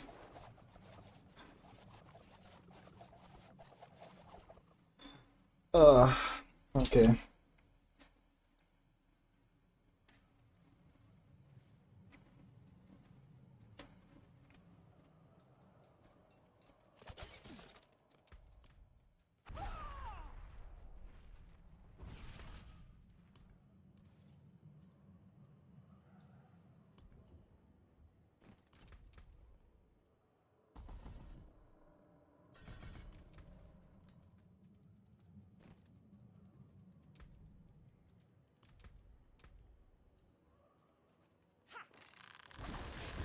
Hmm? Wait, what?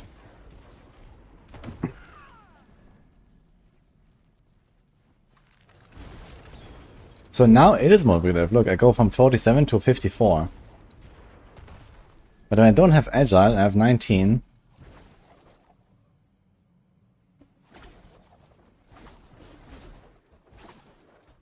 What?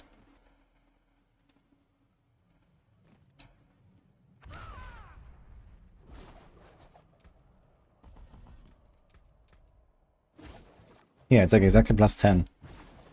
It's like just like added to the base or something. The base is 19.9 from Dex.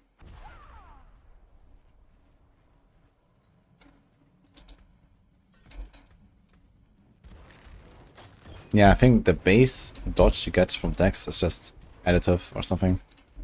And then everything else is more aggressive. Yeah. That's interesting. So it's not the dance of knives being additive, dodge. It's just the base dodge is additive.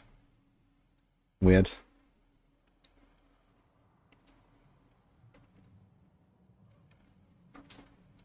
It means you don't really need that much agile ranks, right? Like if I get 4,000 dodge, 4,000 dex. Wait, how much is this actually?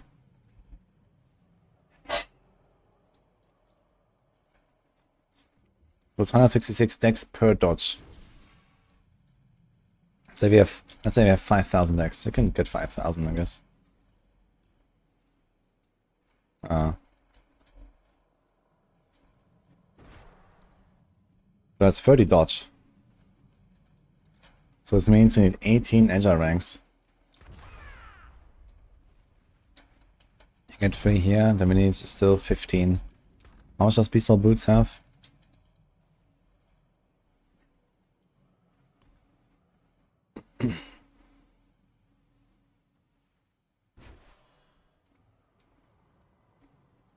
Four baseline. 5, 6, 7, 8. Okay. So you can't do it with just pistol boots.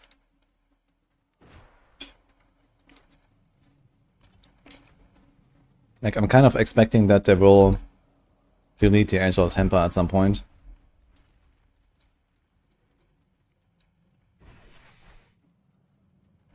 They're going to squish decks in Season 6? No, they just doubled it. Not only that, but they also doubled how much you get from decks. Look at the skill damage bonus. So it's giving you like quadruple damage, just like that. Nice squish. Hi, Flanksy.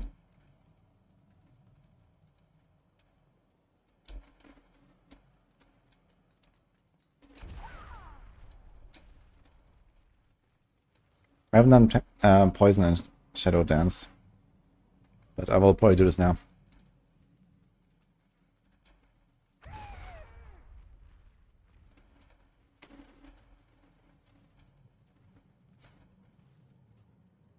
I should just have a Torment 5 equal to Pit 85.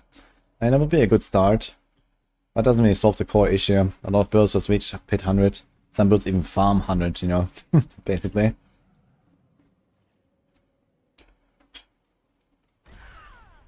I mean, I'm not too opposed to like a finite difficulty where Pit just ends.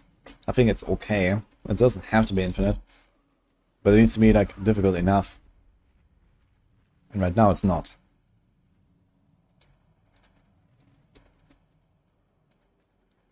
And I think if you already start the expansion with Torment 5, then, I mean, you know, this is not even like pre-season theme, pre-mercenaries, pre-spiritborn.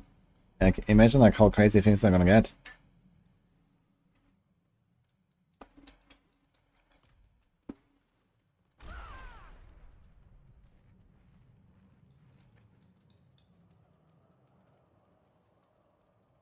Lightning Spear is just straight overpowered. And it's not just Lightning Spear. Lightning Spear is probably the best right now. And definitely needs some tweaks.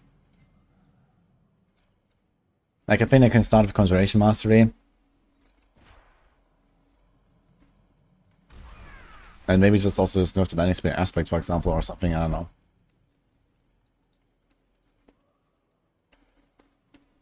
Or maybe they can just cap how many Lightning Spears you can have out. That would also be a thing, right? Like, why is every single Conjuration type capped, but Lightning Spear? There are 4 Conjurations, they're all capped, but not Lightning Spear. You can have as many Lightning Spears as you want. So...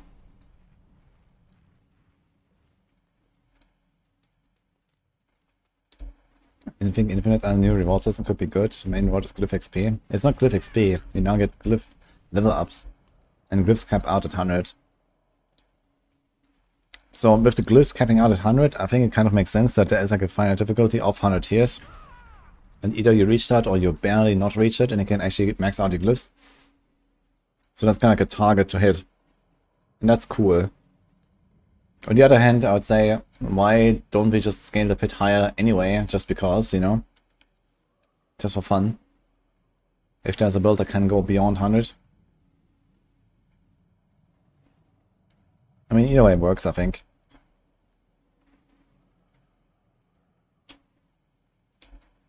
What words am I using?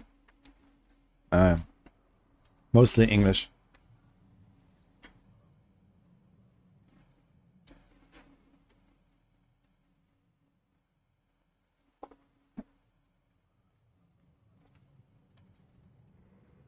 Wait, chain lightning, not lightning spear, really?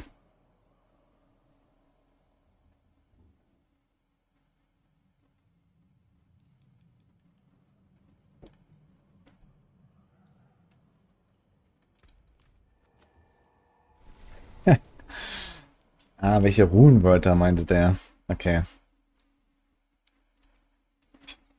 Ja, ich bin mir noch nicht ganz sicher. Aber hier hatten wir Neo-Yom, was überhaupt nicht gut funktioniert hat. Und Bug-Om. Den Kriegsschrei.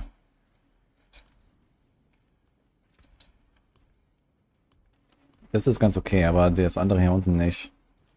Das werde ich mal austauschen. Ich habe keine Ahnung, was er hin tun soll.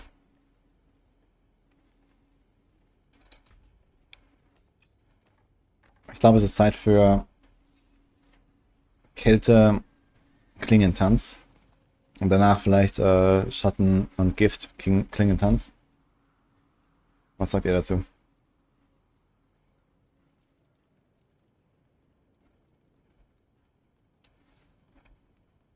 Okay. Erstmal was in die Truhe packen. Das hier. Das hier.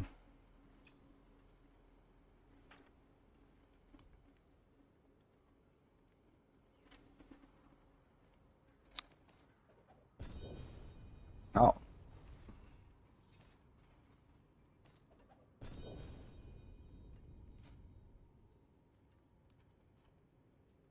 Wahrscheinlich viel zu viele von den... Ja, brauchen wir alle nicht. Ich mache es eher von der Tyrell. Also weg damit. Weg mit dem Kram.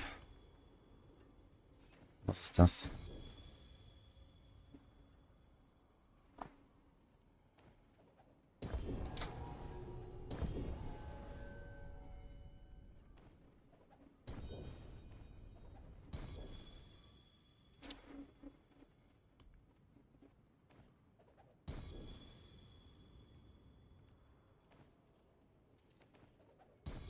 Okay.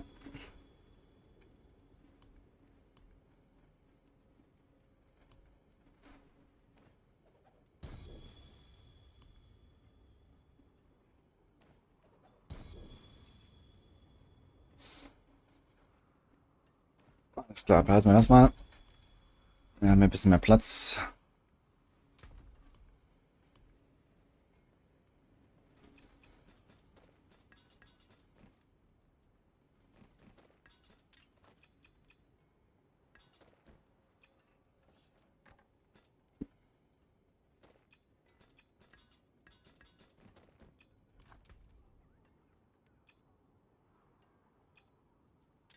Okay, das kann alles weg hier.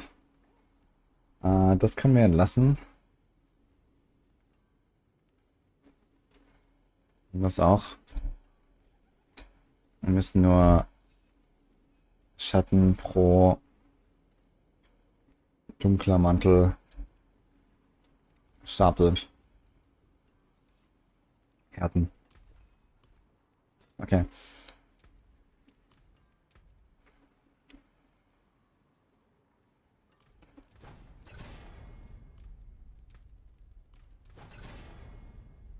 Ja.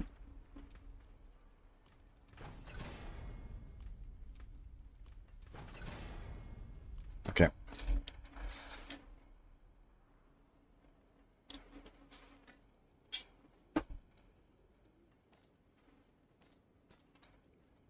Ach.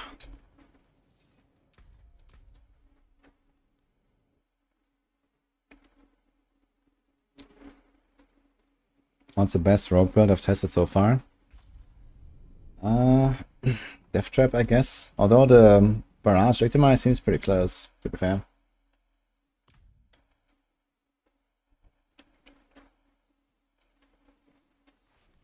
Someone hit the factory reset button. Pretty much. Now we have a channel point redeem on Twitch where people can, you know, watch, earn points, and then sometimes force me to speak German. And it's very complicated trying to, like, you know, one-to-one translate every single word in the game to German. Especially because I have no idea about the German client's name.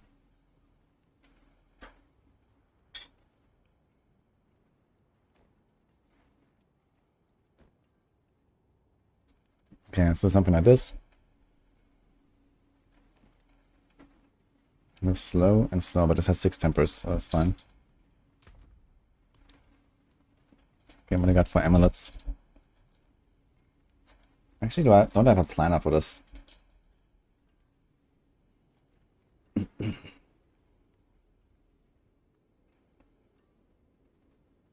Dance cold.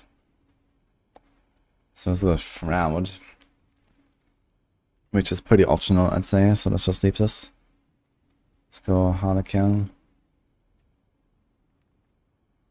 Okay, just to be sure, I want to try Shroud with Dance. You never know. Will it just like stealth while channel? Could very well be, actually.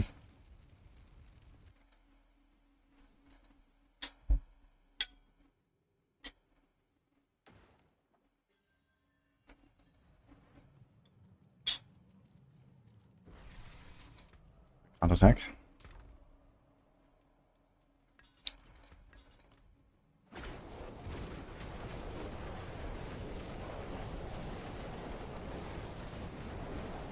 Wait a minute.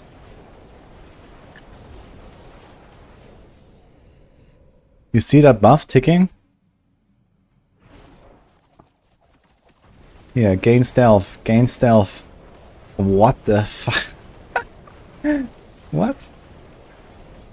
While channeling, it just gives me stealth all the time. I'm stealthy in the learning screen. Wait, I didn't notice that.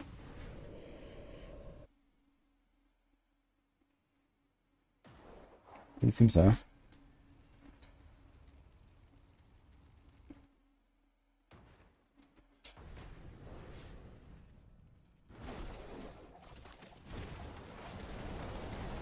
Wait, can you do this? You can do this on like Lightning Storm as well, or like a Whirlwind Barb. You can just hold down Whirlwind and constantly trigger the stealth.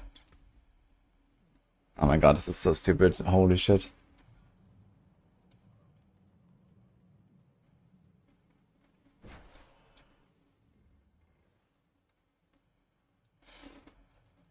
add the grenade aspect. The which grenade aspect? I mean on entering stealth. I already played grenades. But I guess this is like an extra attack that you can do instead of the smoke grenade stuff. You could do it with dance and just dance around and drop grenades everywhere. Let's see how many that is.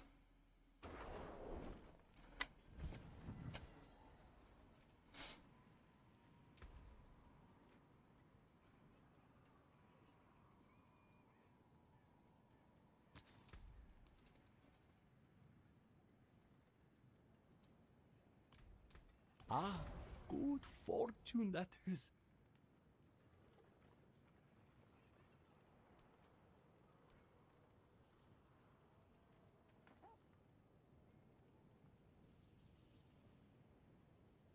The indirect damage of a non-agility skill after casting agility skill grants stealth for 2 seconds. That's a good omen. Yeah, I mean, evoking another class power doesn't really work, I guess. But here... Yeah, look at the grenades, man. It's just like a trail of grenades, man. What the fuck? How stupid is this, man?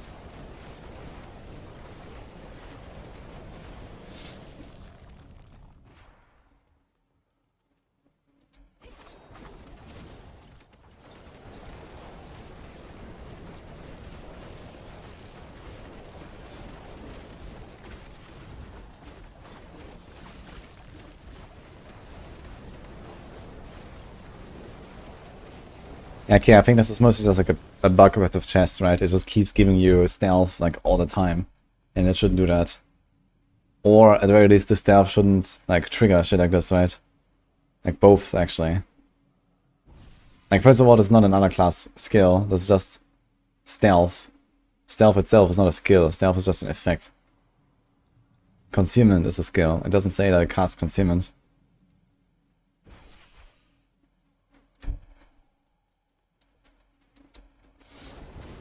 Actually, is this the same tooltip as concealment, I wonder?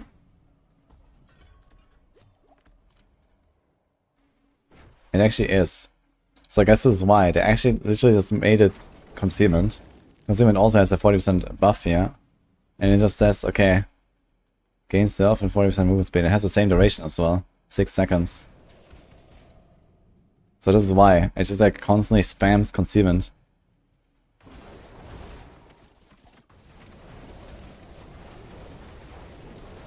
It's cool if they asked me that does the poison cloud on stealth. Yeah, I heard it doesn't stack though, so it's pretty useless, I suppose. Yes! Scrap, thanks for that, Timmos.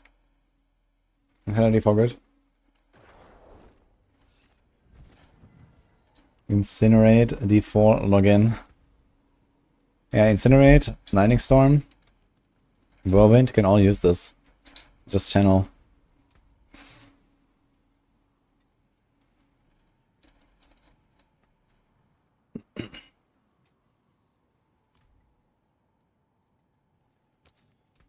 Oh, you've caught a rare one.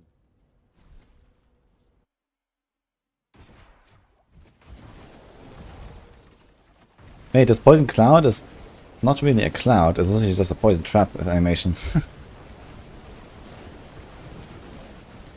Nice.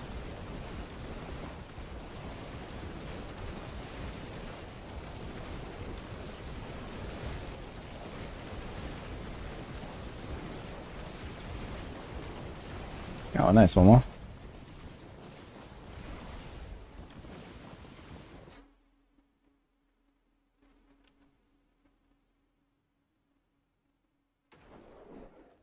Okay, I'm gonna test this just to be sure.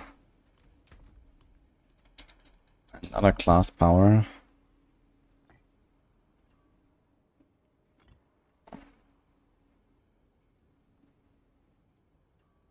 And I don't know, let's just put Petrifier or something.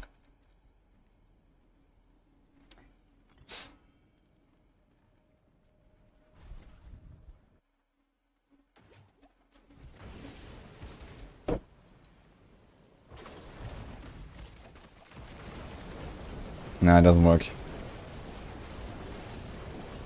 So it knows that's a rogue skill and I'm a rogue. I'm not getting anything right now.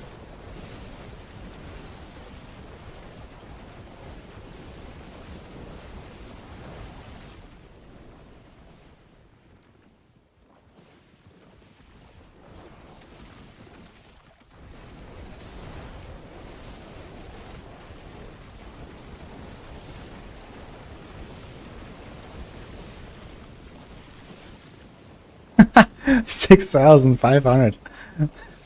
Sick poison. Okay. What?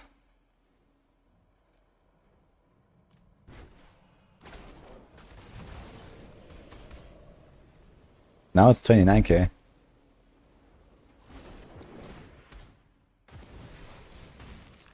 $3k.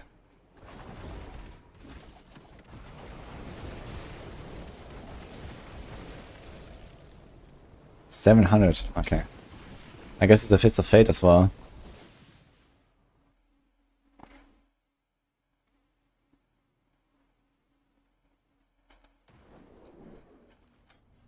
Alright, so if you play like a cold dance, we have to play with Fist of Fate for snapshotting the 300%. So we have that. We have Shroud of False Death. But I can do this. Umbrus. Dance. I think I have dance boots somewhere.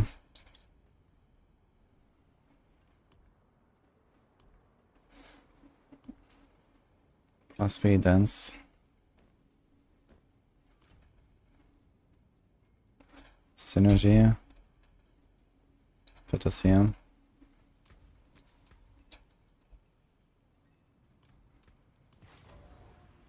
$110%. And then I guess stolen. Yes, on the neck. Till spring.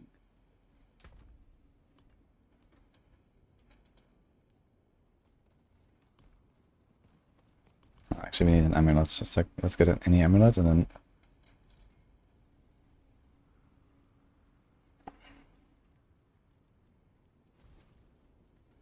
Can do something like this. Also has extra armor.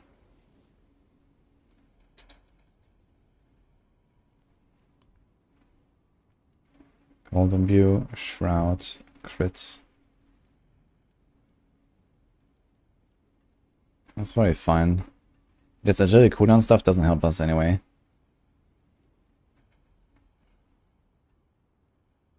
Golden View, Shroud, crit. Well, we want the chance to make vulnerable, I suppose. Card observation. So something like that.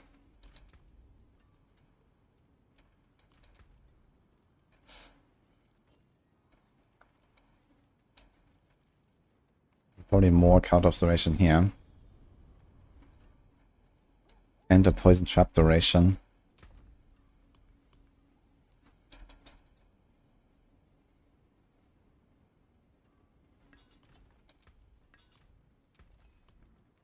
We could do a Shearer's Kanjar, actually. That's kind of legit.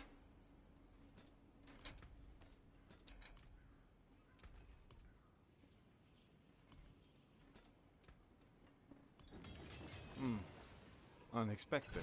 Try to hit a weapon mastery once. Yep.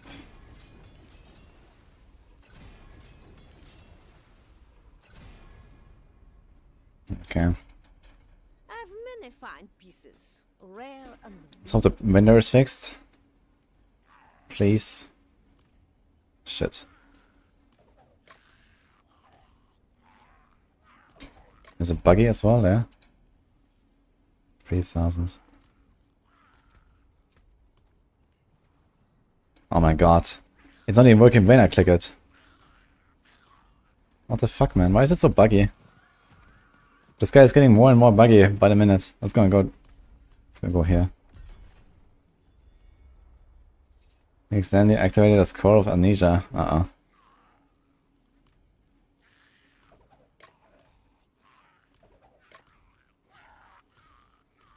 Oh my god, man. I can't get obos. Dude.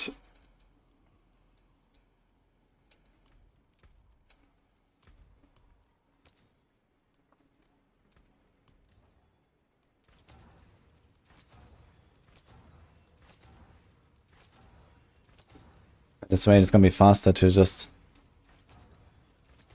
go farm Night Renaissance. Oh. Yo, more weapon mastery. Let's go. Maybe I should have mastered this a bit higher to yellow at least, but okay. Need something forged? Let's get move speed, production routes.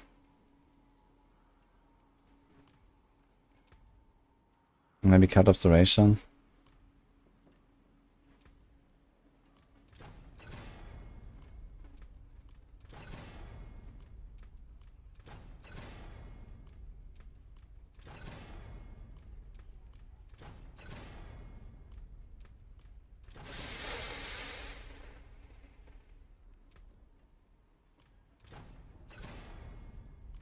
Oh my god, man.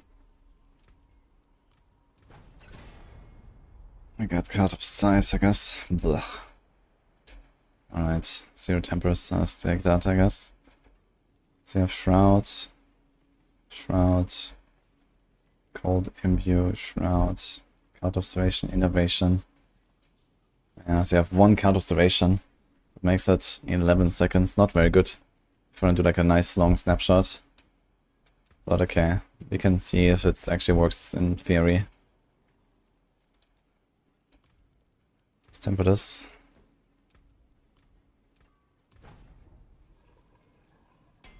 Take gold and materials in change, it works fine. Gold and then materials, okay, maybe. So this build has Heartseeker for tricks, I guess. Maybe I have tricks or a trade. But I can do Eldritch Bounty instead of tricks, and I think this is what I will do. And we're gonna ignore Heartseeker exists.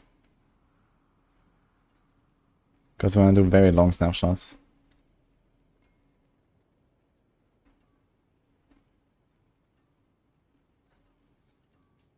Cast a multi or set a first skill. Yeah, so basically I have to do smoke and then start channeling and hope we have a nice Fist of Fate proc. No Heartseeker shenanigans here.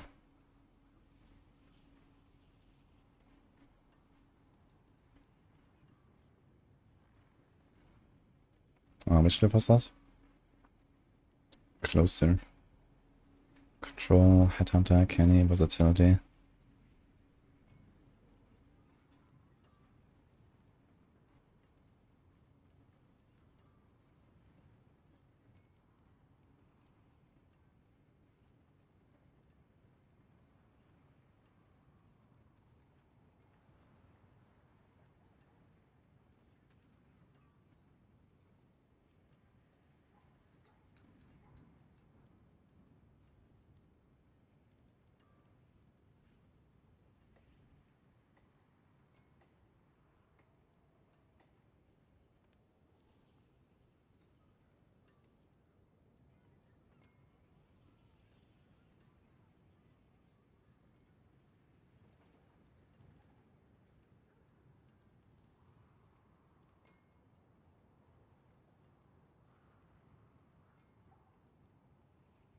Hmm.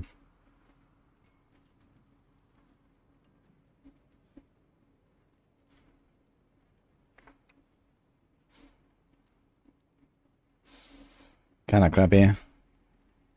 We also don't have this. Oops.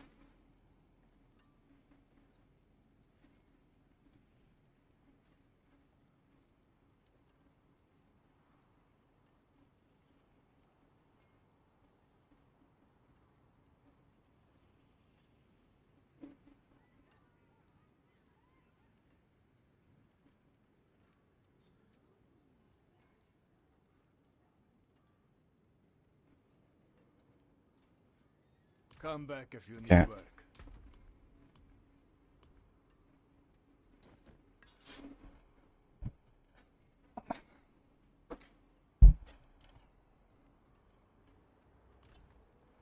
Turn off crossplay. Does that help? I'll try it actually. But I did not turn it off some other days.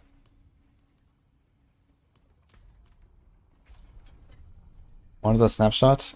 This means that they benefit from a certain effect for longer than you should, of like a certain time or so. So in the case of channeling, you have like a certain buff that is consumed maybe at the start of an attack, but you keep holding down that channel button and it will just always have the buff. Oh! Dude, it actually works. Crossplay. Holy shit. Let's go. Thank you.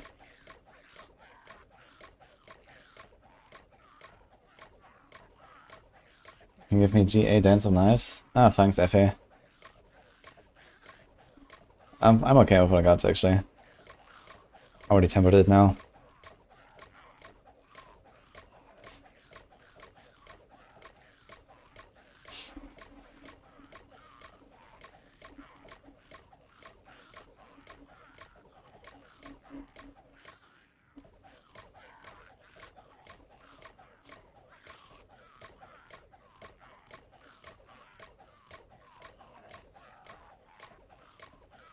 There are too many. Inside, I literally just made my setup though, FA, so it's all good.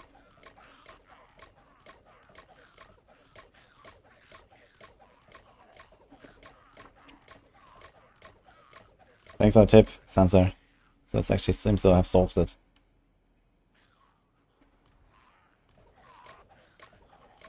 Let's just do this for a while.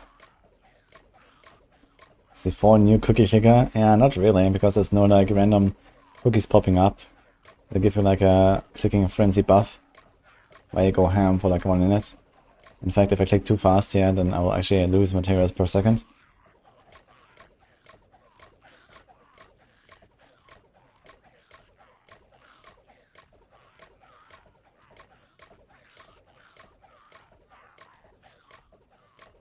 I see the mecha.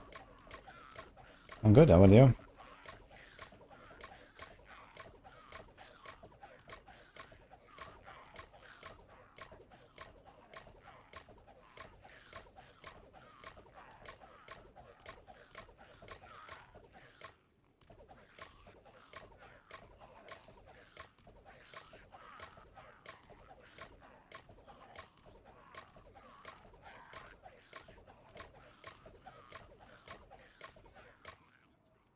And all that's a masterworking.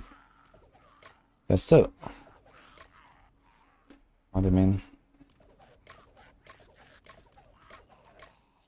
If you click too fast, it still breaks. And there might be a slightly less delay, but then you have to still do an extra click all the time. And move your mouse all the time.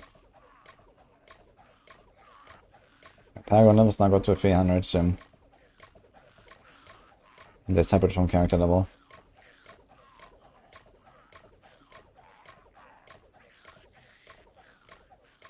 Trying to make a better version of Dance of Knives. First of all, I'm trying to play the version that I made pre-PTR and see if that actually works.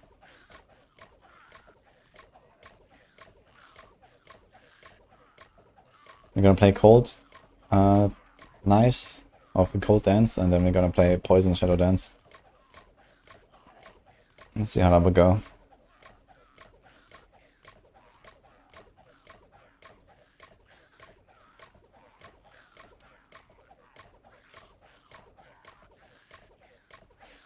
How much do you need? Well, I need around 60 to 100k opticide per character. You get 1000 per click. So you probably have like, you know, this build, next build, like the 2 dance builds. I mean, okay, I reuse a lot of items at this point on a rogue. But when I go in the barb and the druid and so on, I will have nothing. So I will absolutely have to like get everything mastered from scratch basically. Besides maybe the Shaco and stuff.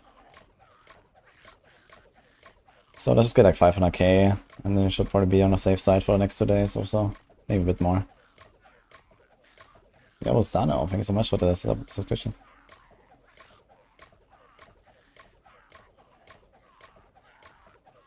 What if wild items granted runes times 4 effect? That would be kind of funny. In some cases, pretty OP, I think. I mean, white item means you don't have an aspect, which is probably comparable to just a rune effect. It also means they have like no stats on it, which is, I guess, depending on the item slot and the build, maybe also comparable to like an aspect. I think it might be pretty generally OP. Main issue being that you don't really want to do this on a weapon most of the time, because your weapons usually have big tempers. But there are builds where there's no real big tempers. Let's say Stun Grenade Rogue, for example, is such a case, where there's just like no temper for your weapons. So you can just put like a two-handed crossbow white, put a rune right there. Yeah, it could be pretty wild.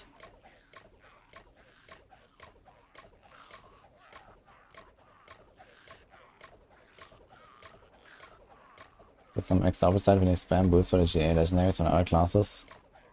Yeah, that's true. Also looking. 550k, I'll take it.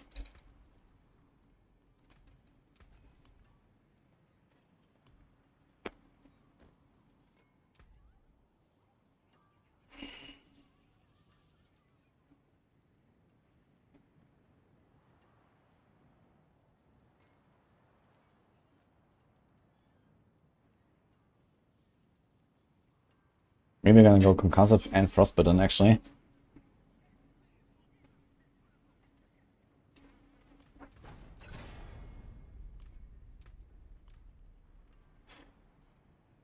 Probably want one freeze temper, right? And a stun temper or something. Then we have days.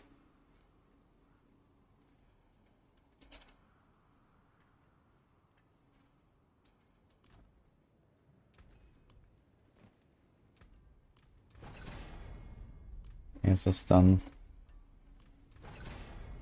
And a phrase. Okay, let's take it. Cold imbue charges. You have 91 crits. Do we go no witnesses on this? Probably not, right? I carry the best shards of the heavens.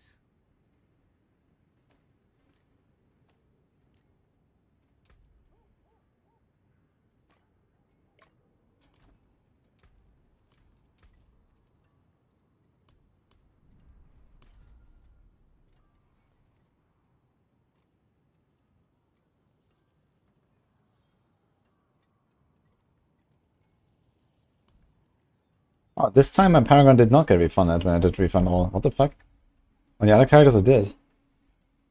Very strange.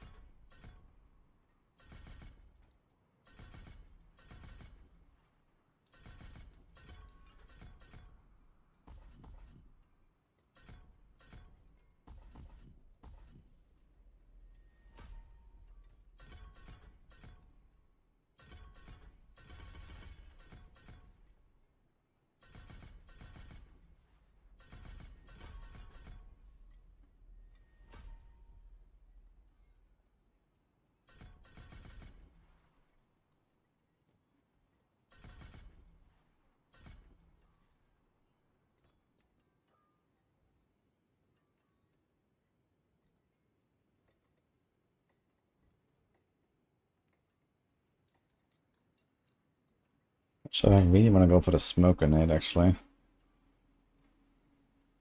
Probably not actually.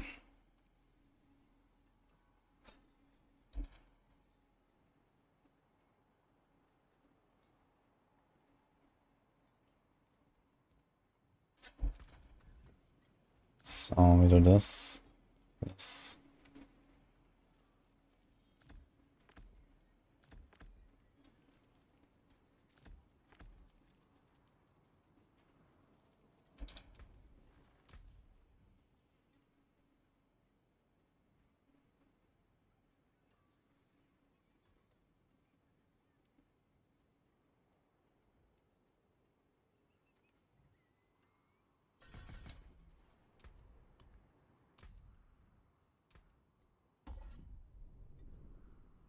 Maybe I could have made it work before resetting, actually, with something I had here.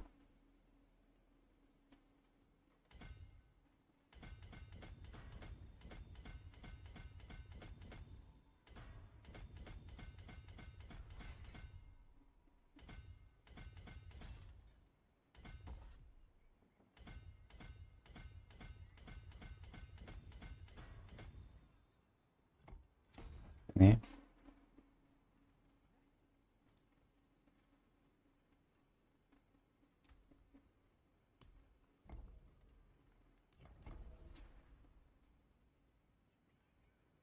Next season PTR, we'd like to delete all Paragon, Tempers, and Aspects button.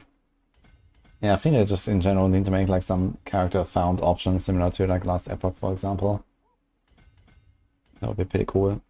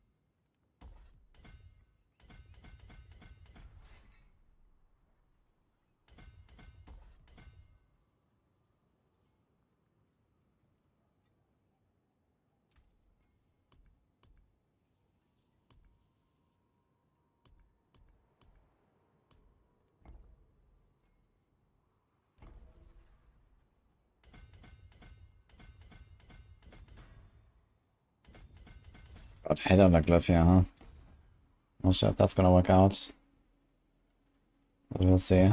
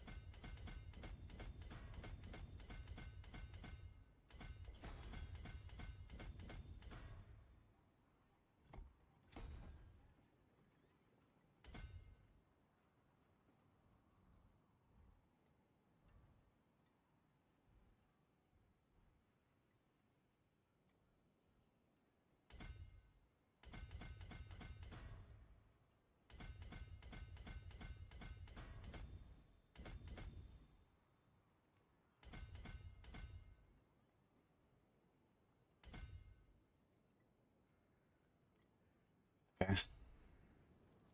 Kind of like that.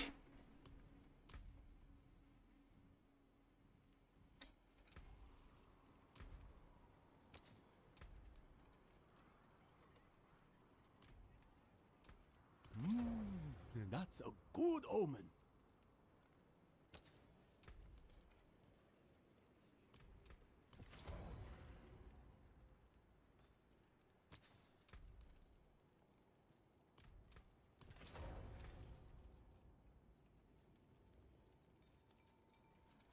Now there is a funny thing we can do here. We need to try and see if it actually works. Maybe I should have done that before respecking all the stuff. It's just a rune that consumes all resources.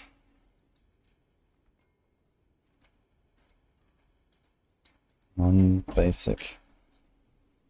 This one. Your next non-basic skill cast spends all of your power resources to deal up to 100% increased damage.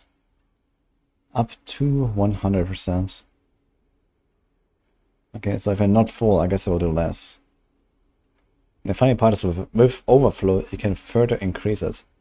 So if I somehow get to like, you know, close to it and then do like a big overflow, I can get even more. So for example, if I tie this to the war cry, we can overflow by 50 at least. It shouldn't be that much, I guess it'll be like 12.5% extra damage, but that's something.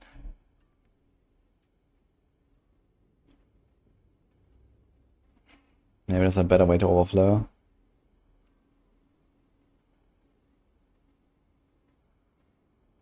Become injured or crowd controlled. Gain 1000 offering. So you can actually make... Okay, so if you do that, then you could actually get a huge overflow. 250% damage. 20 seconds cooldown. Wouldn't hurt so much if you channel for 20 seconds anyway. That could be a very interesting combo.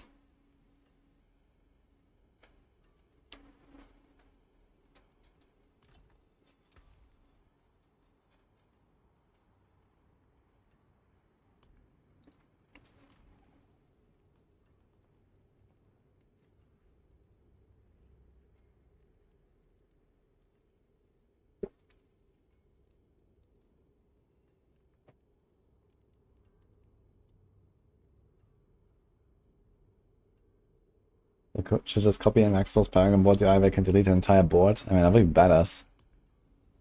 Imagine.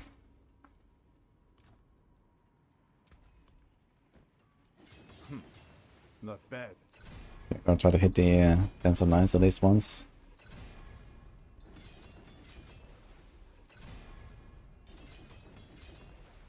There we go. That there is worth the coin.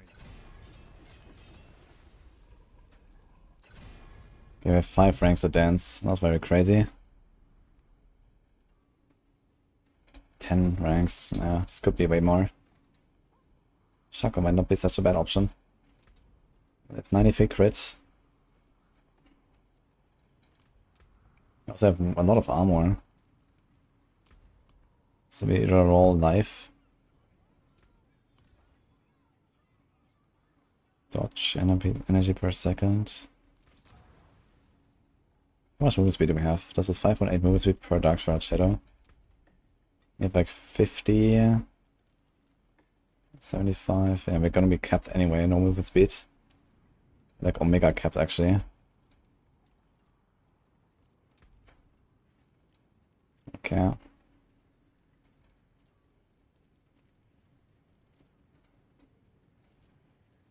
Is there an option for us to run Concussive plus Frostbitten and go with Dark Shrouds? You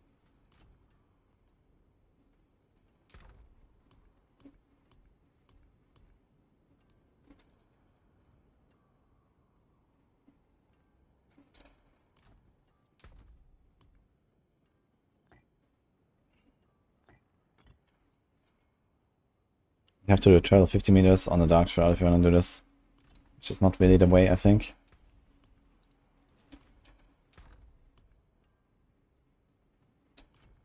Can I help you?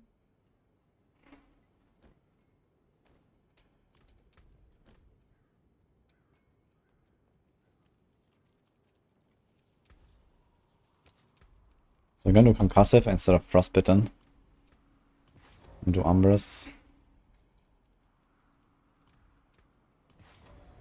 Synergy, Star Shards, Edgemaster, True Sight, Stolen, Till spring. Inner Sight.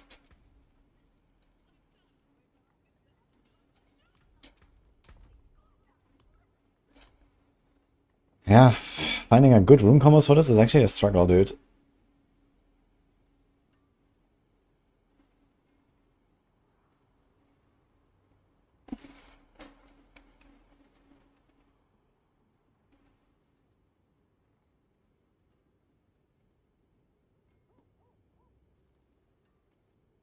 Like the crowd control that isn't slow or chill.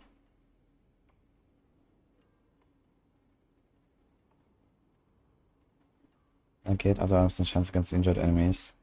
I mean, this would kind of work in AoE combat and against the boss sometimes at least. I might just do it.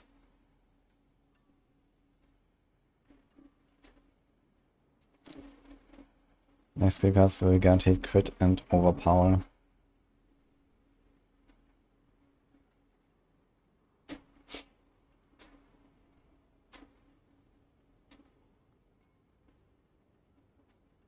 We should try this. Now here's a funny thought, you can do this with potions. How about a potion? We press 4 potions and we have guaranteed this thing when we want it.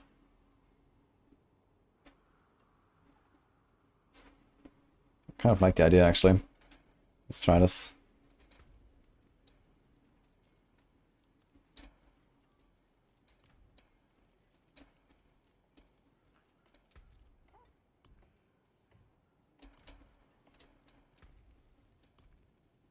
Okay.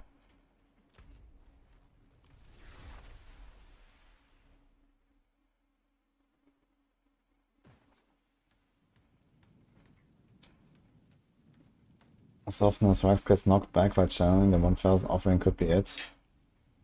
Knockback. I mean, monsters don't really do crowd control as much anymore. I think it's gonna be okay with like the big snapshot and start channeling. What knocks you back? What stuns you? There's not really much these days anymore. I think it's gonna be okay. I just need to play it properly. So this is the bigger part about this. So okay, we have to either do a poison trap or a smoke grenade before we start channeling. To get the synergy. Also we get our 10 momentum stacks at the start. I guess it's a bit easy. We also have unstoppable uptime here. 3 seconds out of 8. So this also helps a bit, I guess. Also this thing is not masterworked. Greetings. How shall I guide my hammer? There's a good one. That's a lot of decks. And blue speed that we don't need.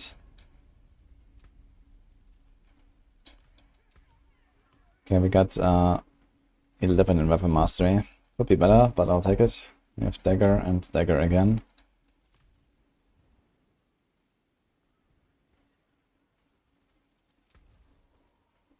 Let's start off in 80. I guess we're gonna kind of decimate everything there. We have stun and freeze and fists. I think Spirit Bond Rune that pulls with Vortex will be good. I tried it a bit, but the Vortex doesn't really like, pixel stack them so well, like for example Arida's does. It didn't really feel very good in my book.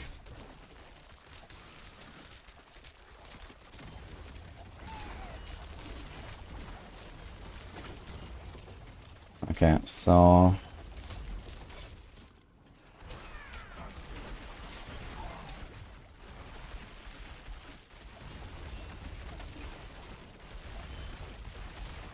I have no idea if I'm doing good damage or bad damage, or if it's just like a case of Fist of Fate and overrolling. Or what's going on here?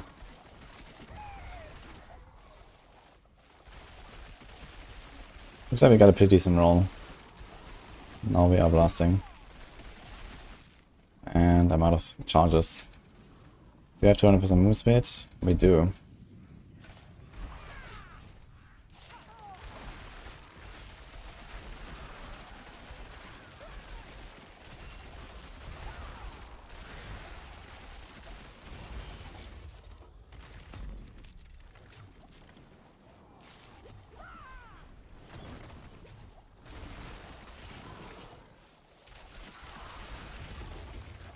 And it seems like it did not consume the resources.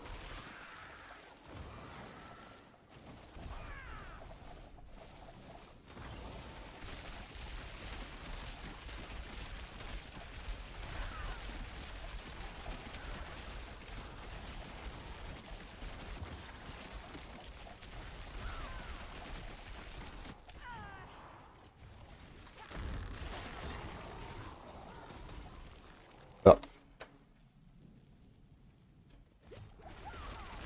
Okay, it's definitely a bit of a struggle. Trying to do the snapshotting tech.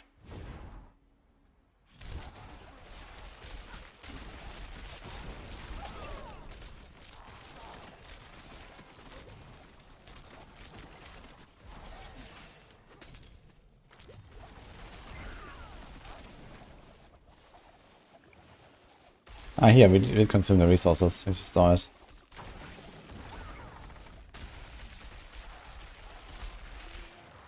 And here's the knockback as well.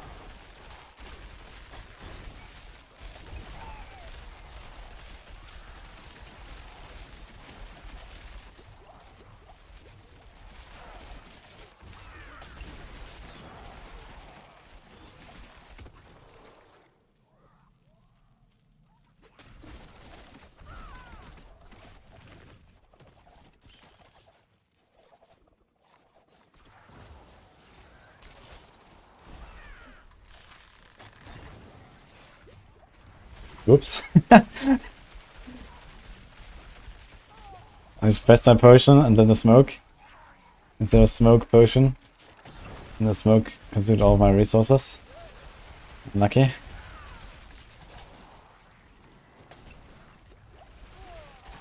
Okay, here we go.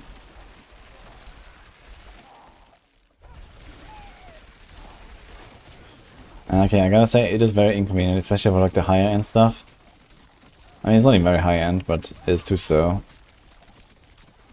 So I do have to fight enemies and they crowd control me.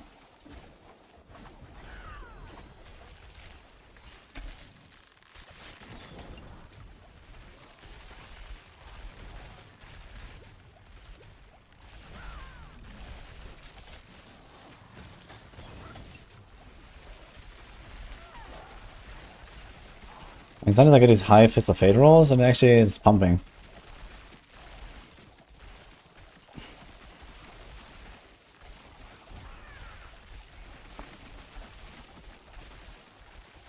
Wonder how the boss will be. I do have to say, it is not very convenient trying to play on snapshotting.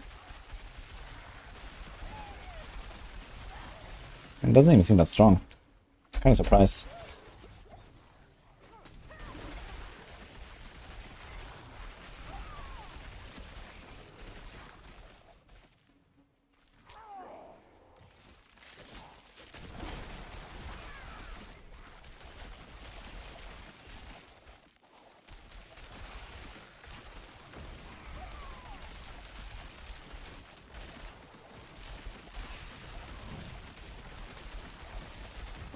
I wonder if I should run Scoundrel's Letters, actually, now that I think about it. How about Scoundrel's Letters? And I could actually get like my caltrops and my poison trap while just channeling all the time. Maybe it would work. I need to try it. And I can just never let go. Huh.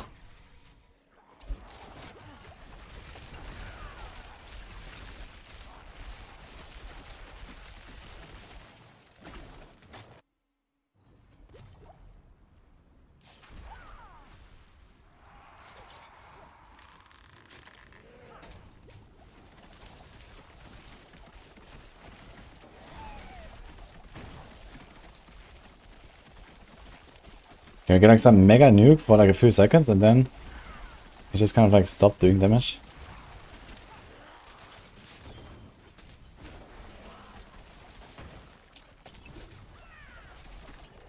Okay. It's some weird shit, man. Oh boy.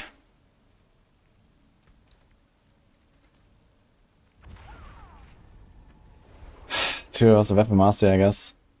Weapon Mastery does a lot. Weapon Mastery and Exploit. It's like double damage together, a bit more even.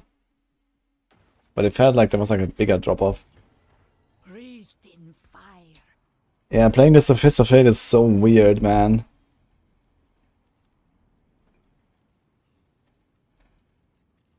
Now this is a momentum build now, Gen Rockets.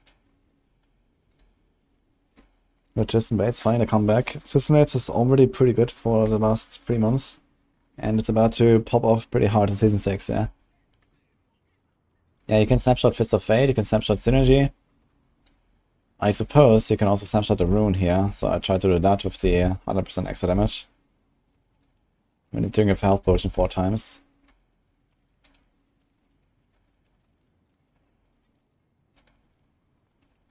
Funny enough, out of all things you can snapshot, attack speed is not one of them. For whatever reason. Like the one thing that I would expect to snapshot on a channel skill, at least it does that usually in like, you know, D3 and stuff, is attack speed. But for some reason attack speed is actually dynamic on this build. Very weird. Okay, let's try a higher run.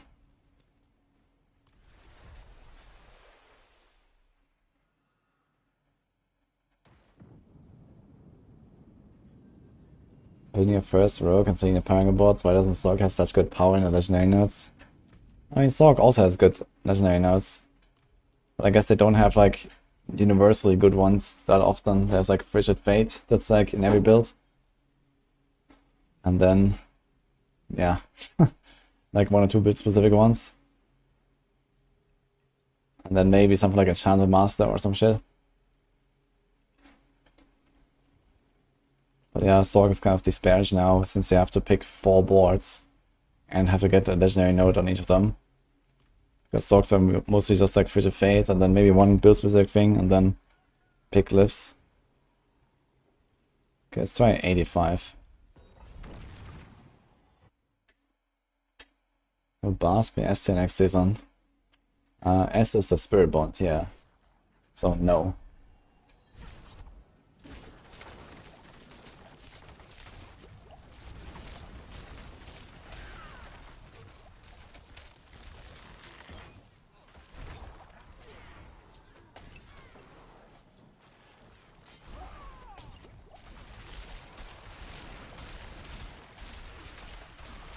B is for Barb. I mean, I'm sure Barb has some pretty good builds. I'm just not very sure, like I haven't really been following like what bots are doing. I mean, Mighty Throw is a new thing that's most likely gonna end up pretty good. I think there's also this like and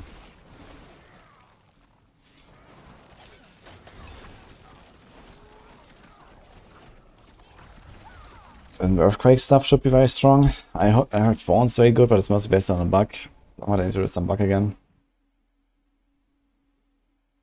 What the hell is the Bombo Lost Rogue build? What is that name? Let's try this lower. Let's do like a 70 speed run it.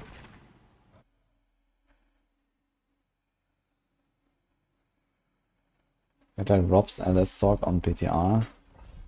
Nope. We already know Alice Sorg, so there's not really much to explore there, I think. Did it really change in any big way besides getting OP from the glyphs?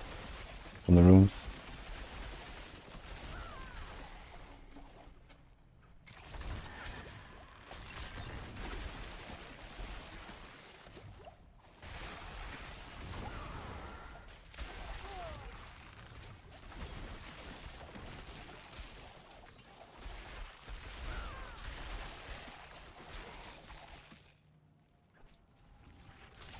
Yeah, this whole snapshotting thing doesn't work as well as I thought it would. So maybe this is not how we're gonna do this actually. Because sometimes we just run out of charges. Even though I have cap with speed.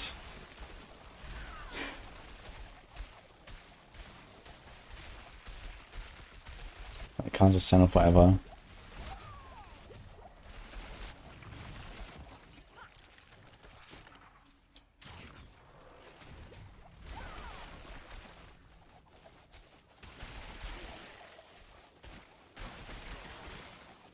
Now comes the portal, so let's get the seed. And it's just like too inconvenient.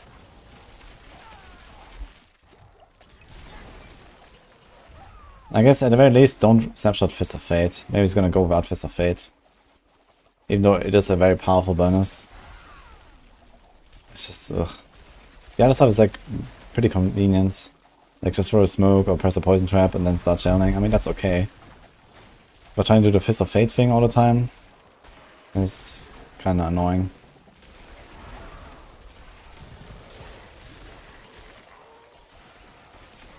I'll try this without Fist of Fate and see how it feels.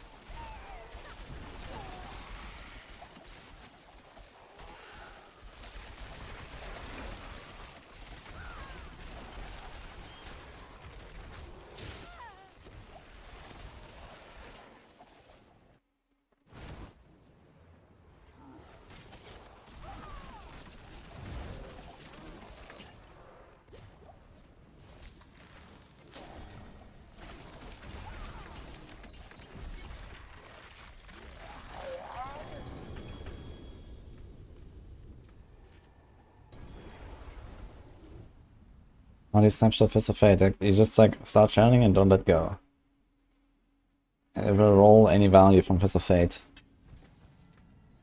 But man, it is annoying. I gotta say. So let's try it without.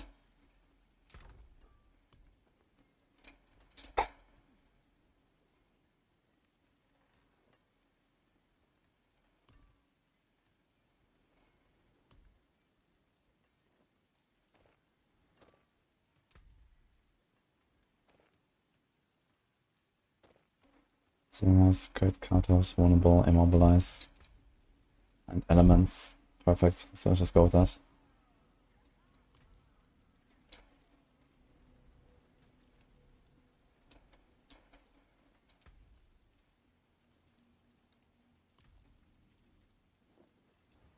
It's an 80 again.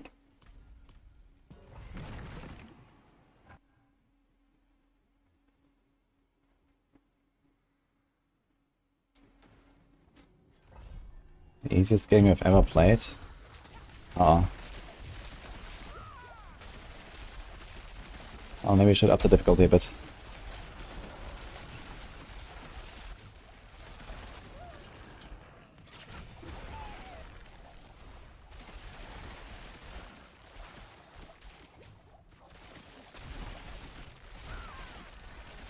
But yeah, it's kind of nice. You just like, you know, throw the smoke into the pack. Do your caltrop stuff. If you have to. You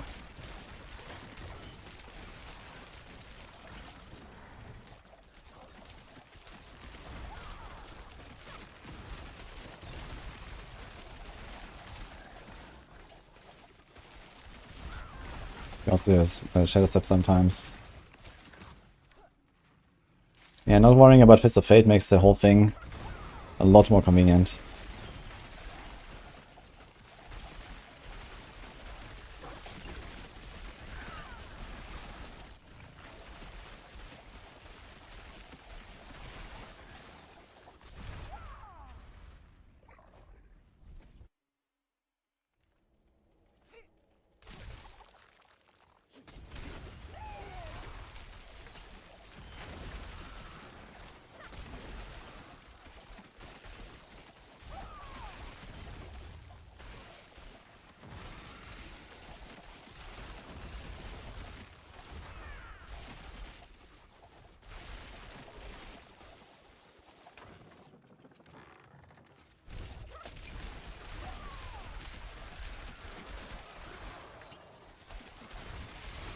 Yeah, this build is not really strong enough. I mean, it works. It's not tier 80. It's not terrible.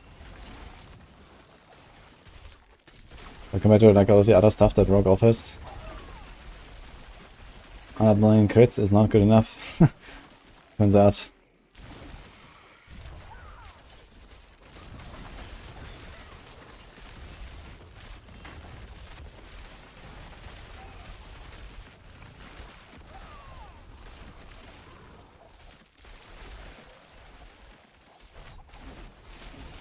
Uh-oh.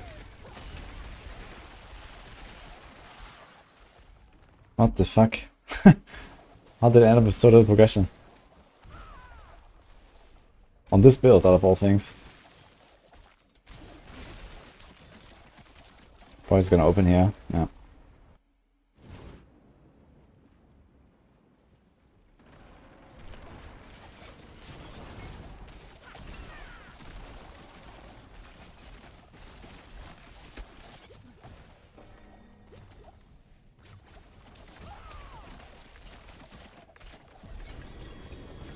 Okay.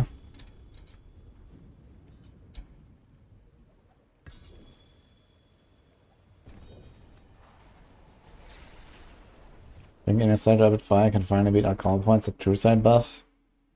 Zero chance.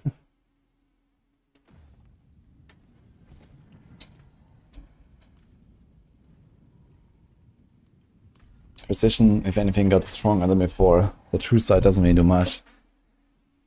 It's not like you are lacking good aspects, I guess, in something like rapid fire. It's fine, 85.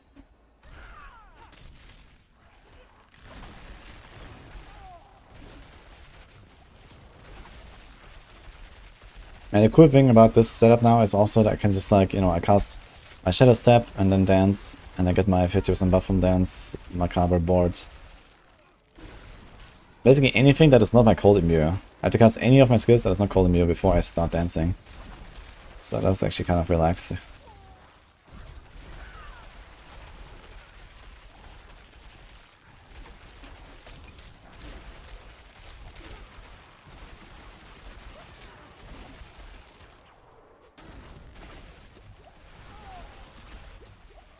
Yeah, but this whole like snapshot everything, like especially fists or like the potion thing, it's not really working out.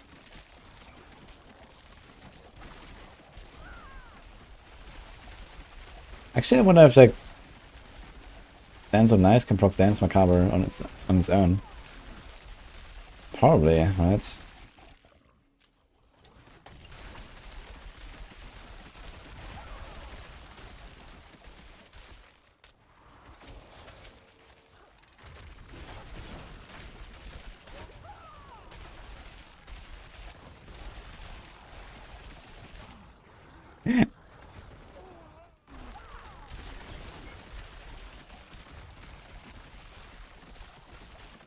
There will be huge changes. Yeah, there will be huge changes.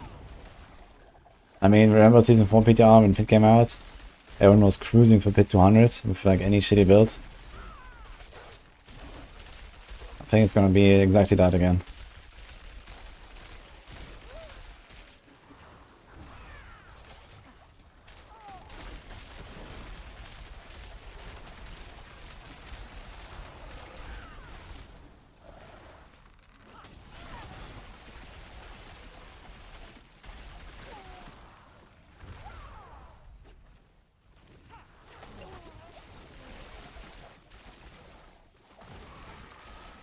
Why is this run so much worse than the previous? It's crazy.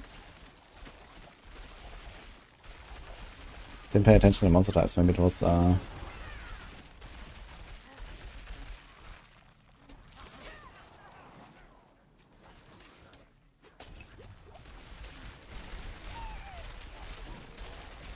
were some demons there.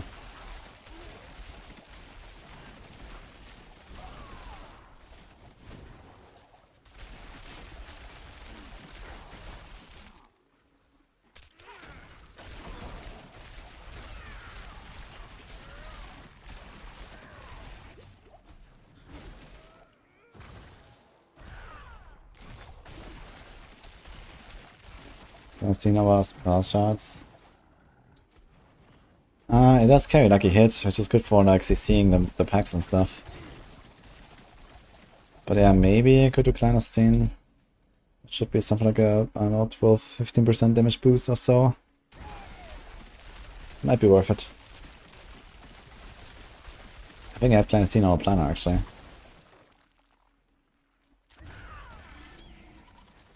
So it's not using the combo points either.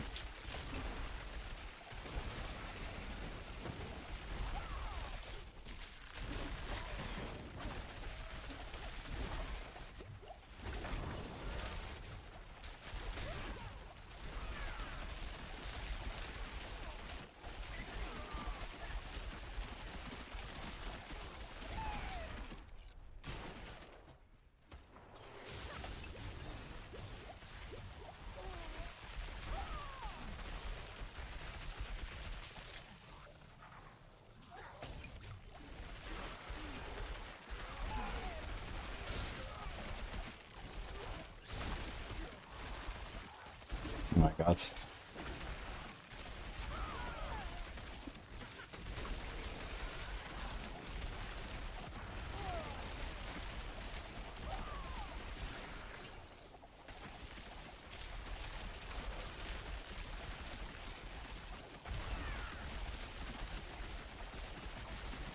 You need me to build a poison trap and death trap rogue.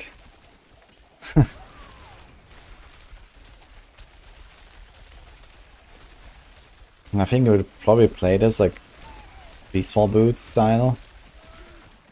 And then just like, you know, concealment, trap, trap, trap, trap, death trap, concealment, death trap, trap, trap, trap, and so on. But the problem is that it's probably quite easy for the death trap to outshine your poison trap. But, I mean, if you specifically avoid trying to scale the death trap and don't have Ice in the Dark, don't have the Temper, and you go for all the poison trap stuff, it could be kind of interesting to see how much damage you could do with it. Since you can get a lot of traps ticking permanently, although I'm not 100% sure if like traps disappear if you reach over 4 of them, even if they're already ticking on the ground, but I think they don't. So you could potentially have something like 50 poison traps ticking at the same time. It would be kind of hilarious. Good try it for the memes.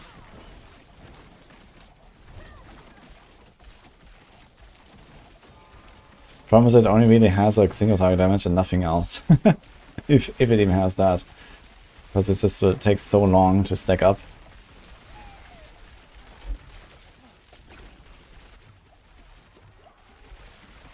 I'm using Rob's spam click bow and strat. No, this is the snapshot everything set up right now. We're trying to not let go. And I mean the spam clicking stuff is certainly gonna disappear, so there's no point in doing that, I think. I have to figure out a build without it.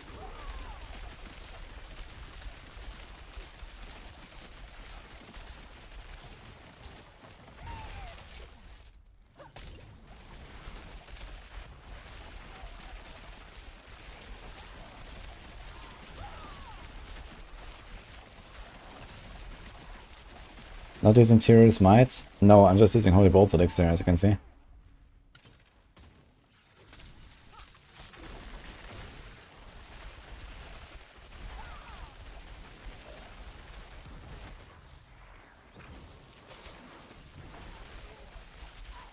Hello, Rose Rice. The memes are what I live for. Rain of Arrows is hilarious. Dude, it's not even much of a meme, man. Like, Rain of Arrows, fully optimized, can push 100. Or at very least very close to it. I think if you try, you can probably get there. Just hilarious.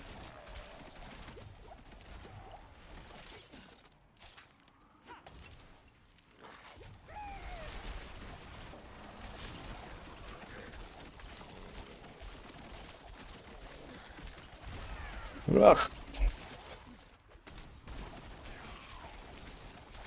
Dude, the damage they do when they're high or low HP is actually nutty. Like the weapon mastery kicking in with the 2 daggers.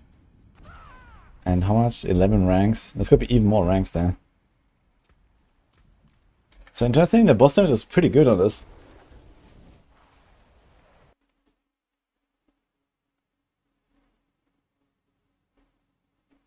There is no holy bolts, but you see the animation, no? What do you mean? Okay, clandestine. Let's not run 85 again and do clandestine. My magics await your I'll just make us tankier, I guess. Look, I'm not sure if we're gonna do the full run. The boss damage seems actually fairly decent. You know, this guy just got delayed in like 1 stagger, but it's also Spirit Core of Frost, who's like a relatively good boss.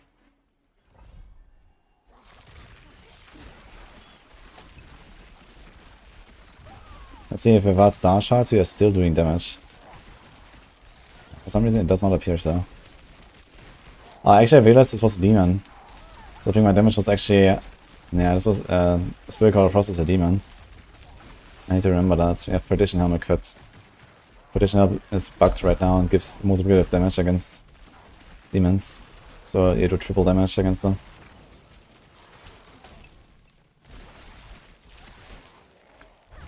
I feel like my damage is way worse though right now.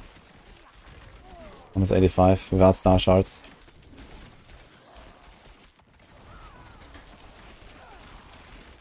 Sounds a bit weird. But if the Star Shards also carry like all of the effects, like all of the damage buffs, even though it's just weapon damage, if it still if it still gets buffed by all of this, like, you know, synergy aspect, Edge Masters aspect, Dance Macabre, and so on, then the Star Shards will actually do damage. And it seems that's the case, because I can't clear this here. Look, I can't eat through this pack at all without the aspect. Yeah. And this is the same tier I just did. Look, I'm falling behind. I can't even kill this fucking champion. I can see the big damage bonus popping up here, but I think the Star Shard's actually getting a lot of benefits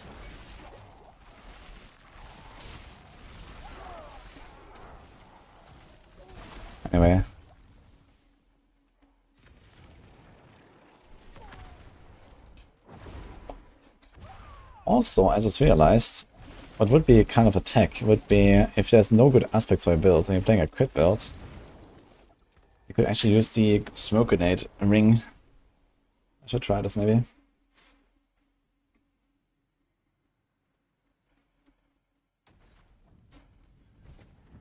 Star shots get immuned, yeah I know. They get immuned and it seems like they also get like all of the damage buffs for it. So they have like kind of low base damage. It says 80,000. I'm not sure like what is calculated into this. 76,000. I guess it includes like the dexterity and everything, right? What if I encode this thing? It says 46,000. So the petition is included there.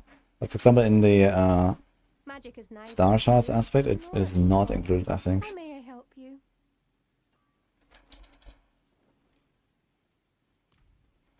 Like this tooltip is kind of static. 715. If I unequip this, it still says 715. So this tooltip is static, but this one is not. So now we could like try to figure out what is the relation between sheet damage here and star shards with all the multipliers that we have. But if you assume that the star shards also get synergy and stone vigor and momentum and imbuement and edge masters and everything, then I mean it's totally fine. The wonders I think I can definitely use clandestine here instead of elements. How may I help you?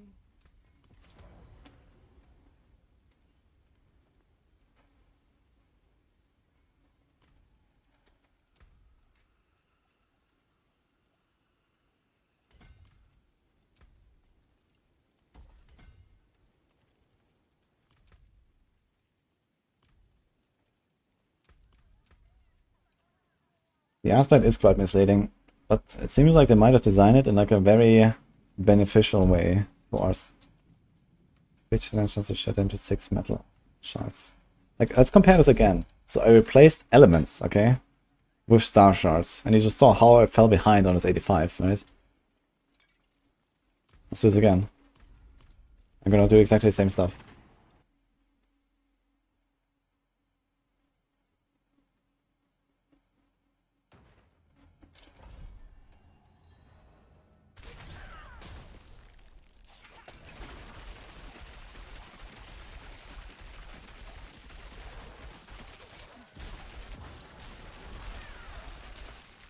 Okay, still not crazy.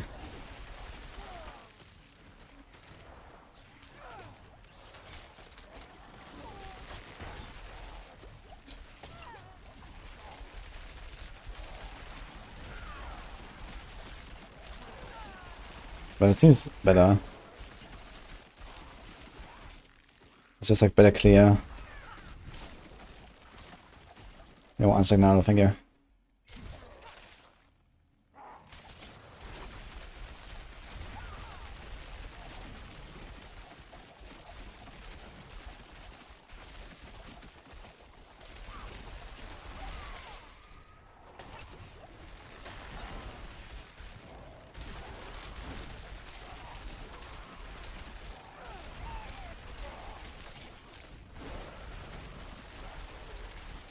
Yeah. Definitely seems better with the star shards. Like, it feels way better. This was, I think, actually the same monster type. Or almost the same. Not a good one. Snakes and vampires, at least.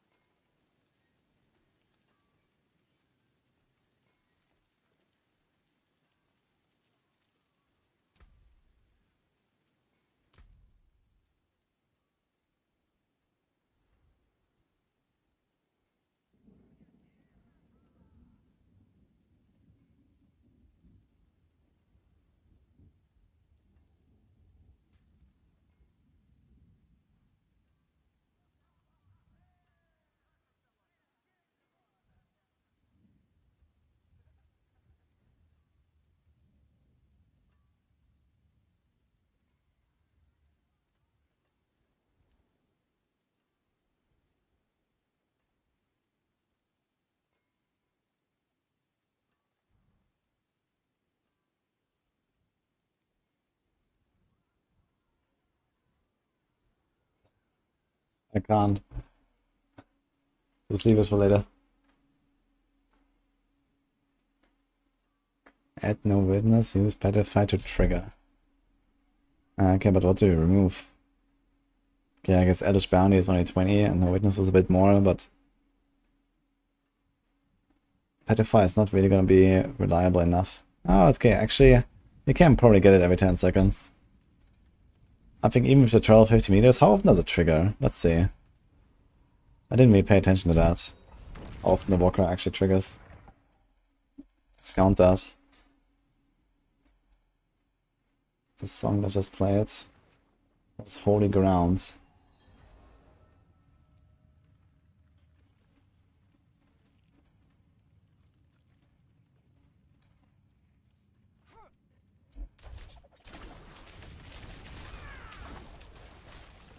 Okay, we're timing the walk right now. Yeah, it seems like we can get no witnesses just from that, actually pretty reliably. Boom. 8 seconds.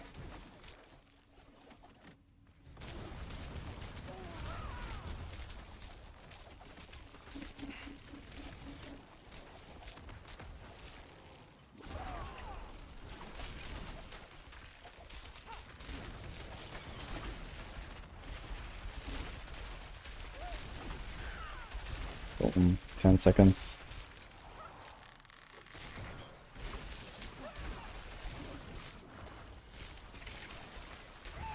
We could also go for preparation to get cooldown resets and a 30% DR. And give up the true sight aspect. Wait a minute. Does preparation reset my charges? Oh, that could be very strong.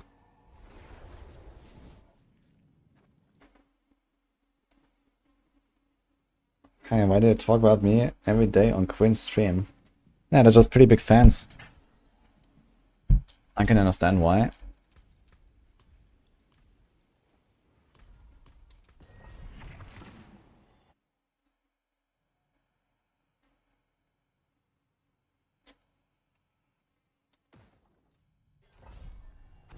So now let's see.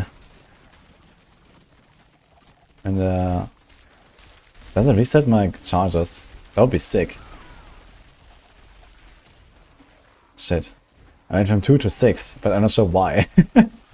So. Oh wait a minute, I'm actually stupid. So this was actually just a reset, this was not a ultimate, on a Petrify.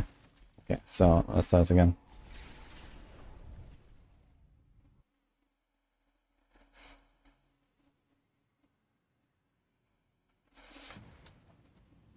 Yeah, this was the region actually, this was a Petrify, but it happened exactly the same moment when this filled, which is kind of funny. Okay, here's a Petrify.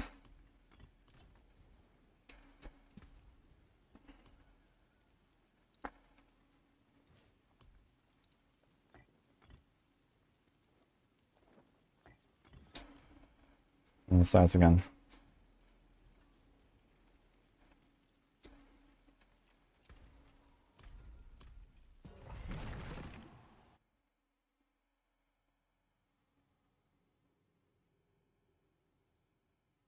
I tried doing a stealth break, such with a new chest and unique ring. I used a new ring, but not a chest for like a stealth build. I played grenades rogue with that. Okay, let's see. It looks like it resets. Yeah. So maybe you can just like perma spin with the... Oh, no, it didn't reset. Do we have preparation? We do have preparation. Shit. Okay, so pressing preparation does not reset our charges. Too bad. So we kind of want to play inner sight anyway, I guess, on this build. Because with inner sight, you don't spend charges for 4 seconds, but you can still travel and then get the charges back. Which is pretty OP.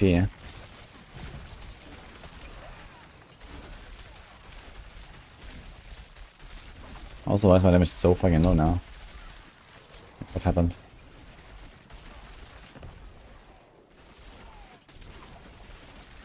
Okay.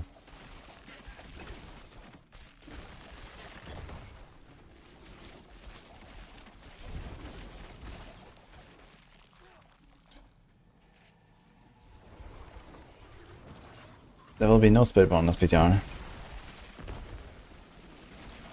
Yeah, I just replaced Warcry with the Petify. It should be plus minus the same damage. With this uptime, maybe slightly less. Victimize and Caltrop spam is hilarious. Wait, how much liquor hit chance does Caltrops have, actually? Not that terrible. I wonder if there's like a hit chance. I'm gonna try this, wait a minute. Does this Caltrops like a hit chance also go into the Maya Sharpshooter? 50 piercing daggers. Actually 38 piercing daggers. Just out of curiosity, I wanna see that.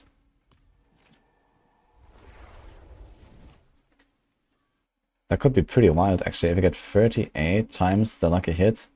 That could be insane actually. If that's how it works. Maya can't trigger lucky. I wanna see that though.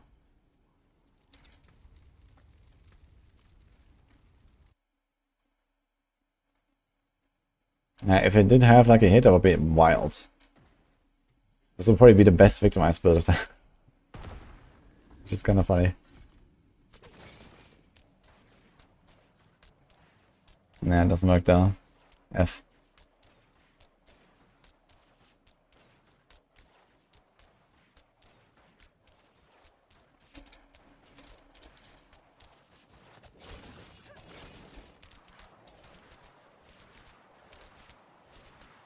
Okay.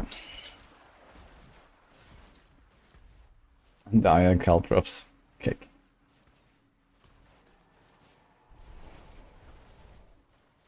New spell for Rogue. Yeah, they just recently introduced that. Caltrops. It's very good actually. A lot of builds run it suddenly.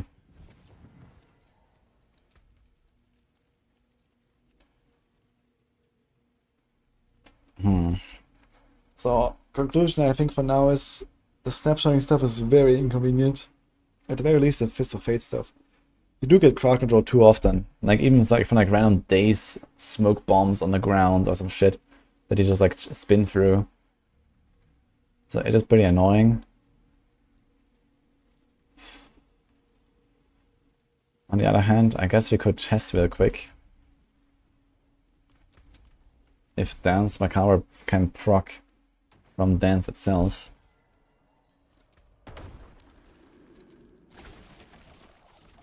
Oh my god, there's so many numbers. So let's take this off. Let's take this off. Let's take some other weapons. We do this.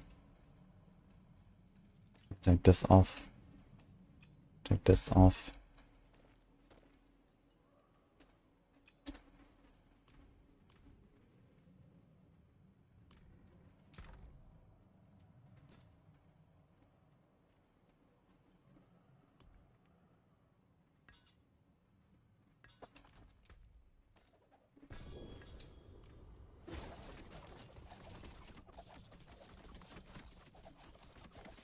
Okay, so any other weird stacking stuff?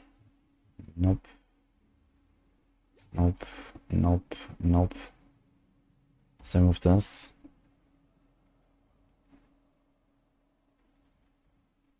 Okay.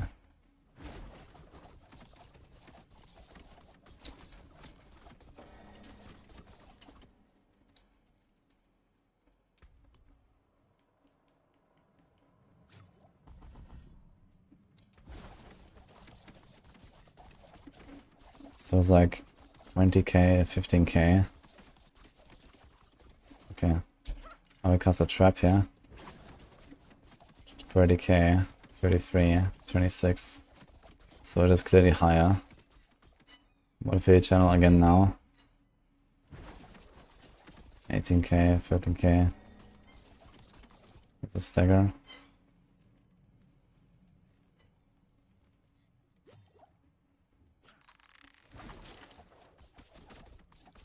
$25k, 30k,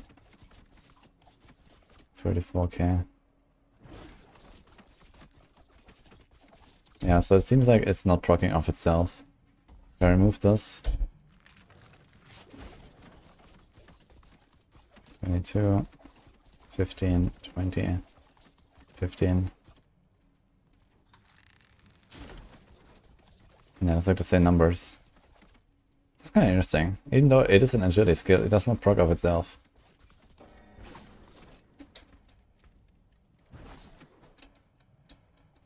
It does not count as being casted, apparently. Which is even funnier because the tempo for it says chance to cast twice. What if I spam right click it? I get a lot more numbers, but they all seem the same, around 20 to 15k.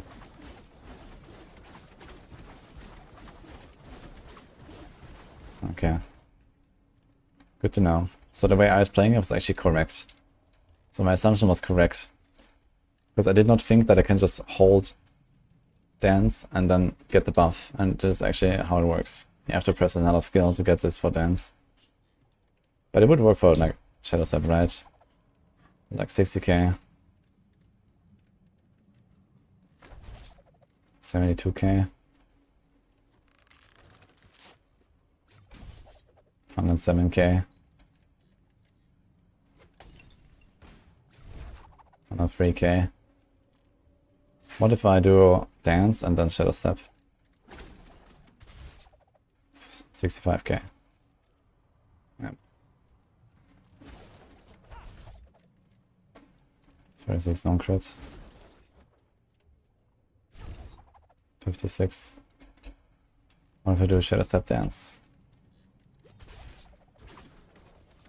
35k. 30k. Yes, okay. Okay, well now what if I do Golden View? This. Ah, shit.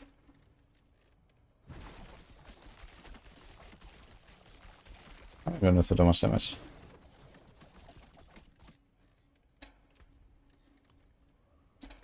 Where's the damage coming from? Kenny and stuff? Okay. We have non-physical damage. Yeah, that's a problem. So...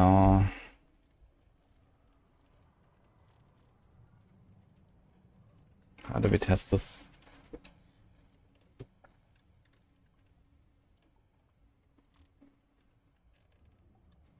Okay, I know a way to test it.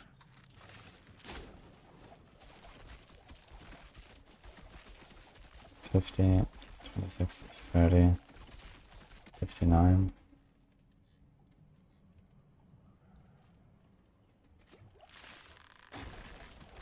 $45, 35, 55. Okay, it's like 35 to 55. Now let's do the other way around. We do cold and then trap. 80, 70, 85, 95. Dude, it actually matters. That's interesting. So cold and immune can consume Dance Macabre. It looks like. Yeah, 97, 96, 60, 70, 97, 80. Interesting.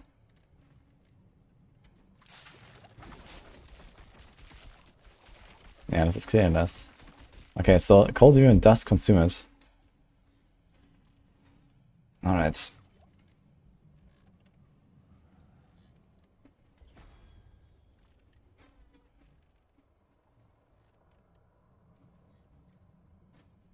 Now I wanted to try the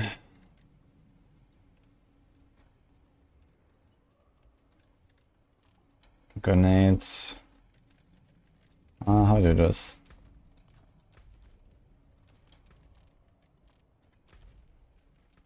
I have no idea. Just gotta spam it like Blizzard Internet, be spared. Use mouse scroll and hold it down. Mouse scroll and hold it down. So I mean like right click and scroll to move? It doesn't work.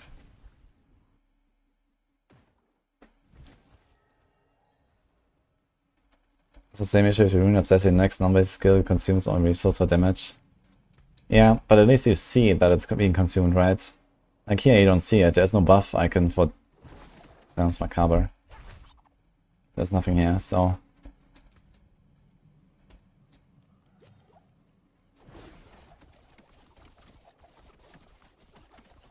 No, this doesn't work. This is way faster. How do you do this with the mouse wheel? You said mouse scroll and hold it down, doesn't work for me.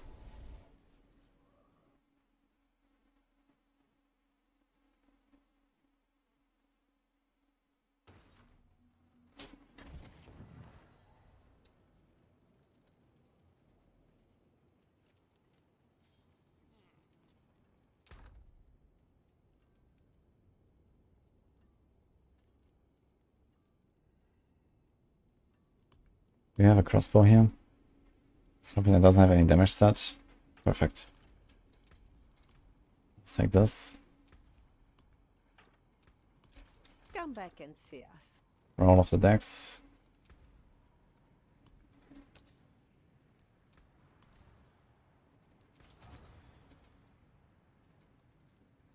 Okay. And I want to do this consume.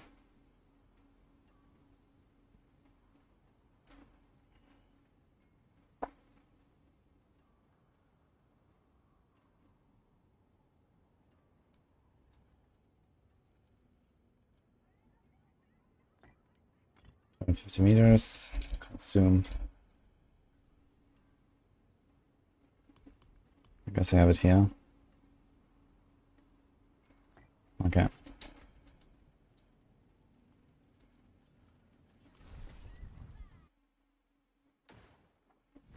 Because shadow step, that's what kind of affect the next shadow step. Yeah, you can cycle them. Just like shadow step, shadow step, shadow step, that works.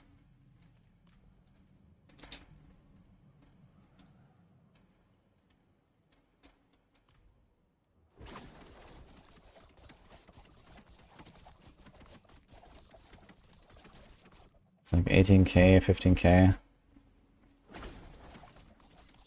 Wait, it doesn't seem to work at all. Seems like the same number. Look, 20k, 18k. And it's with the consume. What? It just doesn't work.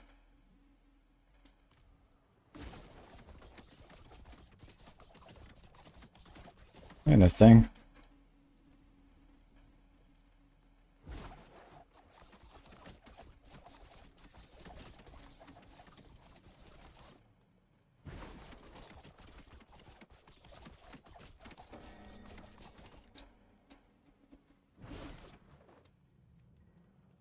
What's the shadow step? 30k.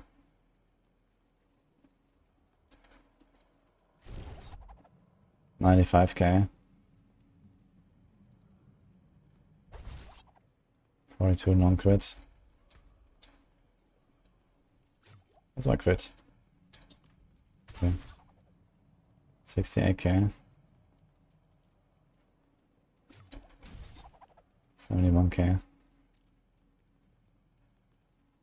Yeah, next skill will consume all of your resources for up to 100% increased damage.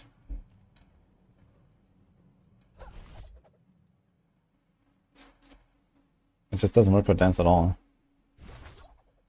Okay, good to know. So that rune combo was actually useless. Completely.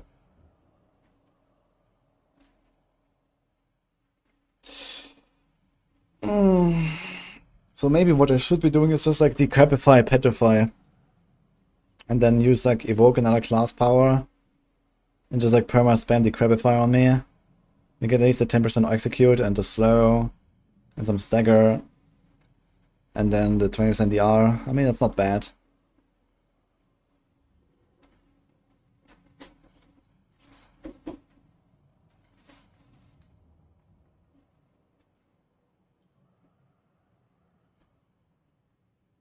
Does the rune consuming resource grant barrier from second wind? That's a good question, actually.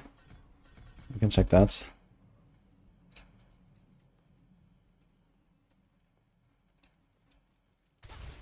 It does. That's cool. I wonder if it buffs poison imbuement.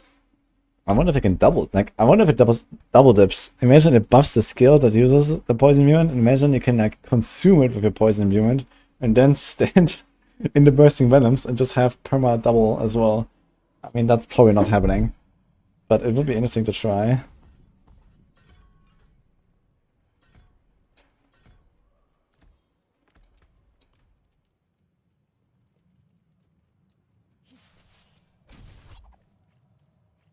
$1,300.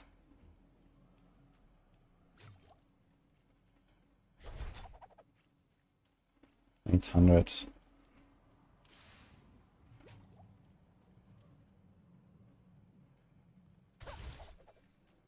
$1,300.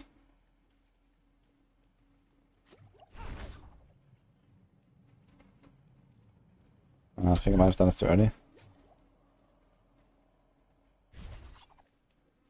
1,000. Okay, maybe inconclusive right now.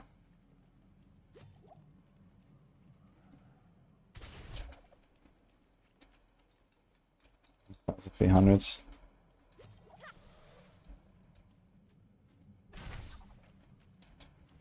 $1,200.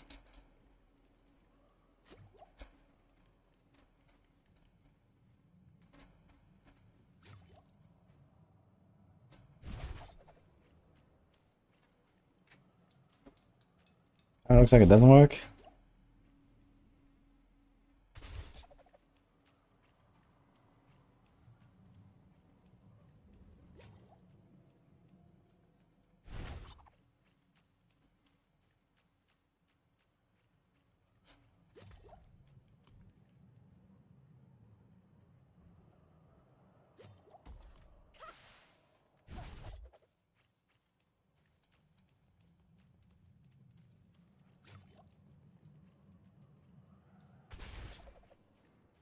Yeah, I don't think it works with poison.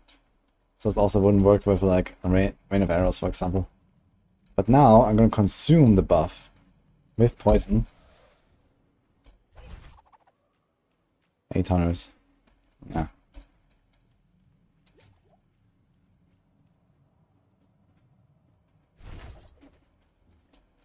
Okay, yeah, so that's nothing with poison.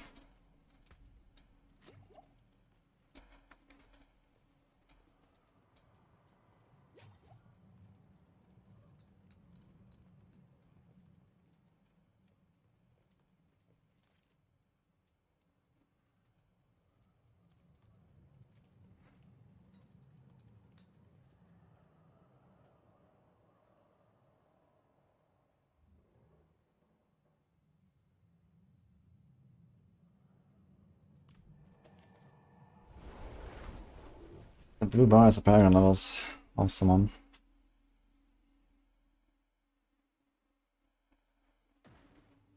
Yeah, we can get 2 rows of buffs now instead of 1 row. It's kind of nice.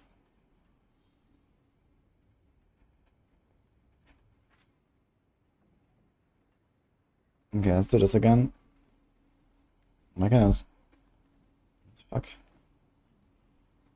Am I seeing or something?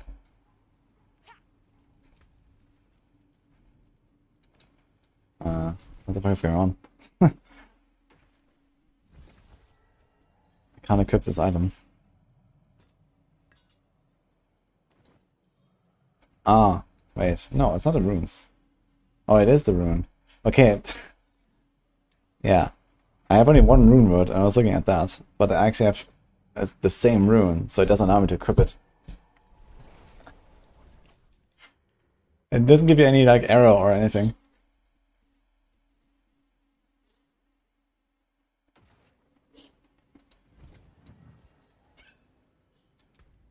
I mean, proccing a second wind is actually pretty powerful. If you can actually trigger this thing. What's the cost of it?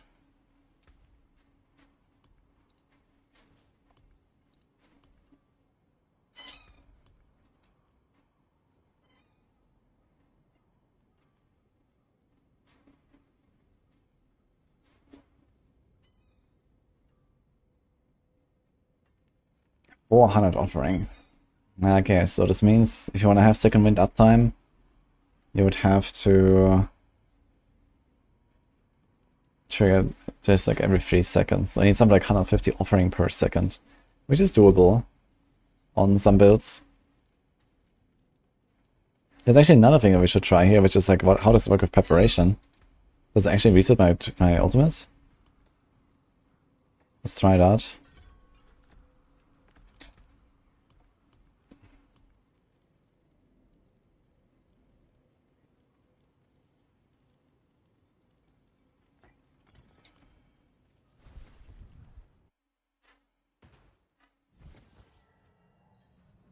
Hey, Pentagon, I'm doing good, and you?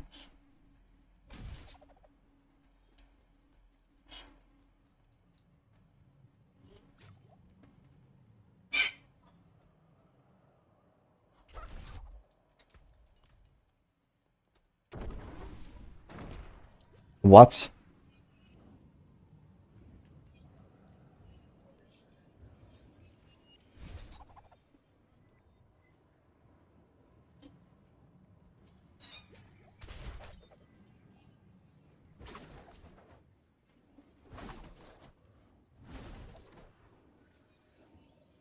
You have the buff now?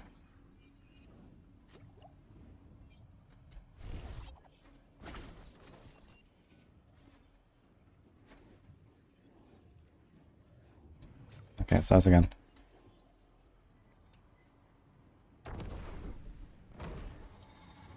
Okay, so I did consume for the death trap. It did not give me preparation.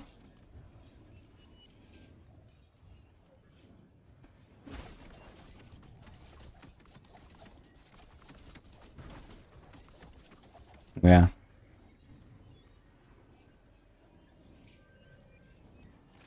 Going stealth with the mythic chest actually does count as it's casting a skill from another class, because actually what it does is it just like spams concealment for you, like 5 times per second.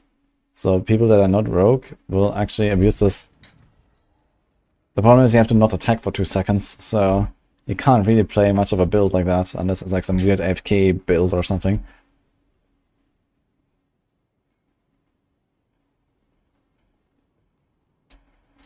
What I feel from the testing what the best builds might be for rogue. Death Trap is very powerful, rapid fire, bunch of Victimize stuff, Barrage Victimize, Barrage and Darials. Dance seems also pretty strong, Dance Victimize I guess. But this is also probably mostly thanks to the spam playstyle that was probably gonna get fixed. Without the spamming, I don't think it's that strong. Shadow of Conduras doesn't take it out of stealth. Quark soon does stagger to Beast Saw boots.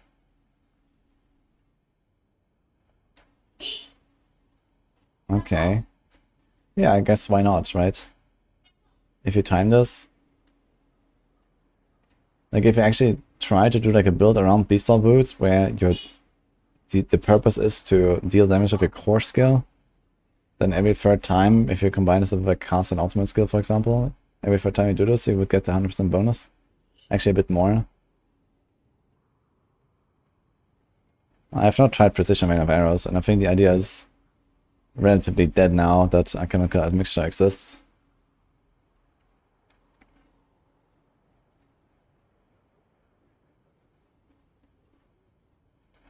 It's a nice going to be gouge that I spam the fix. To fix the spam? No, I don't think so. I mean, I played Dance on Ice Victimize just fine without spamming to hit 80 plus from 0. I don't think it's gonna be garbage. And honestly, they need to fix the fucking spam stuff.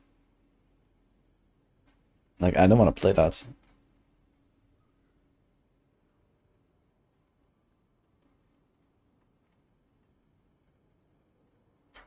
Wait, Privyet, by the way.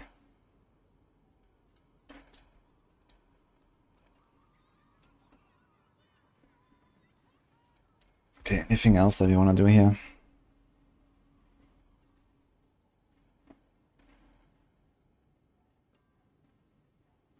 Warren has been like that since launch. Yeah, okay, but there was never a reason to do it on Warren until Tyrus Might came around. So, yeah, they have to just fix Warren the same way. It's just stupid that this is a thing. Fix it and be done with it.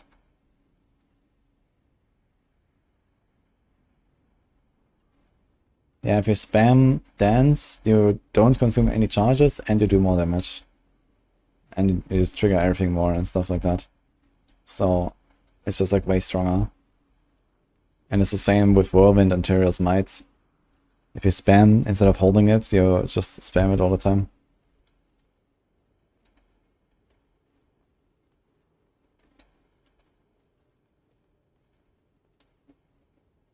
I made a video on Death Broke, yes. Basically, any channel scan you have to spam to proc the stuff. I'm not sure how it is for Lightning Storm. The thing is, yeah, I think on Lightning Storm you don't do that because Clarity exists. But maybe when Clarity is down, you're maybe better off spamming Lightning Storm? I'm not sure. Or maybe spamming is still better than Clarity. Yeah, I mean, they made Clarity basically D and Lightning Storm passive. 15% crit, 15% damage per point.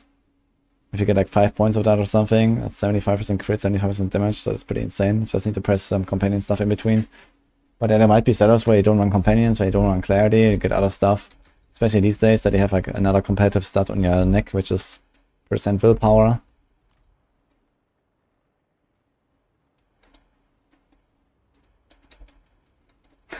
Nice one. Mortal Kombat, let's go. Okay, let's check out the stuff here. Shards of the heavens. Total 50 meters, cast Petrify. I want to try and see how well this works if we do this. Let's look at this.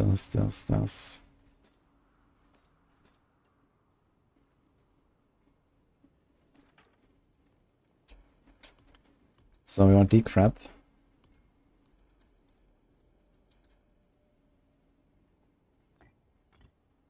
Travel 50 meters.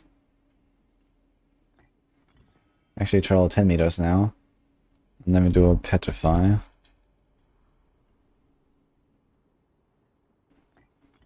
With another class power. So you have to do 4 decrepifies to get 1 petrify. Does that have an overflow effect? No. There's no overflow effect on this. Kind of sad, but okay.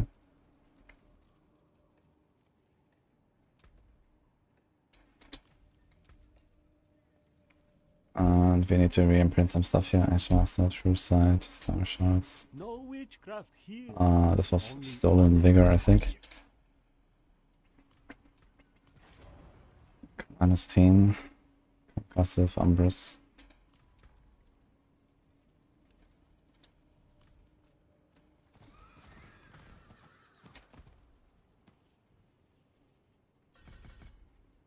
Any other stuff that I removed here? Got this. 1, 2, 3, 4, 5 glyphs.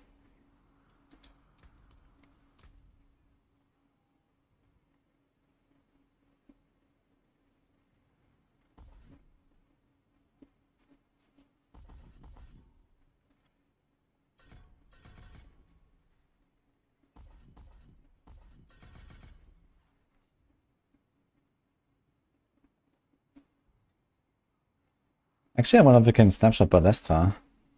That'll be kinda tough to test. It's only a 12% buff. That would be really good to know. But I suppose this is actually a... yeah, this should not be snapshotable into dance. This is probably a dynamic buff because it times out.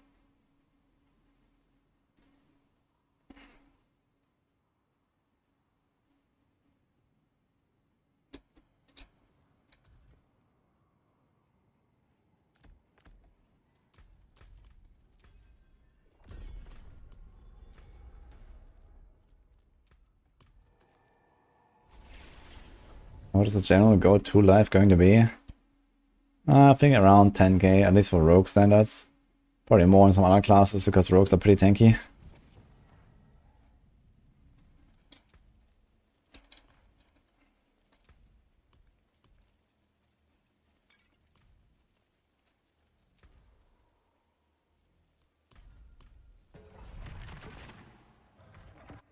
Bomb roleplays.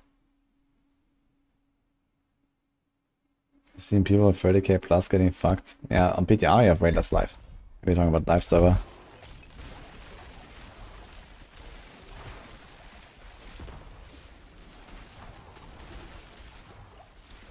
Self preparation. Oops.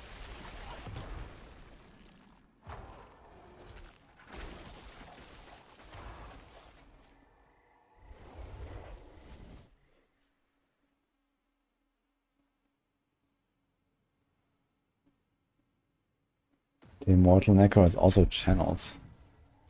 It is channeled? How?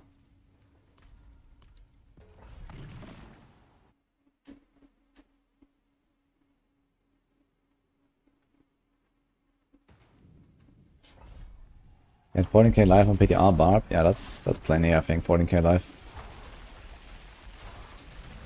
Like most of my builds are like in the range of like 10k life, and then with Tyrios though, so maybe without Tyrios you want a bit more life. Tyrios is still very powerful, I don't know.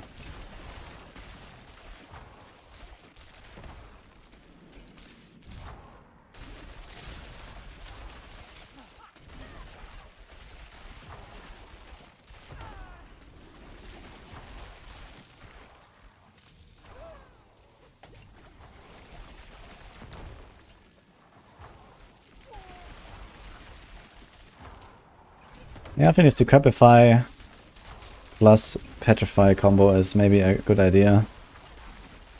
So I get both effects pretty reliably.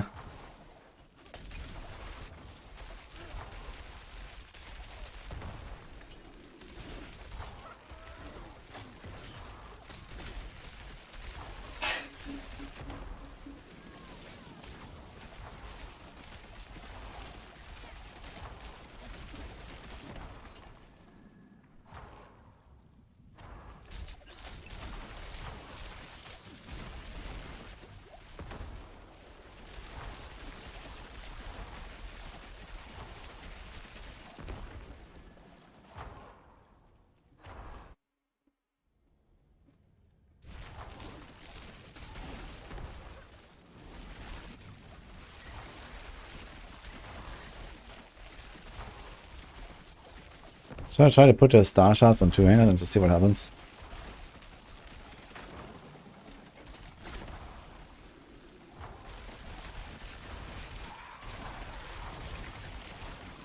I will try it.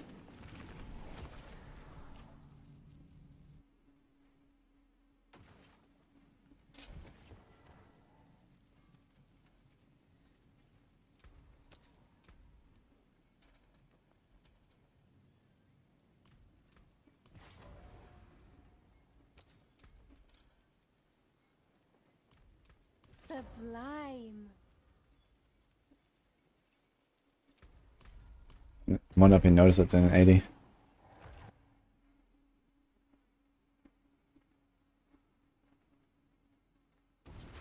This new chest not bad in Tyrios.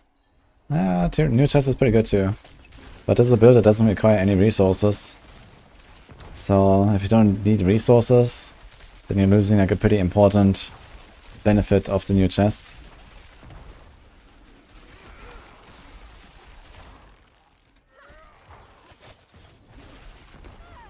And also, especially for PTR purposes, it seems like so much more convenient. Just go Tyrios and you're done with the rest and the armor easily and stuff like that.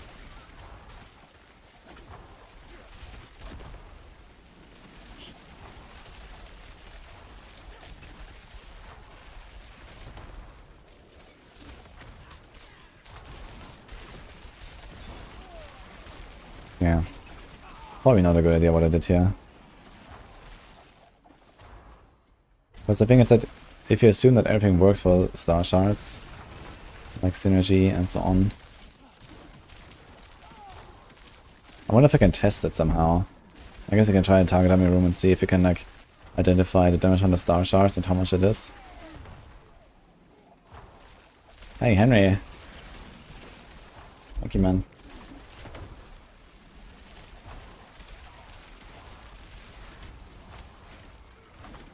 The drop rates on Assassin and Mythic Uniques, they're garbage in PTR.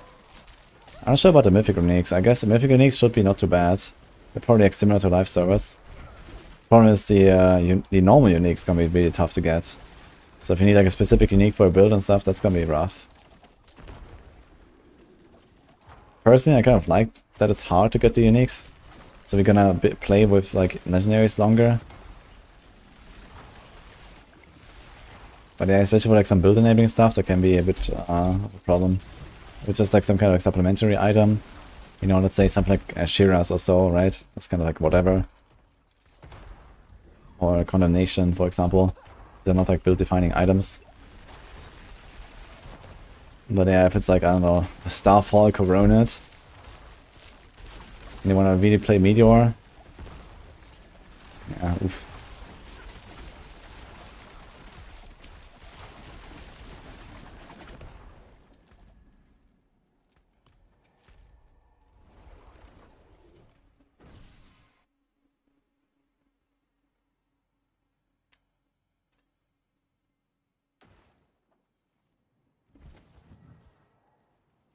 Casual point of view, I don't have enough time to play all day to get that gear. Yeah, but the question is, do you need to get all that gear, I think? Not necessarily, you know, like you kind of just progress as far as you can get, and that's it. Like, you don't need all that gear to even get to like Torrent 4, for example. Torrent 4 is relatively easy. You can do Torrent 4 with like many builds or many classes with just legendary gear. And then what are you gonna do exactly?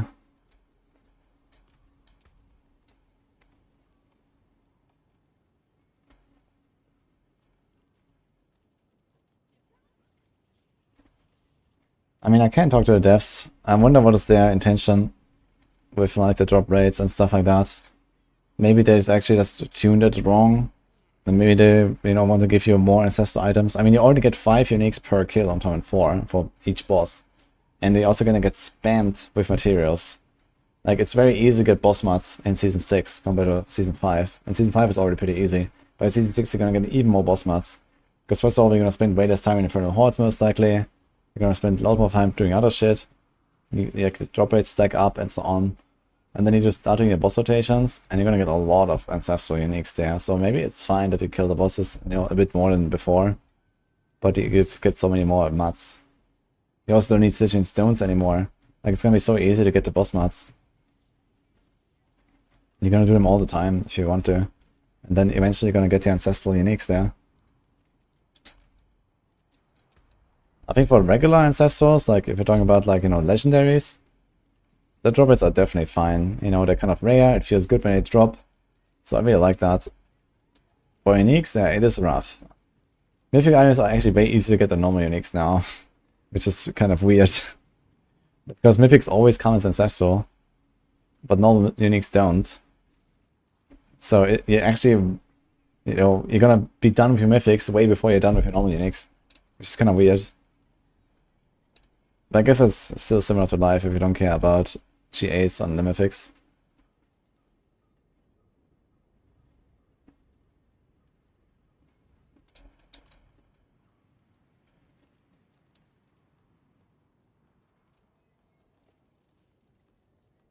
You did 100 for Shantor and 4, didn't get a single ancestral Sky Hunter. Yeah, that's kind of wild. That's maybe a bit too rough. Maybe they could give the uniques a bit of a boost with the chance to be ancestral. Because uniques are already kind of rare when they randomly drop. And, you know, ancestors are just generally so rare. So yeah, maybe unique specifically could have like a bit of like a higher chance to drop as ancestral. I think that would be okay.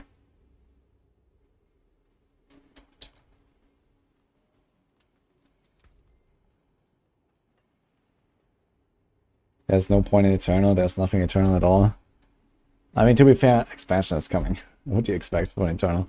But yeah, I guess they have just reworked a lot of stuff lately, right? Season 4, Season 5, like, you know, just like trying to fix the game.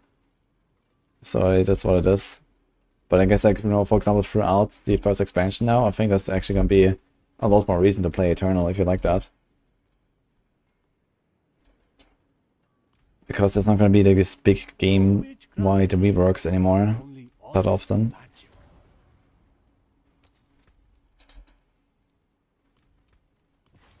Until spring.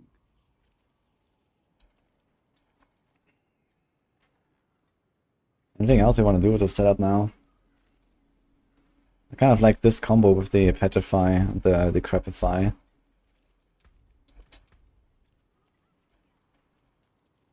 And we have freeze, stun, immobilize, daze from concussive.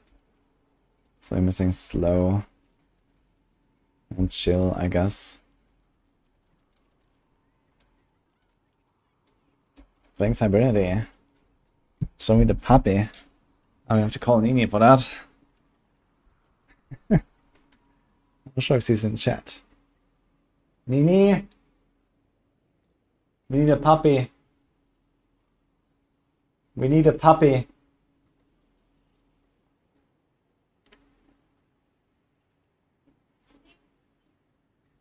Okay.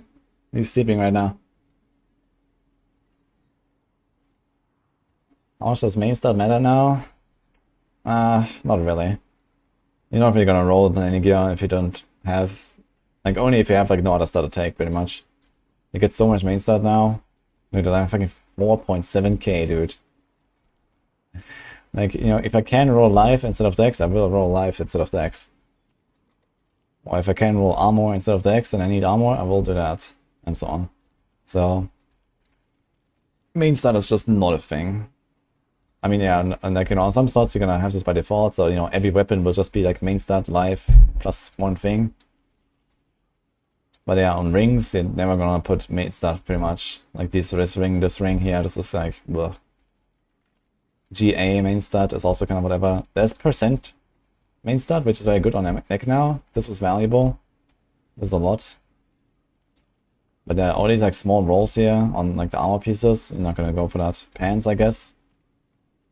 Because there's usually main stat life armor or main stat life... Oh, sorry. Life armor res, I guess, would be an option. Especially if you don't have materials. You can do life armor res and no main stat on the pants.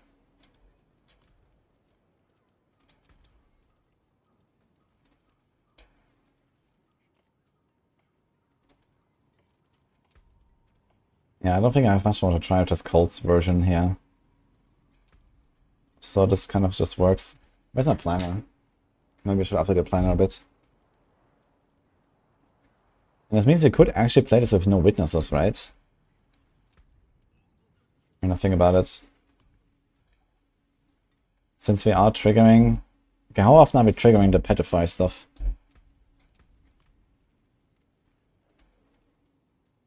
I just watched a Shout Druid clear pit 90 in 3 minutes. Yeah, Shout Druid is pumping apparently. They like really buffed it and then gave us like ridiculous amounts of main stat.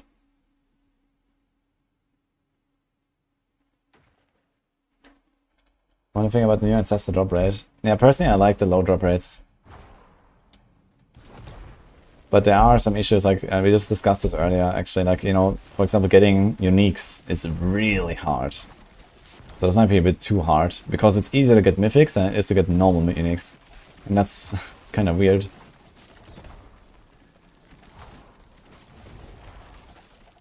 Okay, we're pretty easily keeping up our petrify here. So I think this is a no witness angle, actually. This tricks. Okay, so let's go. Evoke a power from another class. We got petrify. And we delete this. Materials. Terrible. And we do decrep.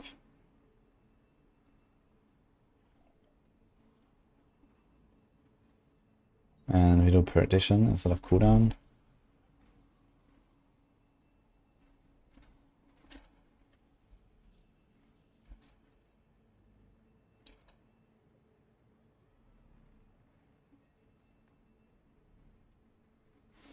Going to Fist of Fate, it's like too annoying.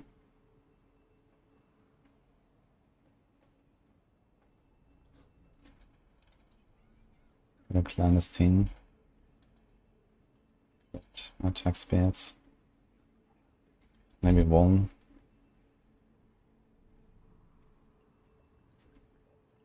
Maybe armor. I'm gonna do couch observation on this thing. Like stun. Umbrus. Armor.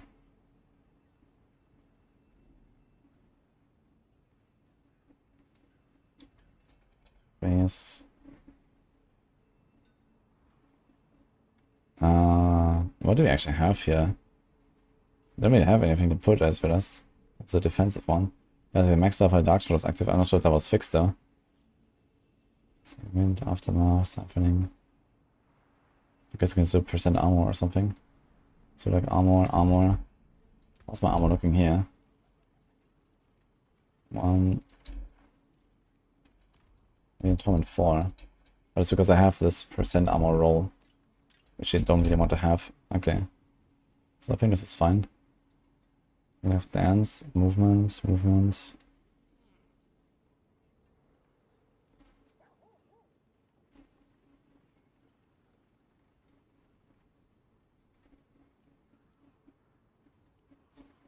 He's alive. Crit. How much crit is this? 118%, huh? 2 attack speed. Chance to make one. Greater attack speed. I don't need agility cooldown. That doesn't actually work. Can recall the movement cast thing.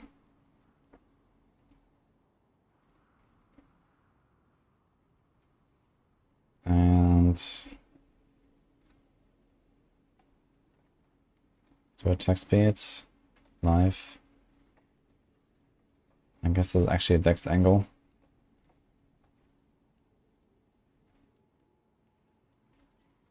And there's nothing to put here, I guess.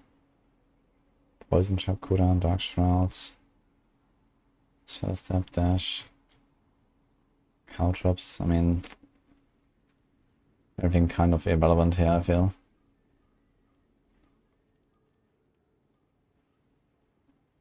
This is 25, 25, 40%. I have a lot of attack speed here. Stolen vigor. We put dexterity.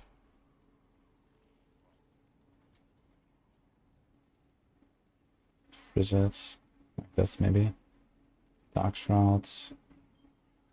We have card obscuration. We probably want a card up size as well, just to make this feel better.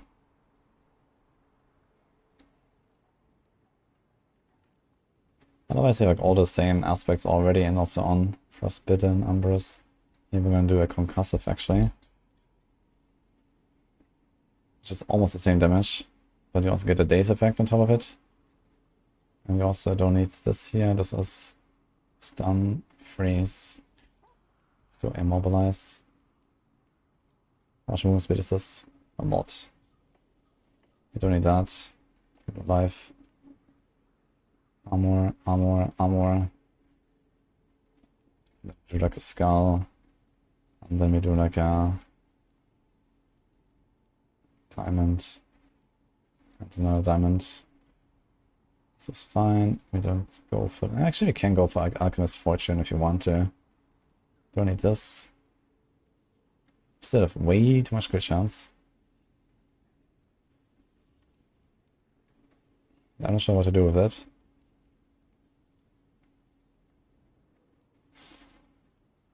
I also don't need this.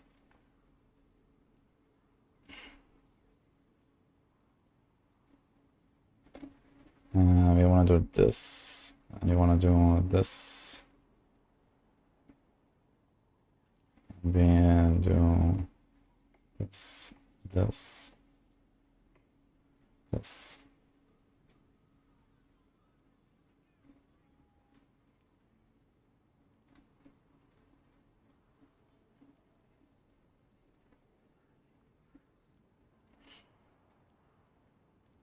I don't think we even need this movement speed there. Can do the smoke. I can do this.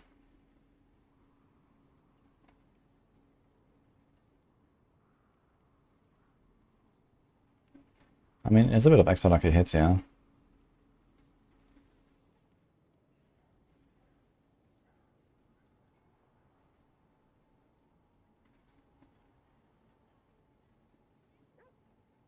Okay, let's do that. And the Paragon here. I think I actually want to go for no witness now, right? So we do the ultimate gems.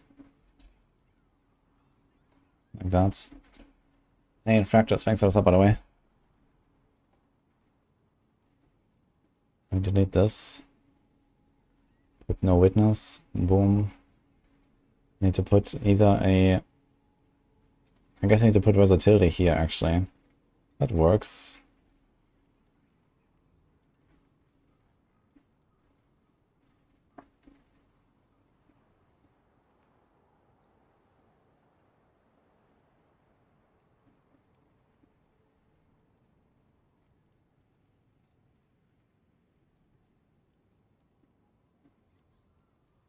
One note too much. I guess that's okay. Actually, 2 notes too much. Maybe it's not okay. A lot of ult damage though.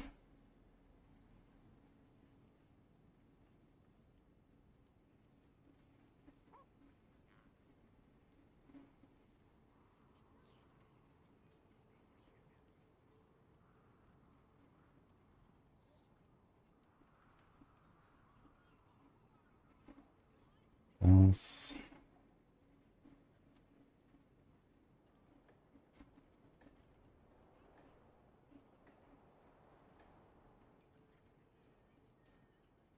I need to put a glyph here. So this used to be closer. Canny headhunter control.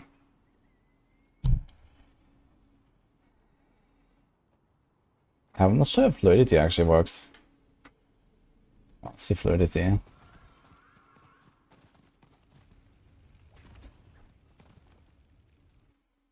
How pinch shot is feeling. And precision builds in general are really powerful.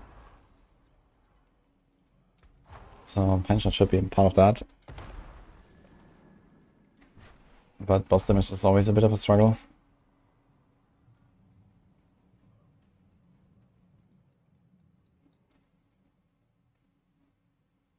Can we see the buff of fluidity actually?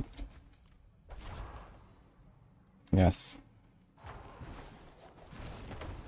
So when we start channeling, we actually get fluidity. Nice. I don't think I really want to go for it.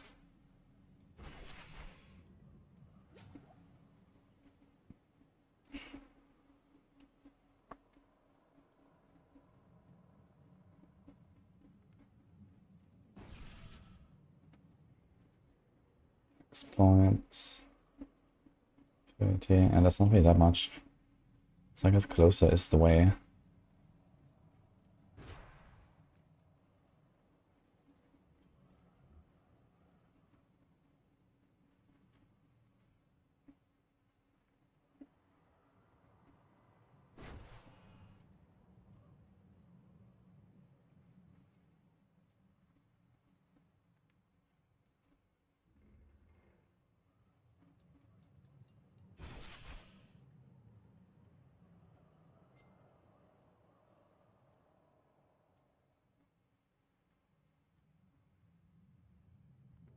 One, two, three, four, five.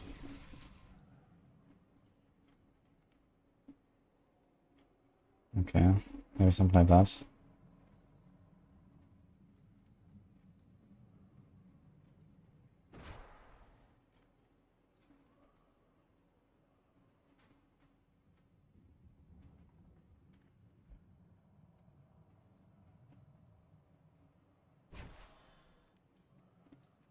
This setup has too much res.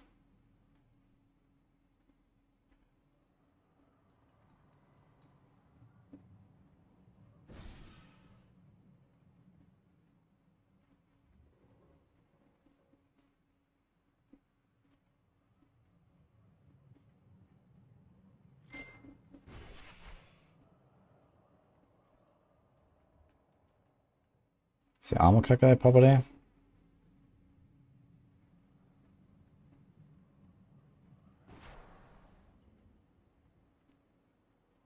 It appears I have way too much armor.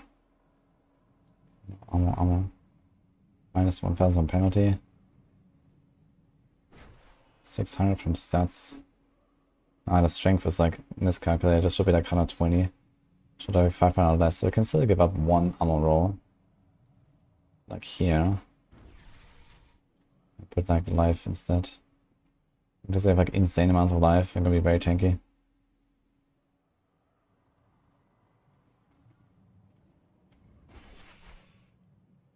Umbra's gonna cost a clandestine. Okay, safe. So this is Eldritch Bounty. Which we're probably not gonna do, but we're gonna keep this around just in case. And let's tricks out a trade. If that we're probably not gonna do. So like hard seeker shenanigans. I think is not something I want to try even. So we do like this. How much ultimate damage is this? 625. Actually, I have plenty. So we could change these. Crit. More crit. We have 590. It's still a lot. This is okay. Okay, that's fine.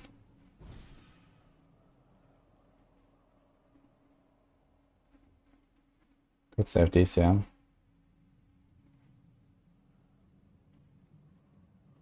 There's actually a very interesting combo here. Just like go with no witnesses and just cast Petrify.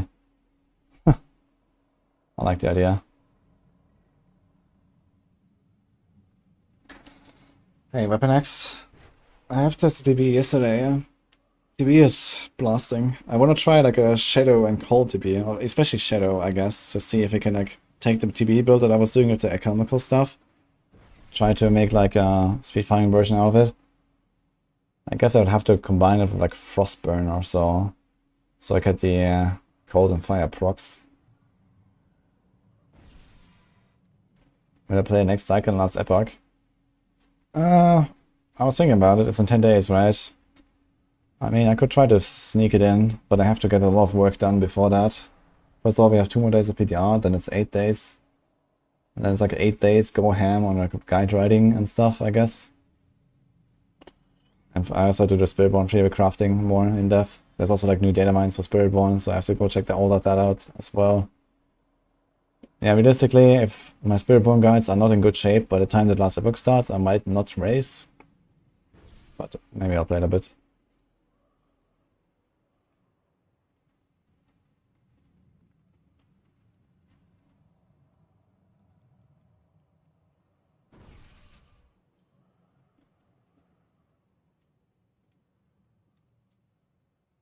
Last epoch has like a mid-season patch basically, similar to what they do here. Plus a cycle reset, so you can do like a race to Aberoth again and stuff like that, which is cool.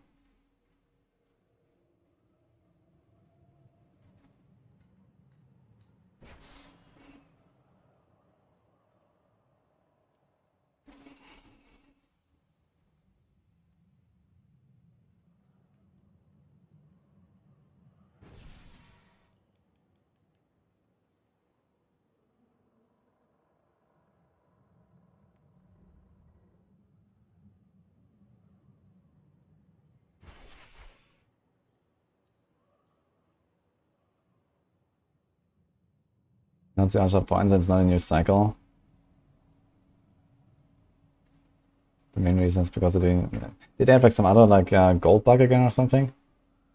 I don't know. I don't see why not just do like a new cycle basically. You know, it's been like a while now. I can look at a bit of like blasting again, try another build before they actually patch the game. I don't see why not.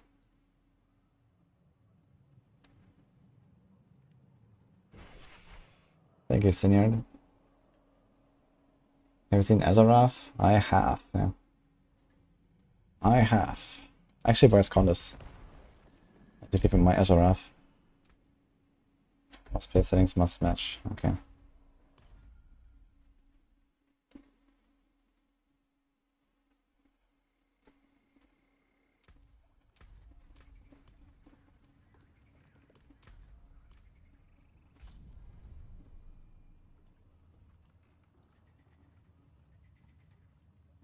The performance and FPS are ruining the game. Yeah, I mean, there's a lot of stuff they can still do. It's gonna be nice to see like how Last Epoch will develop over time. They're just kind of slow, but otherwise they're doing pretty good stuff, I think.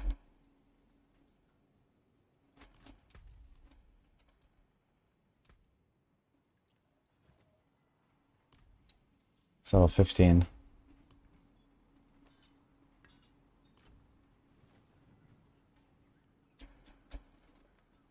He cannot carry additional murmuring obols.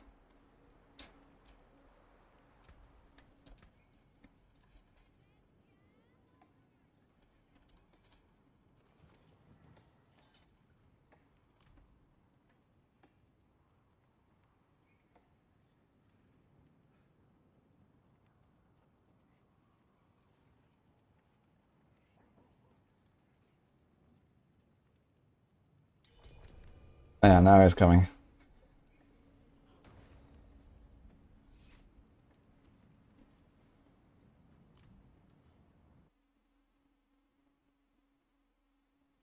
I've gotten runes on drops. They seem to drop in Night Mansion, like respond to bosses and stuff.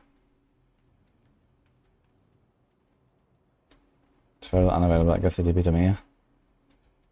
Where the hell is he? It says Cat Badu. I think that's untrue. Finally play Sentinel or People Riot. Yeah, realistically I was with 0 preparation for Last Epoch. So if I want to race, I don't know, I guess we'll see if there's other people trying to race or something. If there's other people, then I will probably not play Sentinel. And if there's like a bit of like a competition going, but if not, then yeah, might try Sentinel. And Javelin.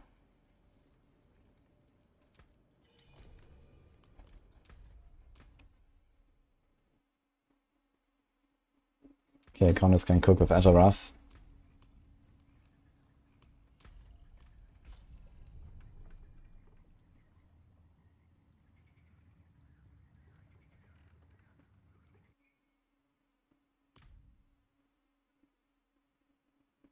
The mythics unique shouldn't be easy to get, if they are. Yeah, I think what they should do with mythics is just like limit it to 1.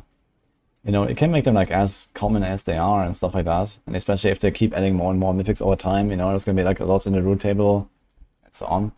I think that's okay, but I think they should just make it so that you can only wear 1. Similar to the runes, right? You can have only 2 rune words. There should be only 1 mythic. And I think that would make it a lot better, a lot more interesting.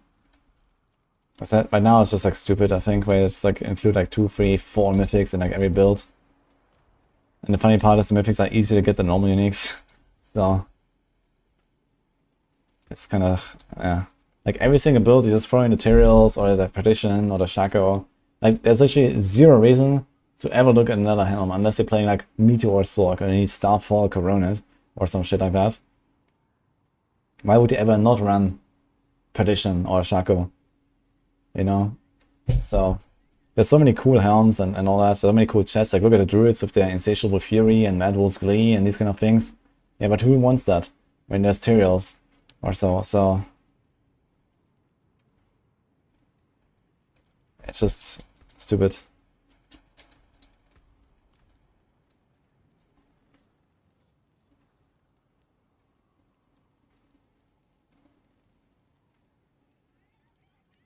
Am I classy for Spiritborn? I am actually. But by now we have not been doing all too much yet because PTR and stuff. Didn't expect we would get like such a massive PTR where we can like literally try everything. So I'm also gonna contribute a bit on the rogues probably because there's a lot of new guides that we have to write. Hello. Oh. Hybridity, are you still here?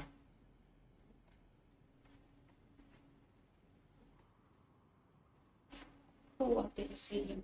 Yeah, I got a sub earlier from Hybridity. He said I need to see the puppy. That was 25 minutes ago though. Happy. Puppy is here, guys. He just woke up. He's in his little blanket or what? Yeah. Oh, okay. Here he is, guys. How's it going?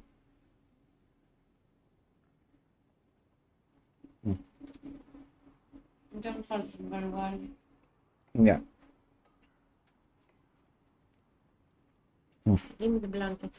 Okay. Yeah, Hello. he's scared. No. Yeah, he is. The puppy should play D4. And we're training him right now to pick up gold and materials. Can we get a Merlin pet? I can ask him. Skilled wizard. He won't be your familiar. Yeah, he's gonna wave his wand and all the materials will fly in the inventory. Give him a kiss.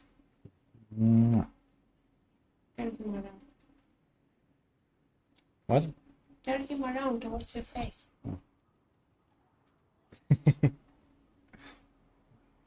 Okay. You need to learn to hold him properly. Yeah. I think it's fine like this.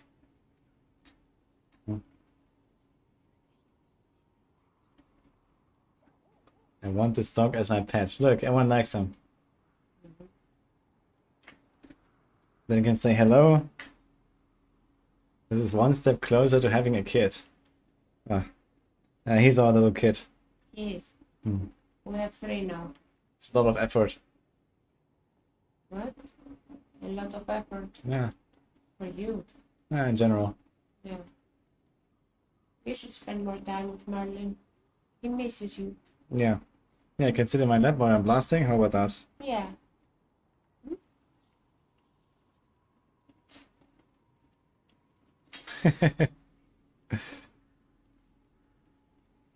Like this?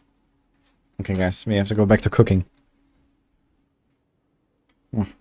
He will want to use your keyboard. My keyboard. Always types mine. Like this. Let's see. How long is this? Mm-hmm.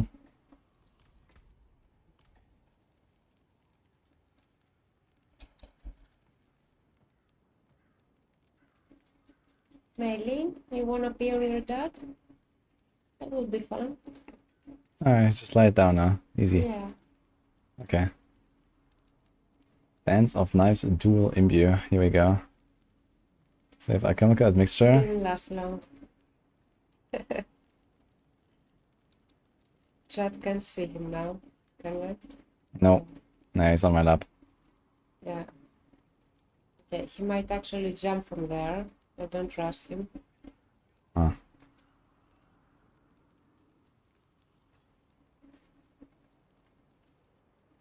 He's not stable.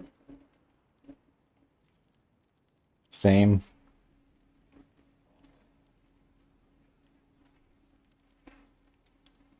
Okay, better? Okay, let's try to make the setup work. We can probably keep the same thing here and here, but we don't want this. You take him? Okay. Goodbye, Merlin. Chat.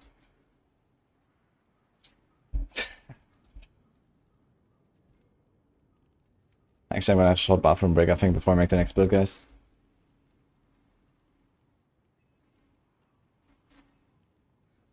Yeah, me.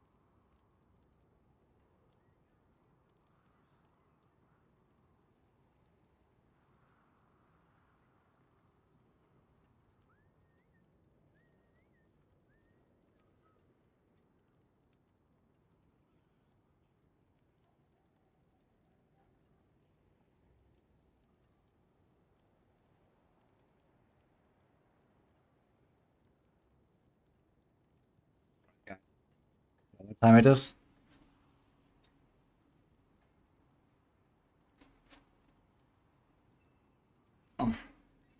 It's rogue energy time. Actually, rogue hydration. But I think it's time for a drink. Let's go. Let's give a shout out to them as well. They sent me all this nice stuff here. They've been with us for a little while now. Our stream sponsors. I can type exclamation mark rogue energy if you want to check them out. They make these nice little it's like powdered hydration with flavor. That's really cool. So basically, just like that. I take like a spoonful, put us in the cold water. There we go.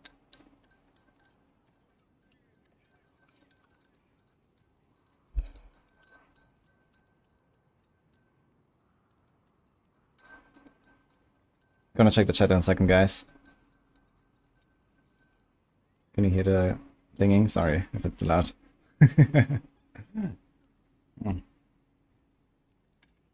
Okay, this one is Fruit Punch. I don't think I've tried it yet. They have many different flavors. If you're interested in some, like, you know, energy drinks or supplements, then go check out Rogue Energy, guys. I mistyped it. Here you go. There's 20% off with my code if you type exclamation mark wudijo. I'll link that for the YouTube guys too. That's the website. They have these basically the little cans. They're filled with powder, or like also they have these little packs that like one-time uses.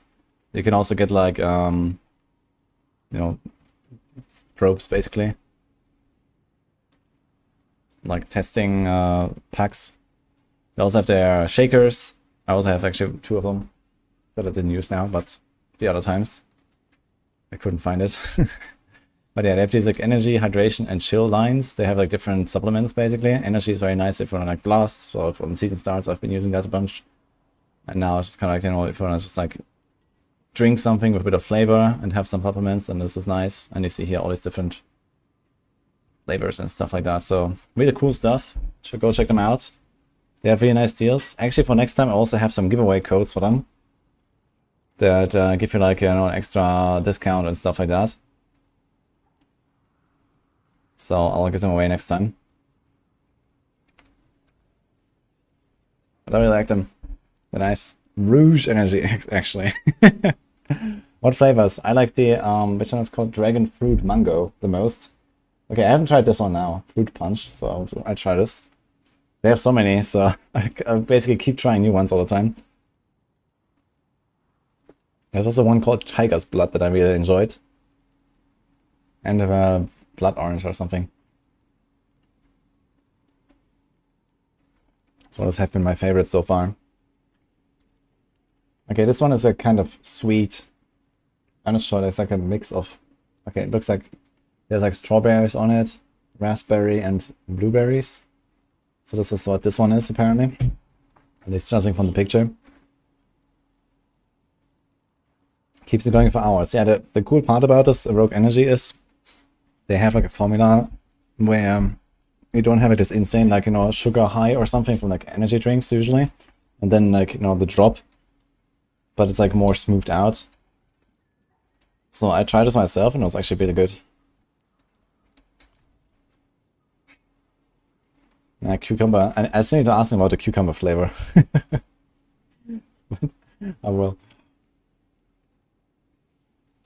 Okay, anyway, let's make that setup here.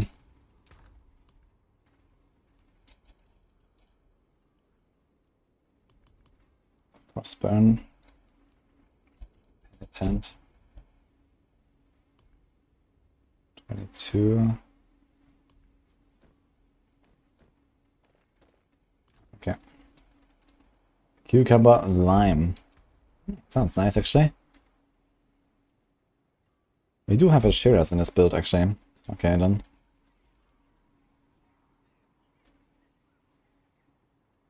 Wait, we do not. Doombringer, actually. Now we could also run, instead of Penitent, we could run Rakenov.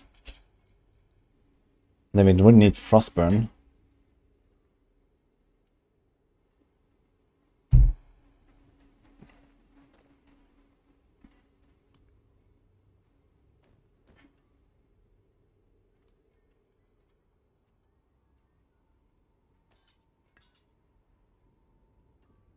Guard Observation, Cold Imbue. I guess I want to have like a Shadow Imbue or something. Or Poison Imbue. So +2. Here's one and here's another. So like one of each. Now we could go back to Fist of Fate if you want, or just normal glove. Like this. Guard Observation, normal glove, crit. So I can try this. Unexpected.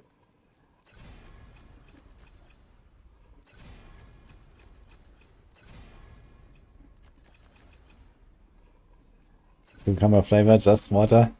Not bad. Oof.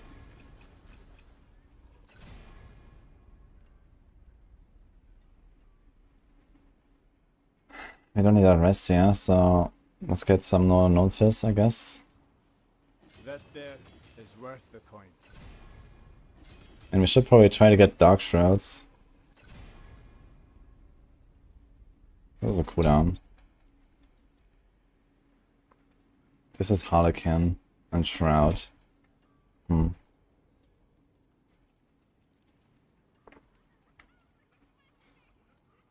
If Harlequin, I can like swap my imbuements very often, which is nice. I wonder if the Shadow imbuement will actually be strong enough to do anything. I'm not really sure how good this will be.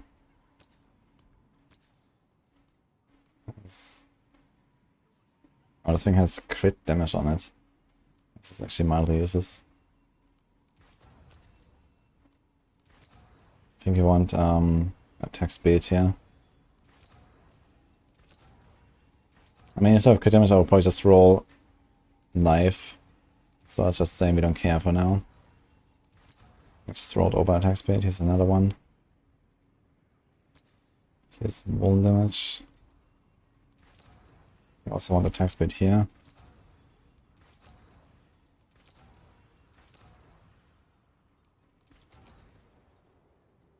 We probably want a different neck.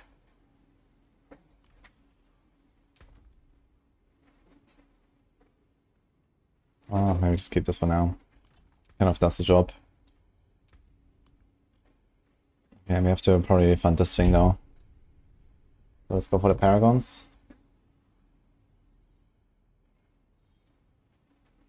Actually, let me check this. We're not gonna play around Petrify here, right? Because it's like also a poison build.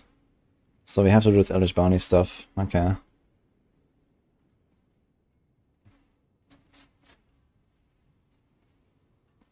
Dude, I should actually just like not always reset all my Paragon boards. Because like start is basically always the same. Exploit weakness is always there, sheep shot is always there. And then we swap out the last two boards. So maybe I'm not gonna do these resets all the time. But it's maybe a bit too late to think about that.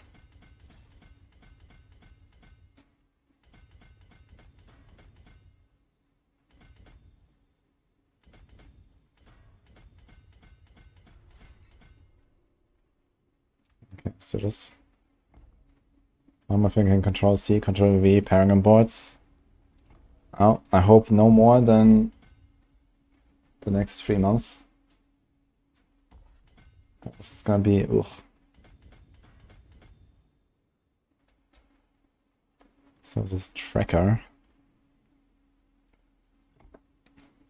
Boom. Okay.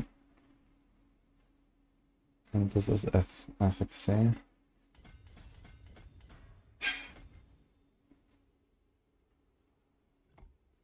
Which gives us non-physical.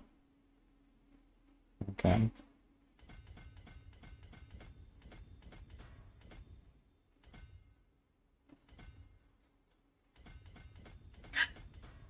Then text, thank you for the sub.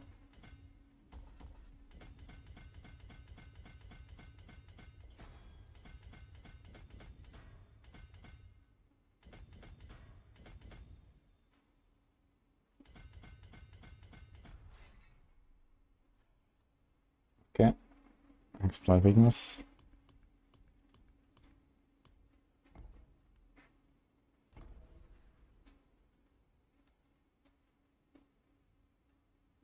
Redo all the planners so the first 3 boards are always the same. Smile. Yeah, bad idea.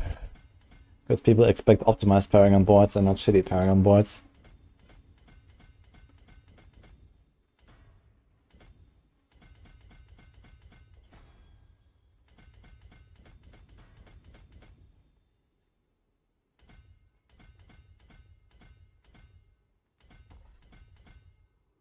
This is Kenny.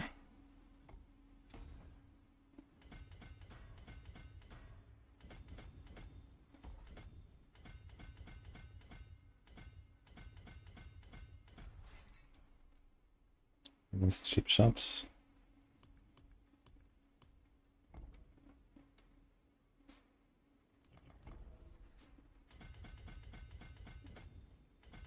But yeah, for like build experimentation, I should have done that. In other classes, I probably will actually.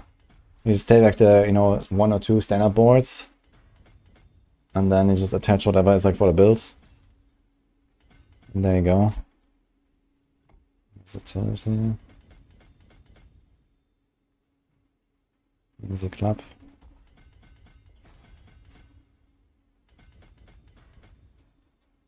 And Dance Macabre.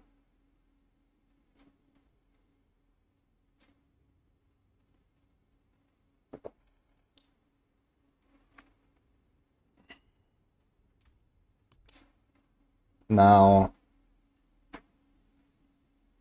it does not work with poison immunity, I think, right? We tried it earlier. So actually we should probably do something else. Cunning, Dance, Tricks, Deadly Ambush, Nirvana. The only real option would be no witness. But then I need to press some ultimates, or trigger ultimates.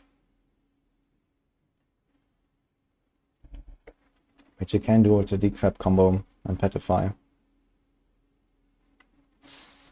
But then this also doesn't really help us most of the time because we want to do mostly poison damage. It's kind of fucked either way, I feel. At least if I do this here, I have the option to do whatever rune combo I want. I'm not sure yet what I want.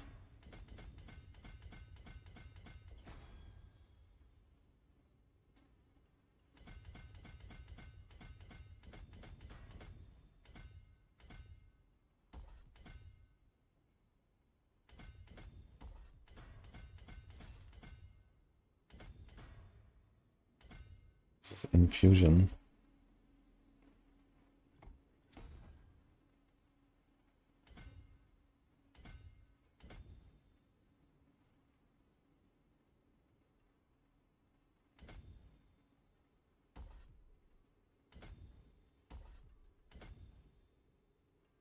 Okay, let's just do this. Glyph, glyph, glyph. Okay.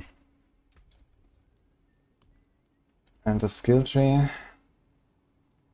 me change this. We have nothing here. I need to check if like impetus works with poison agreement.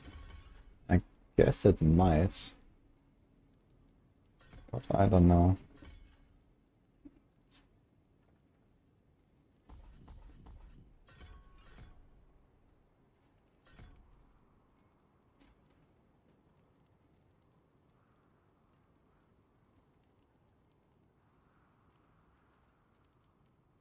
There's no card drops here.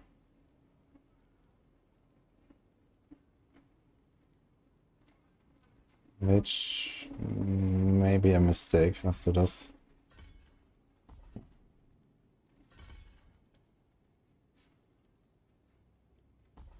Can take out some points.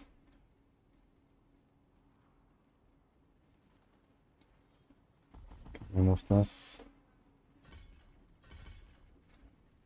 And I guess you want to go Harlequin actually as well as remember the more crit chance. Because we have actually a lot of skills here that profit from this. We have Dance. We have Poison. Yeah, that's actually a Harlequin angle.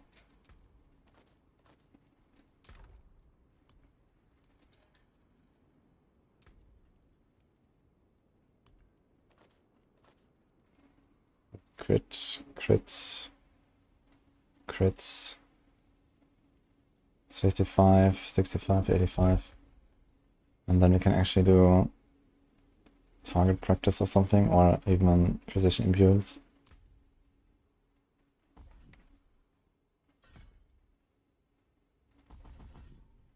And get extra crit there.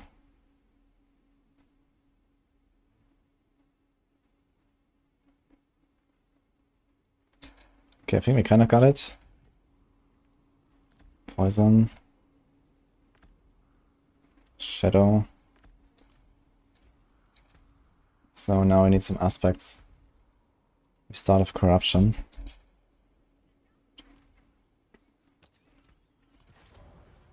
Creeping death on the neck. Attribution elements.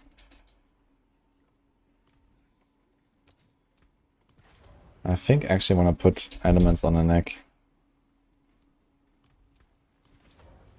Creeping death here.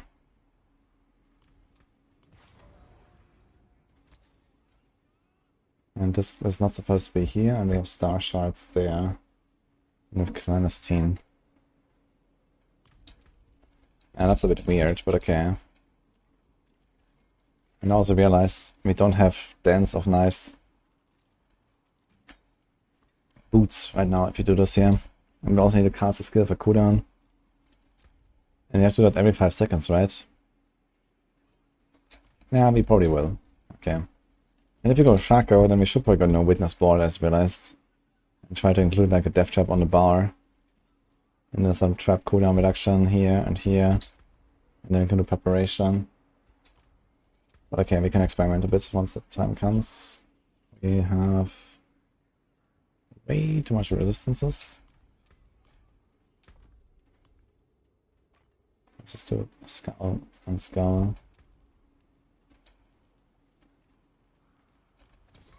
Let's see how this goes. Keep the night penitent bodies outside the city. No sense in causing a panic.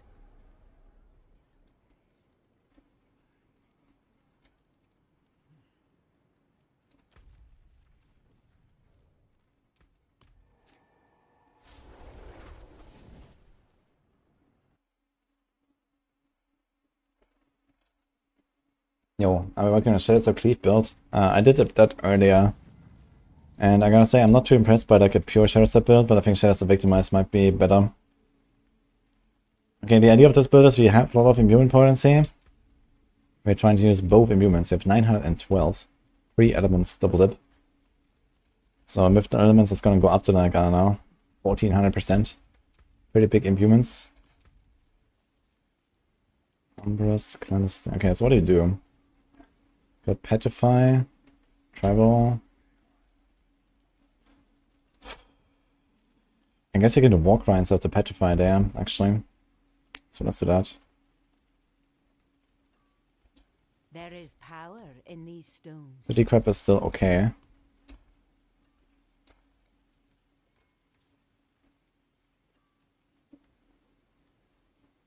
You can also get the -4 seconds on your ultimate. This. And this. So we do a War Cry. And Decrepify. Umbrus. Materials. Corruption. Let's do this. Okay. Let's see what happens.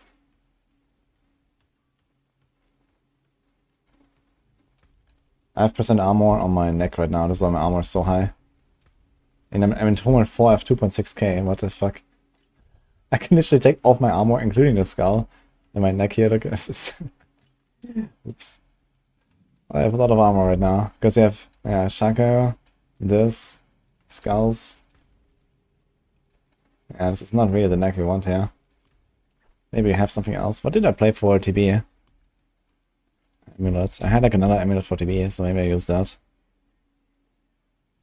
Dark Shroud, Innovation, Exploit. I think this might have been the one.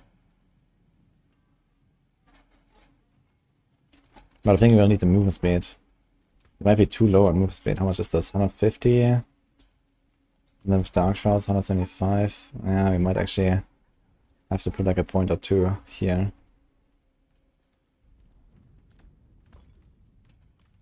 Okay. Let's just open an 80 and see what happens. So the idea is we're gonna use Shadow Imbuement to pop packs and then we switch to poison.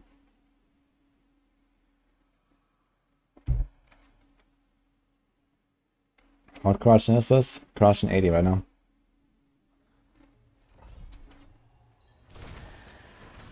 PTR ends, I think, on Wednesday.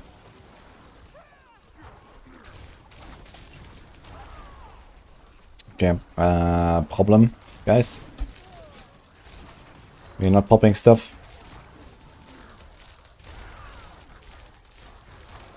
Okay.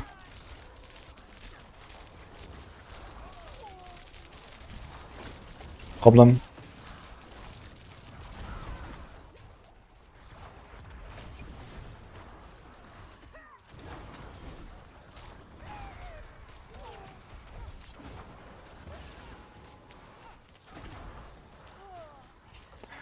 Uh-oh.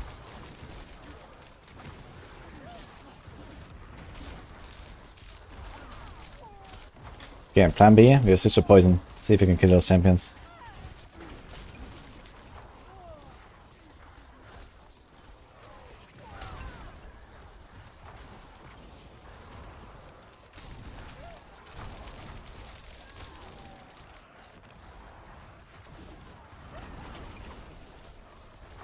Yeah, okay, I think this build is dead actually.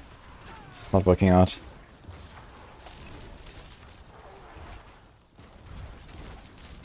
I guess what you have to try is like, does synergy and all these kind of things work for poison, and you can make this like a full poison build. You see here they're actually ticking.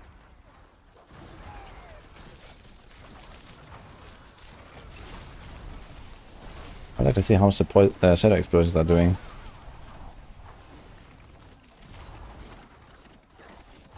But I'm doing way too low damage with my shadow imbuement up.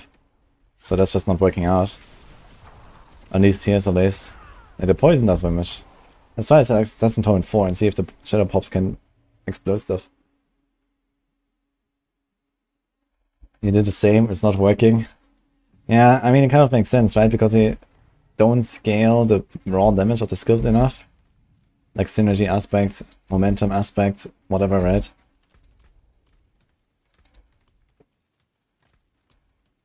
Let's try this in torment 4. I wonder if the shadow imbu is strong enough here. I mean, another option could be to poison something up and then switch to shadow. And then, you know, start a chain reaction.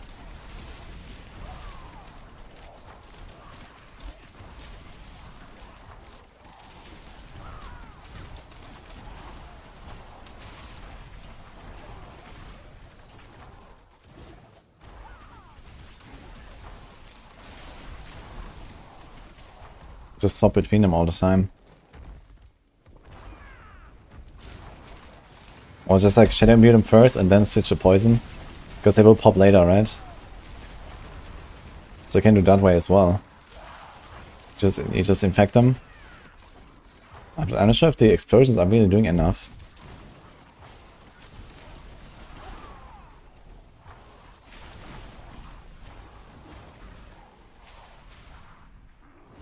Doesn't really seem like.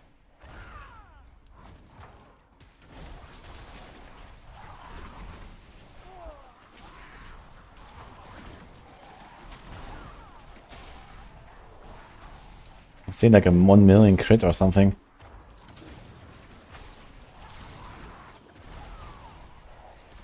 Pop.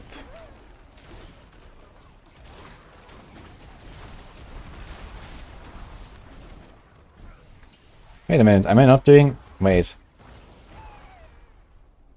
I think I don't have a third element. Do I? No, we do. We have shadow. Oh, wait.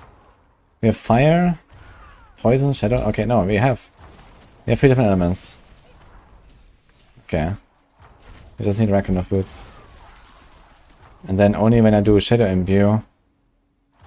Okay. We have to sometimes start the poison.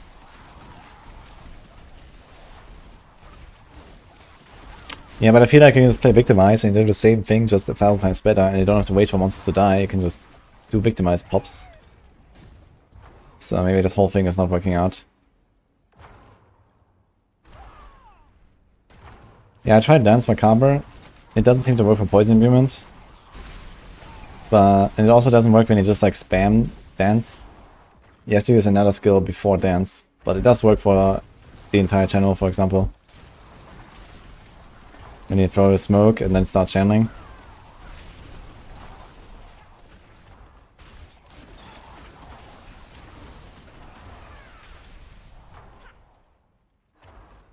Now we should have 2 more days of PTR.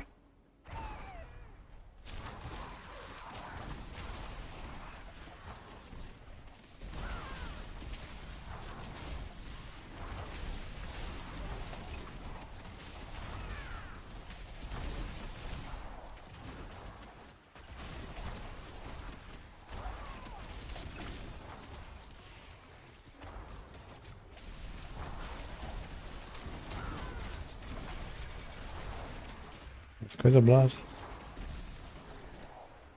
Okay, I'm not impressed at all by this stuff right now. So I gave him the poisons.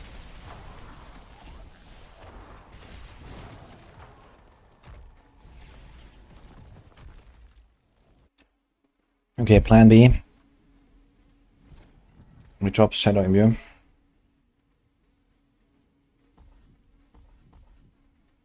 Go Death Trap. Try and get a few more points there.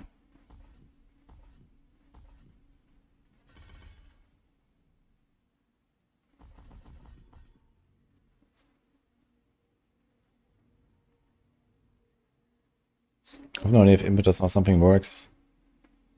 But after using 15. Maybe it works. I don't know.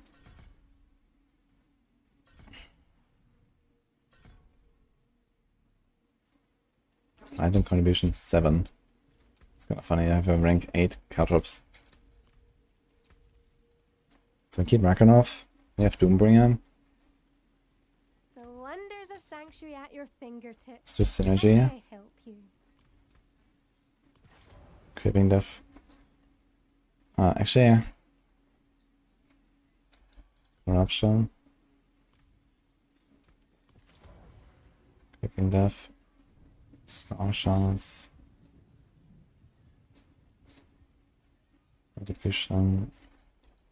Elements.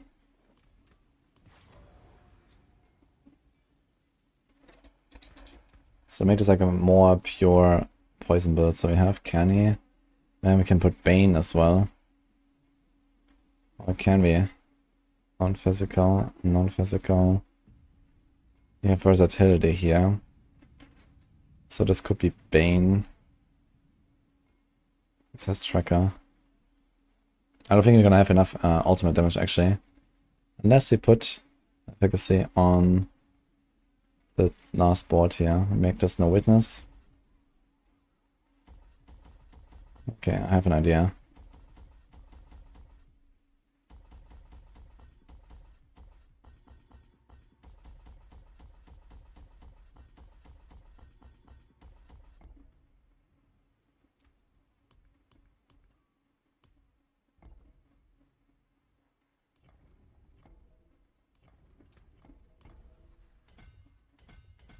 Damage per dark shot, mobility. No.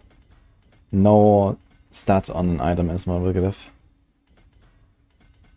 All these like random rolls and tempers and stuff. Just the weapon tempers are usually.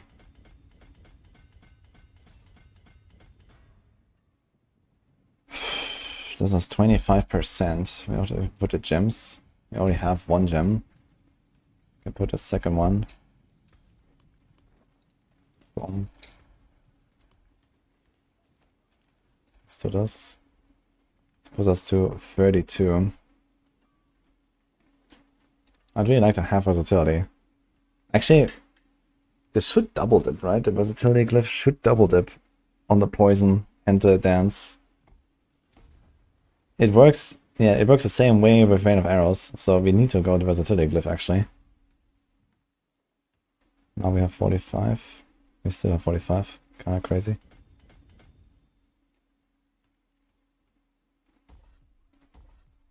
Dex. And made 1 more dex here. But I don't have a Bane glyph. Which is very weird. I guess you want to try to do this here.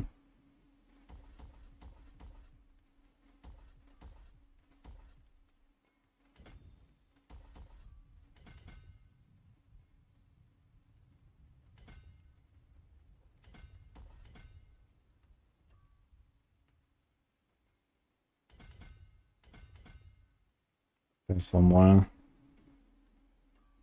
Okay, we got Bane, Canny, Efficacy, Versatility, Tracker. That makes some sense. Now I'd like to have some trap cooldown reduction tempers that I don't have right now. Let me double check like another amulet maybe. Or ring. We have Shadow Imbue, we can YOLO.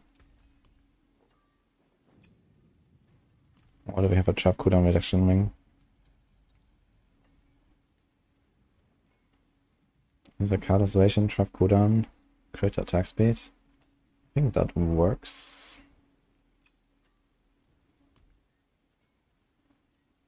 And here's mana stacks, card of size. I'll take that one too. Magic is neither So this good was nor corruption. evil. How may I help you? And this was creeping death. Masterful work. I have no idea if synergy works, but if it doesn't, it's actually not too bad. I do have other stuff to put there.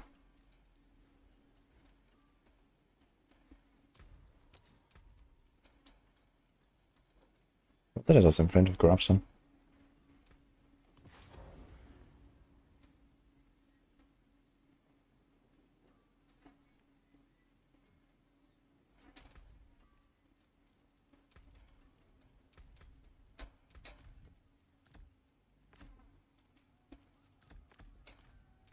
Okay.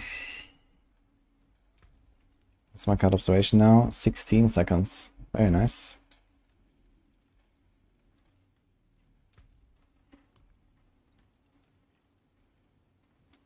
Okay, it's not like a pure poison setup. 9 ranks here. Decrepify. More cry. What would also be very nice is the +3 to all skills. Similar to what I did on TB. Umbers, you also want Noxious Ice, really, actually. In fact, instead of Retribution. Noxious Ice is technically better. 40%. And elements here. I should probably just test real quick if Synergy actually works.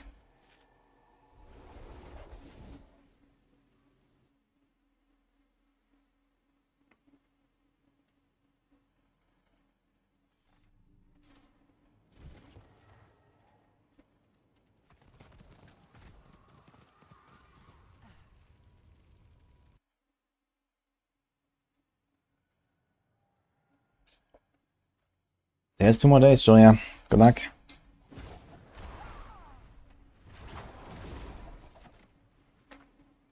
Okay, how do we test this?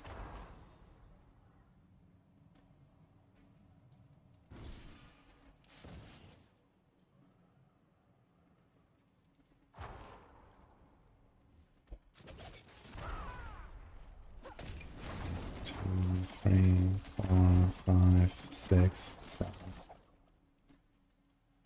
Okay, it takes for 3 million. Size again.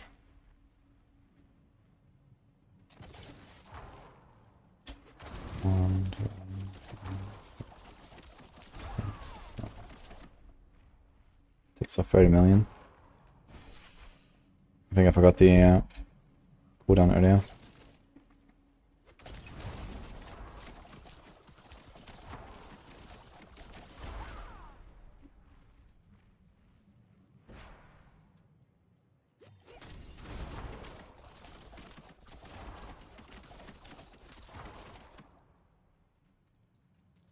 Okay.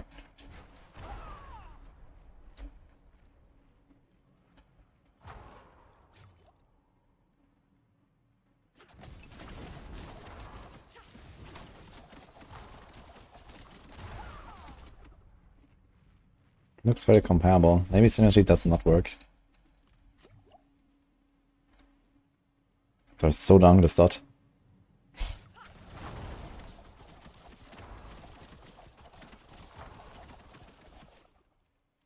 This is way higher.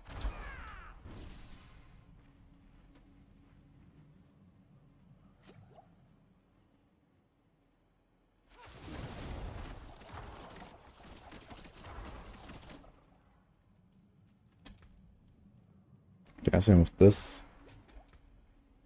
Let's remove this. This. This.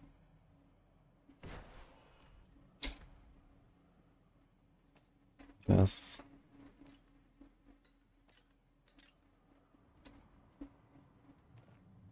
Okay.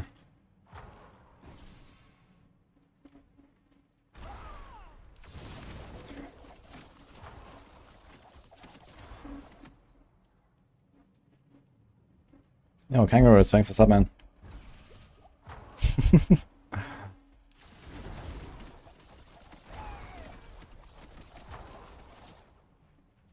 Okay, 700 again, 700 before.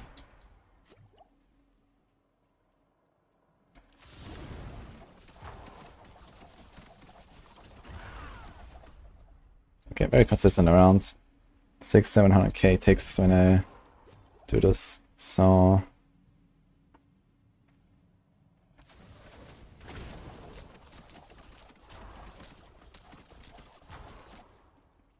still 600. This time it was with synergy aspects. I think synergy doesn't actually work.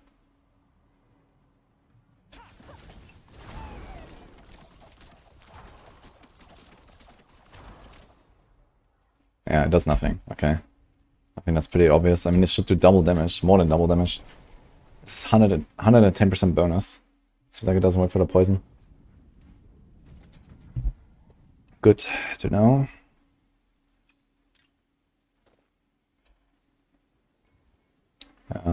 Where's the ring?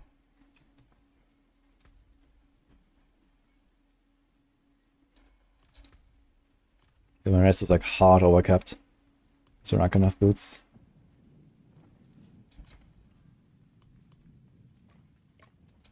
I think that's okay. So it's a corruption, two-handed. Giving death. Or elements. I'm gonna do elements. Keeping death here. I guess I put retribution back.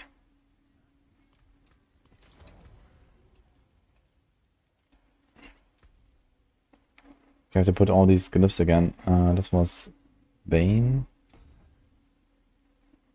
We kept this.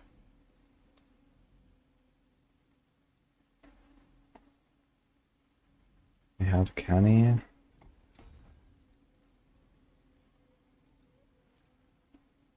Efficacy. What was this?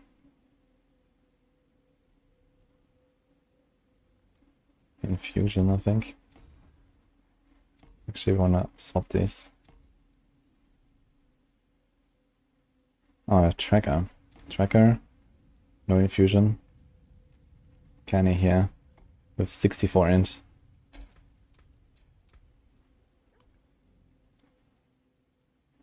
Okay. Okay.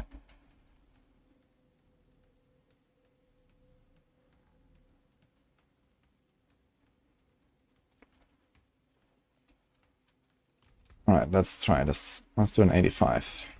And we do a unknown advantage.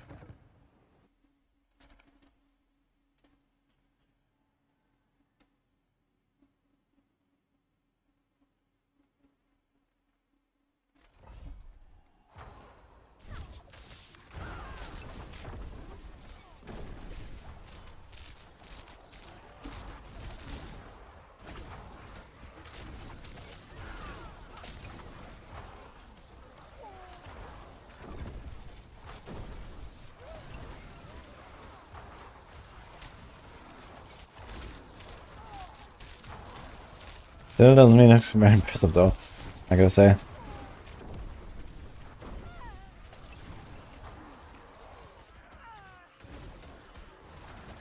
I mean, if I go Bursting Venoms and just start spamming instead of Bursting Venoms, I guess that could be a good idea.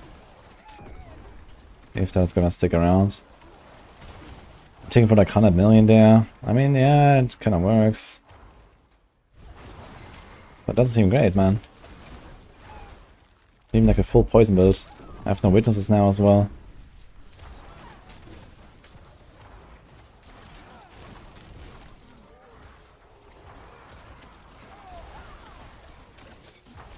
Kinda hard to eat for the density like this.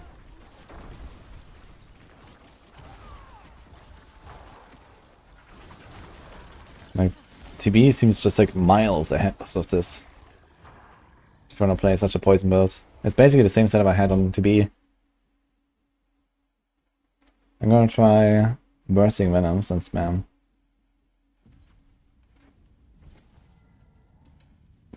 The numbers don't like the game. I mean, you can turn off the numbers if you want. I mean, there are cases where there's too many calculations and the game starts lagging. But it's actually not really happening here right now. Sublime. My magic's away. I got trap cooldown, poison imbue. Yeah, so, actually, do we want to go preparation? Not really.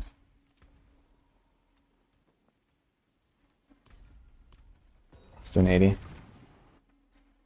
Yeah, damage is just not really popping off here. I mean, the setup is not very optimized.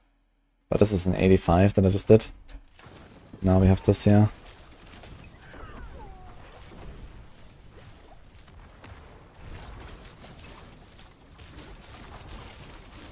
And now if you proc Bursting Venoms and then start spamming, I think you can do some serious damage here.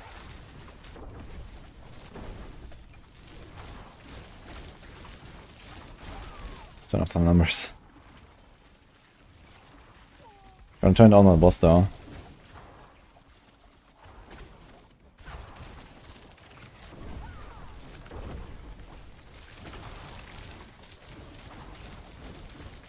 And with the spam right click stuff, I think maybe they should buff the skill a little bit.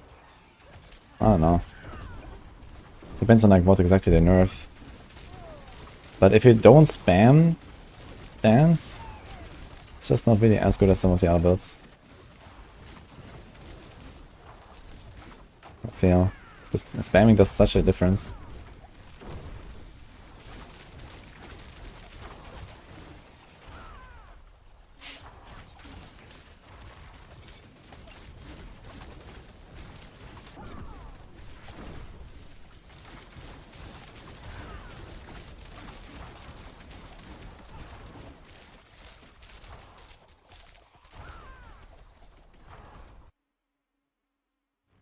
So outpower damage ain't good on PTR.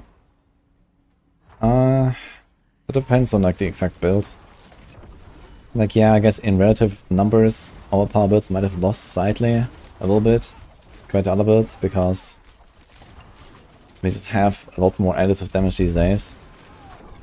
And I think the extra overpower bonus is just gonna be a bit less than usual.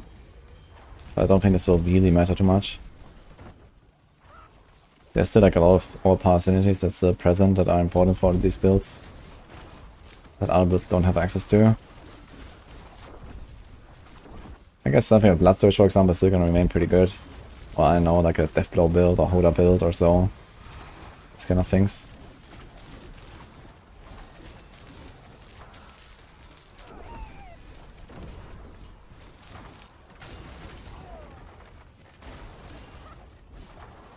Okay guys, it's actually my last run for the night. I have to go after this.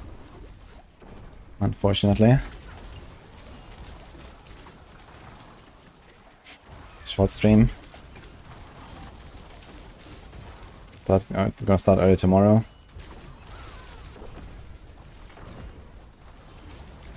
I'm gonna say I'm not really impressed by all this like imbuement, dance on life stuff I was doing. I think I just want to play it as a Victimize build and that's it. I mean, it works as an 80 and stuff, but yeah. Just play TB if you want to play a poison build, I feel. TB is just like so good.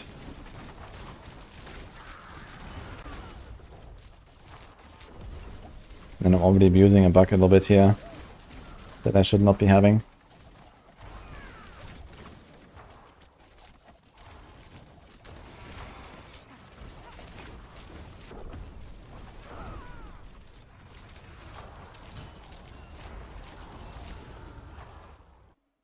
Let's see how big the poison ticks can go though.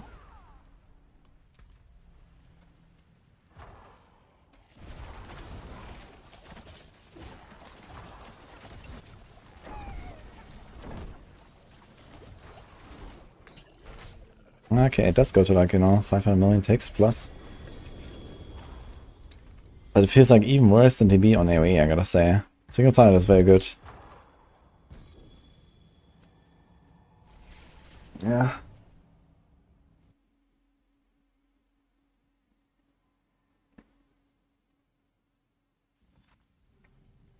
Yeah, there's a meeting. So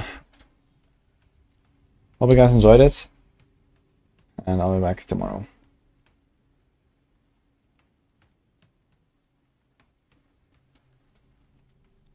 Get ready to one of the other boys.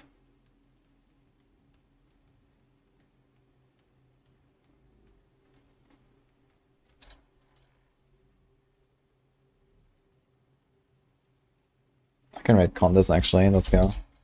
I rarely ever get to raid them. So I hope you enjoyed it, and I'm going. I'll be late actually. Have a good one, guys.